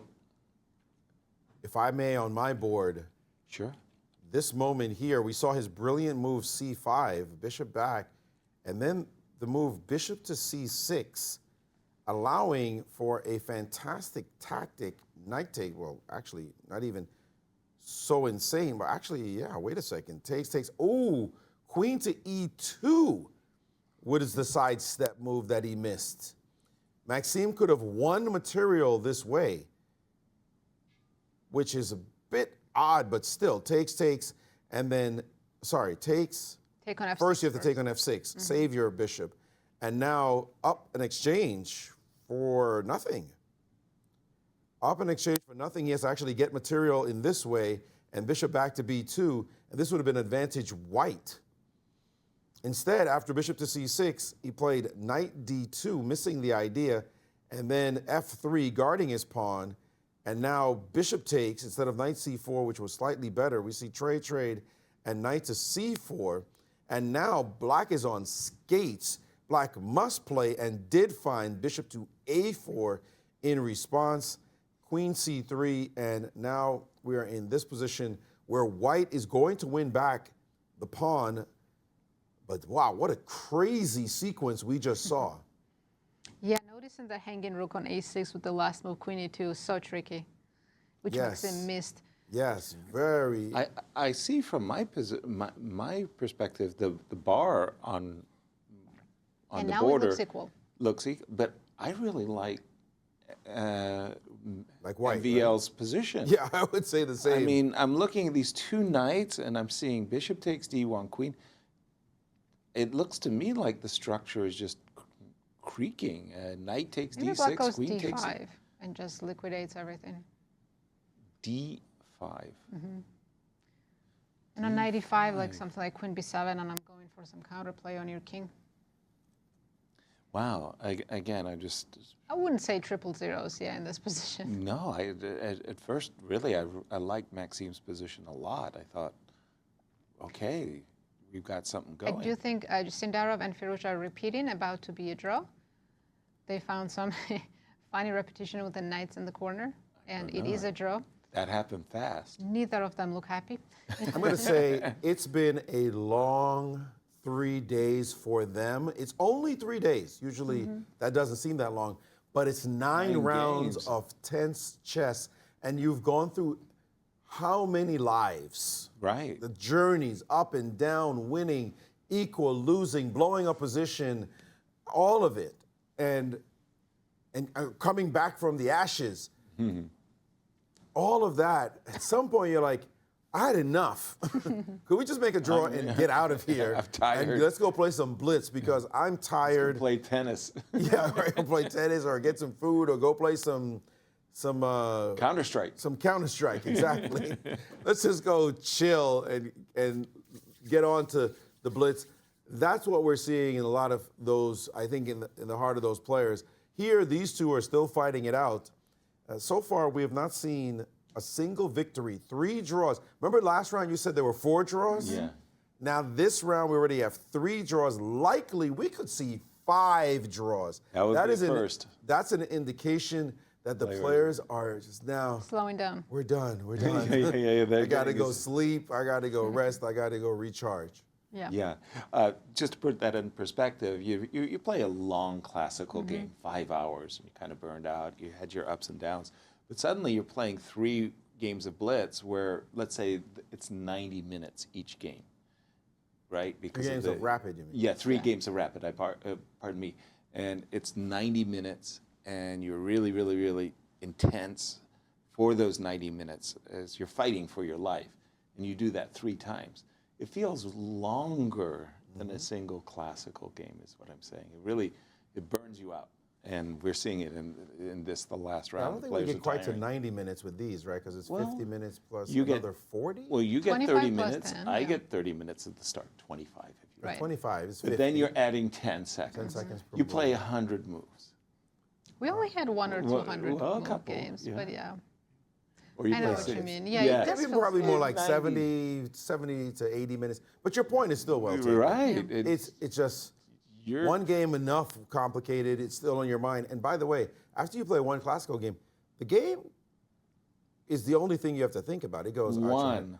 But then when you play one, and then you play another, and then you play another, and you're sitting at home later going, and this and this and this and that game and this and this. Oh, wait a minute, it was the second game and this and this and this. And then the third game, I could have done it. It's like, get all the ghosts out of your mind. It's just swirling, and you have to sleep, you have to eat, all of it.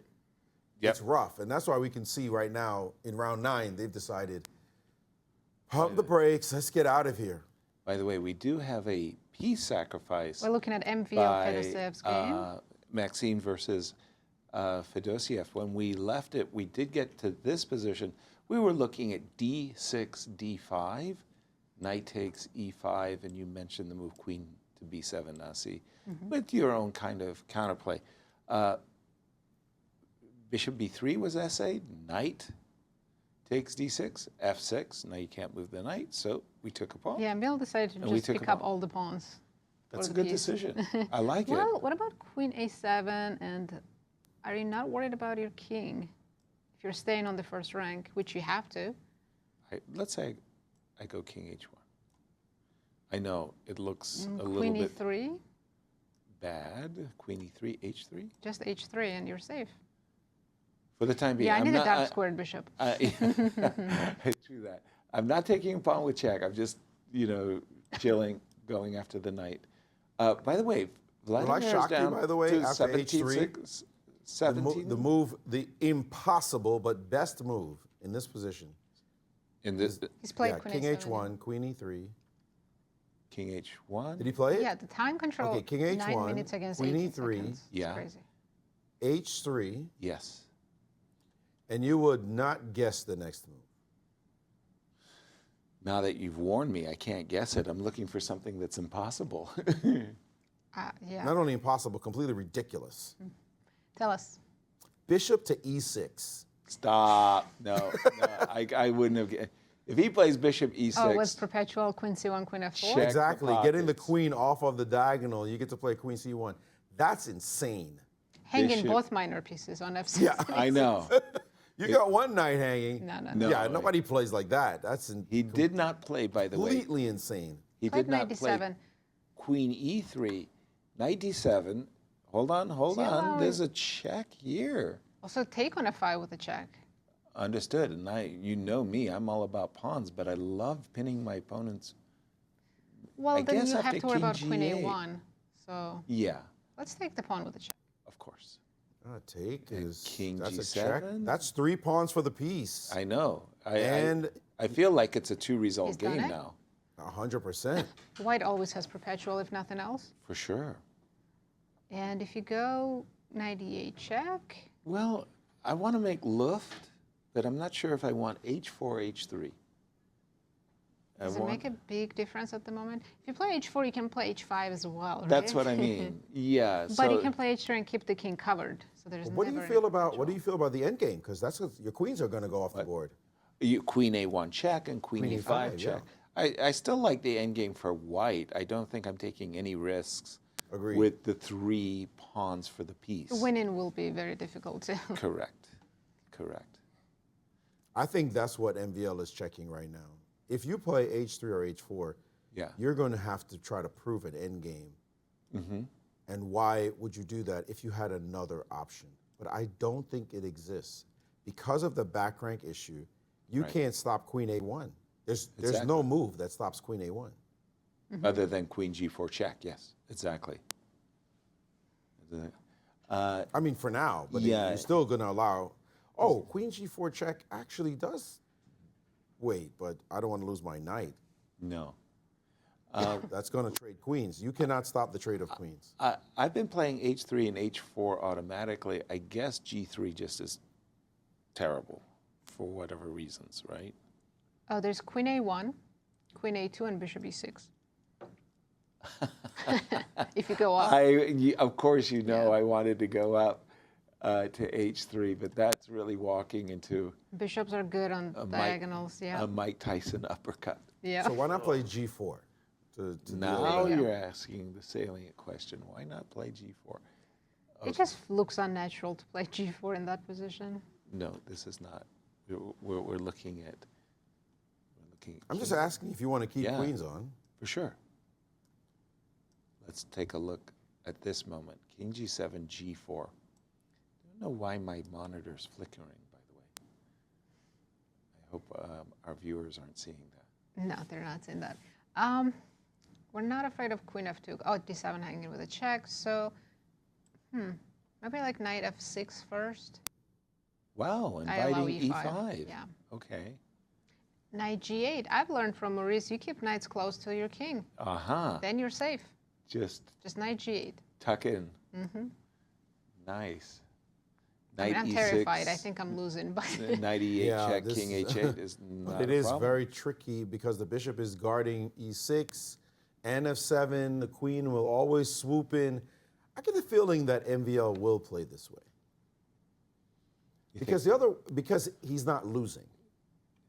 Wow. Well, but this ending, how easy is it for black to defend this ending? I mean, See it. so the point is, your opponent has 20 seconds on the clock, so you want to keep things Tension, right? complicated, but you can't. you can't. Yeah, that simplifies things But too much. But how is? Who knows what's going on here? But It feels like a draw. White pawns, if the pawns were on the queen side, the three connected passers on the queen side, I would think white had a better chance to win. So Here, I can't. I the mean, king is participating, so. Well, here's what I will say, the rationale as I look at this position. yeah. You only have two passers. At the moment, that's correct. No, but you will be hard pressed to make three passers because you have to play G4, F4, and G5. Right. That's hard to execute, Yep. right? Especially with that bishop This knight. messing around. Yeah. But even if you got three passers, I can sack one piece for two of them and the other piece for the other one. My guess. Am I mistaken? It's hard for me to imagine you dominate the position so much that I will not be able to sack one piece for two pawns, the bishop, for example, and then the knight for the other one. So winning chances seem scant, is what I would assume in that Agreed. case. Yeah. All right. We have Should we actually check? two games Yeah, how- currently going on. World champ and Fabi are doing. And let's check in on the world champion. As Gukesh with the white pieces versus Fabi. We are seeing a lot of bishops versus knights. Yes, we are today. By the way, MVL did play H4. He did play. So he's allowing that endgame, yeah. By the way, Gukesh just threw it. It's amazing to me how the players are giving up pawns as if it's just okay. And in the MVL game, Fedoseev played a move Where with do you want to stay? 3 seconds left on his clock. Okay, and, we're going to Let's say switch. here. and it was a blunder. What? Oh. Well, no way, no way. The engine is now disagreeing with itself. We But Or he at least played what catch- we're looking at. Knight is on G8. Yeah, the knight is on the square. So no, it was temporary saying that it was a blunder, but now the knight is on G8. So he avoided the trade of queens at Fedoseev and said, let me just keep pieces on. Is he playing for a win, you think? That's very With ambitious. no time on his clock? That No, is in this very, position, very how can ambitious. black? If he wins e5 pawn, okay, but how is that going to happen? I do not know. No, I think Fedoseev's happy with a draw in this position. MWL will try Well- some tricks, maybe start pushing the pawns. If he can hide the king safely to avoid perpetual, Right. then he can go G4, yeah. Just not yet. The knight on D6 looks pretty, but it's actually not that effective. I think I would try to reroute the knight to F6, maybe knight to E4 to F6. But do you want to trade the knights? Yeah. I want to. But how do you win with just the queen? Oh, that's your plan. I want to win at H6. Still, it feels like it's more like a draw than anything. Yes, we should switch to the other game, but I'm stunned by how complex endings can be. It seems almost sometimes easier to play a middle game than it does to play these sharp endgames. with Yes, reduced indeed. pieces. Let's go back to Gukesh and Fabi. All right. I keep seeing engine saying it's equal, but last move by Fabi looks like a big mistake. Gukesh now winning if he finds the right moves. Winning. Winning, but it's not clear. It's not easy for sure. What? The way he wins is, he's gone for it. He played it so fast. He spotted it. Look at the tactic, bishop b7. You don't have rook c7. Bishop e4 check. Bishop e4 check. And if your rook has to move away from the c5 pawn, Just take the pawn. munch. Wow. Queen takes d. Gukesh Queen takes completely c5. winning now. That's Big a huge blunder by Fabi. Fabi.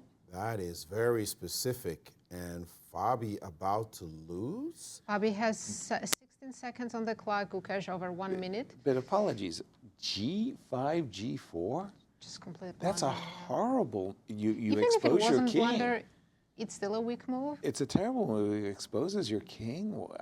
That's just Rook bad c7 form. played, and there goes the simple discovery, and there goes the rook. And Fabi felt he had to sacrifice the exchange because queen takes c5 was just He's hoping murder. for some checks, but king hides on h2. King to g2. You can start with king g2, yeah. Yeah, just Let's But what wait and what see what checks? Gukesh What decides. checks are you talking about? Just queen e4 is the only check, yeah. wow. The black knight now is misplaced on b4. It needs to come back to What? d5, f6, but What a complete turnaround we're both seeing. pawns are hanging on c5 and d4. Fabi is taking some marvelous positions and He had a lot of winning positions that he didn't just convert. throwing them away. By the way, King for H2. Gukesh, this is an incredible result if he can win, as he will leapfrog a bunch of players. He'll end up on 9 points, tied with Fabi, tied with Duda, Wow. tied with Maxime Vachier-Lagrave, and he will go from basically the basement to tied for 4th, Not bad. which is not bad. Still significant away, 4 points away from Hans, but Queen That- f1. that would Sorry? be an amazing He played result. Queen F1, inviting Queen D6 check. Oh, I can't believe that. Everything looks winning, right? Check, Queen Oh, f4. that's a terrible move, Queen F1. Now you've got absolutely nothing defending your king, and eventually I'm just going to play E3, inviting D takes E3, and then my rook is going to spear the king. Queen D6 checks on the board, and yet Queen E7 and E3 or Queen E3 e5 and mate e3 or immediately e3. Yeah, Yeah, it's just game no, over. I thought Fabi had to bring his queen back from B1 F5, to right? F5. Keep the c5 pawn protected and some ideas of checks on h5 still available. Or F2. But this was not good whatsoever. This is terrible. No, I think after he blundered, when he saw bishop b7, he just collapsed. He realized what he had done. His position was Wow. completely fine, maybe even slightly preferable. Exactly.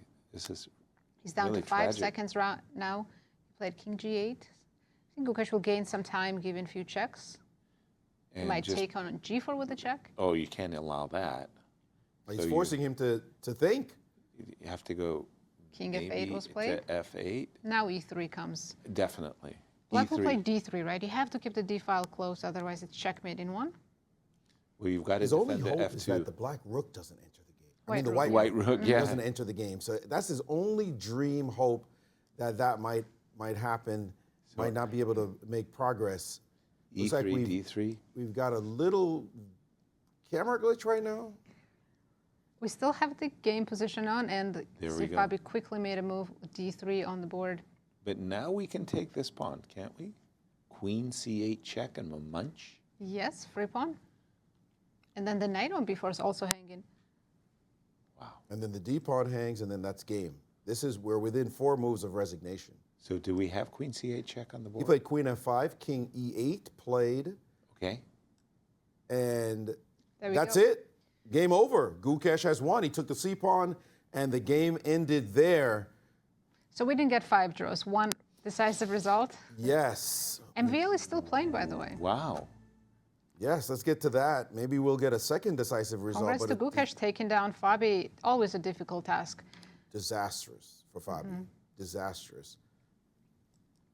They're still playing this crazy. And by the way, that Vachier-Lagrave. brought him up to 50% only, right? But still, it's like after his start, he's feeling all right. Well, you just I'll want take to wobble. 50%. Yeah. And Fabi only at 50%. You know, after so many opportunities. I've always said that chess is a game of confidence, and when you're really, really confident in your play, you're not only playing well, but you're successful.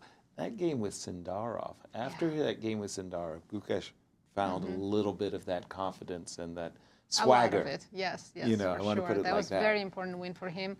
I hear the narrative, Yeah, but you he disagree. drew Wesley, then lost Did to he? Maxime, and then drew Fedoseev before finally winning again He against lost to Fabi. Very up and down. So it's still been not so Oh, clear. That I Yeah, lost it's very up and that. down. We do have some moves coming in. Wow, that happened quickly. He's D2. Knight on g8 is doing a fantastic job, right? Defending h6, hiding from true. queen f6 checks, and white pawns are not moving.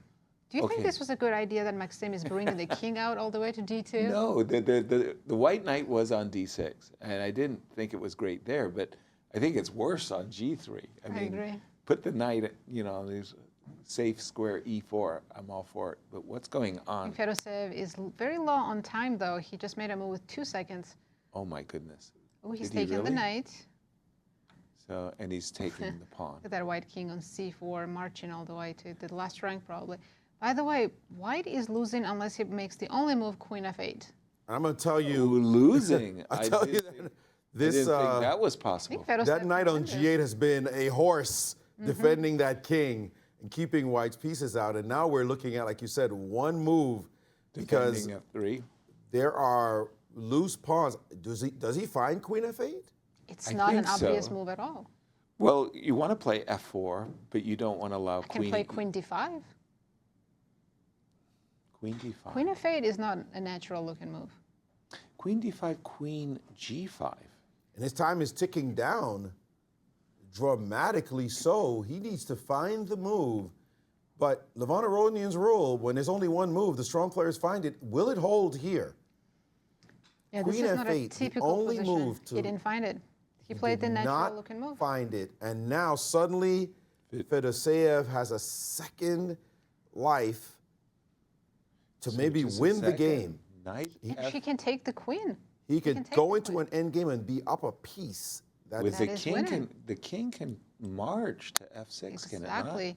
Trade queens He's done it. He knows and this march is winning. the No, king. he wins the H pawn Just king also G7, if he yeah. wanted to. Exactly. But king coming up, and this is busted. Okay. King Knight f6, e5. there goes the H pawn. Knight f6. That's it. Yeah. H5 falls and easy Game win. over. Easy It is win. game over. It's really that simple. Knight takes h5, knight back to f6, and the two pawns What don't go happened? anywhere. Maxime was playing for a win this entire endgame. Yes, he was. Oh, that was evil. Beautiful move. Knight going to g7, resigns. Handshake. Fedoseev, the winner from last year, showing Whoa. his teeth. That was a huge turnaround. And this is so important for the standings. Fedoseev in clear third now. Right, against Radislav, he came back from the dead. He was just toasted. He's getting some gifts, but Yeah. he's making the most of it. But Incredible win. You know what he Nice. has? Nerves of steel. yeah. That is clear. By the way, he at the board, he's rather calm. He might be the most calm player we have on the stage. I haven't seen him shake his leg or show any kind of emotion. Gukesh at the board usually also sports a very confident demeanor. I don't see him looking demeanor. I would say nervous. Hans has been showing that as well. Let's So go to let's, Poland. Cristian is with Gukesh. Thanks, guys. Indeed, I'm here with the world champion, Gukesh, after his victory against Fabiano. Gukesh, it felt like everything changed with that game against Sindarov. Your confidence came back, and Yasser was mentioning that chess, especially Rapid and Blitz, feels like it's a game of confidence. Whoever has that confidence gets a huge boost. I mean, I would like to think so, but like the first two games were not really very, very good. I mean, they were good, but I was not finishing them off. But yeah, I do agree. Like Rapid and Blitz, it's mostly about when you get the rhythm, like, Momentum. Yeah, the momentum, you can be just like crushing everybody. Yeah, so. Well, I think right now you're tied for fourth position. Obviously, it's quite a good result for you given how it all started. How are you feeling about your performance in Rapid and going into tomorrow's Blitz games? It's a bit inconsistent, I think, the Rapid. Overall, I felt like I was playing well, but I missed a few chances. But also some games where I was in trouble, I managed to like squeeze in some points. Yeah, so I don't know. Fair, but I feel it could have been better. Yeah. I would say one of your trademarks is your calm demeanor, especially under pressure. I see you every time after the games with your coach walking back and forth, but in a very calm manner. What are you guys discussing during that time, and how is he helping in between the rounds? We're just chatting, actually. Like, I mean, sometimes we discuss the game, and then sometimes we're just discussing some position, which was interesting. Nothing in particular, to be honest. But he helps put you back on track, whatever the result was, right? Yeah, he has a way in which like he brings me back to brings my focus back to the next game. Yeah, like after some games when I'm just upset after the game, and then he manages to bring me back to the present, which is very nice, and we have a great bond. Yeah, like so it's nice to have him around. There's always a next game until the tournament is over, right? Now, tell me, how are you going to approach the blitz portion tomorrow? You still are 4 points behind, if I'm not mistaken, behind the leaders right now. A lot of ground to catch up, but I'm sure you're still envisioning that victory. Yeah. I mean, in blitz, all you have to do is play fast and pray. So I think that's my strategy. Gukesh, thank you very much for stopping by. Congratulations on your victory, and we'll see you tomorrow. Thank you. Guys, back to you. Thank you, Cristian, and congrats, Gukesh. He did a great job today, and now he's sharing fourth. Yeah, and while that interview was going on, we were just talking about the standings. Look at that, Hans Niemann in clear first with very impressive 13 points. In clear second, it's Wesley with 12, and now in clear third, it's last year's winner, Vladimir Fedoseev. Wow, this top three. As they get ready to battle in the Blitz. Nine games of Blitz coming up tomorrow, another 9 to finish, but 18 rounds of Blitz. And what do you think about Hans Niemann in Blitz? He said he's more confident in Blitz than he is in his Rapid. He's excellent in Blitz. And how did he train for this event? He said. Like, Blitz for a week. Yeah. So if anybody, he's probably the one who's consumed a ton of Blitz games. Get that instinct up. I think he'll be able to transition very easily. Right. Another player, though, on the outside that's very good at Blitz, Jan-Krzysztof Duda. Correct. So even though he's far behind Hans at the moment, 4 full points, I wouldn't be surprised if he makes a run as well. And I think Fedoseev, of course, he showed his Blitz skills last year. Remarkable. Those are some real powerful players. But let's get some thoughts from our friends in Poland. Somewhat of an unexpected day here with a lot of decisive results, somewhat unexpected, those results. But right now we're seeing the cream rising to the top. Hans, Wesley, Fedoseev right now as well, trying to stay in the hunt to defend his title. A lot of things can happen in so many Blitz games. Anastasiya, you were in the playing hall throughout the day, in the players' lounge. Anything interesting happen? Yeah, of course. I mean, it's always nice to be there and also listen to the trainers and their emotions, you know, when they're rooting for their students. So I saw Adrian Michalcishin rooting for Fedoseev, and you could understand on his face the position was changing all the time. So he got really emotional. At the moment Fedoseev came back to the VIP room, he told him, like, okay, I mean, like, you really wanted me to have a heart attack today, it seems. Like, of course, players are chatting between the rounds. And Cristian, you were also there speaking with them about the event which is happening in Malmö right now. So it's really interesting that players don't have any rest. Like, even between the rounds, they're discussing games which are happening right now in the other part of the world. So it seems like they have so much energy, and all these decisive results show that they're ready to fight in every round. Well, in Rapid, you only have 3 games per day. They always want to be in that play zone, right? Play mode. Tomorrow they will play 9 rounds. That's a lot of back-to-back games. So it's going to be quite an interesting day, and I'm expecting a lot of interesting situations. Yeah. happening. Who do you think will be a favorite for tomorrow? Hans is looking good so far. Hans is looking great, and of course he believes that he's better in Blitz than Rapid. He did say that for a full week before the tournament, he had a training camp where he played only over-the-board Blitz. So perhaps that will mean that we're going to see an even better Hans over the board in the Blitz portion. And I remember Wesley in Paris just a few years back, I think it was 2021, where he absolutely dominated in the Blitz portion and he won that GCT event. So definitely a lot of things can happen between these 2 players. And of course, let's not forget about Fedoseev, the and defending Maxime champion. also, Vachier-Lagrave, who They're also slowly has some creeping up. hopes. Yes, exactly. Like I know many players, they have high hopes for Blitz because they really believe that it depends on the day and the mood. If you have lots of energy, you can really score a lot of points. So we'll see what will happen. Absolutely. Chess is a game of momentum and confidence, as Yasser was mentioning, and we'll see who will bring the momentum and the confidence in tomorrow's games. For the moment, back to you guys in St. Louis. We'll see you tomorrow. Thank you, Anastasiya. Thank you, Cristian. There's some gangsters, Blitz gangsters, and you're not going to want to miss it as we round up the show. Thank you for hanging in there. Well, we had the electrical out. Yeah, sorry again about the issues today, but thank you for watching, and we'll see you again tomorrow. Good night from St. Louis. Wow, I didn't expect Hans to be solely in the lead. I could play off that idea of electrical out.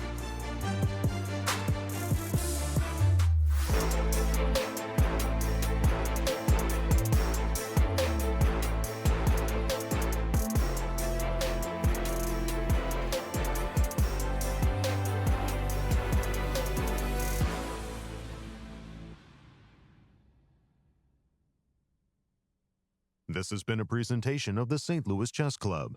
Any reproduction or distribution of this content without the express written consent of the St. Louis Chess Club is prohibited.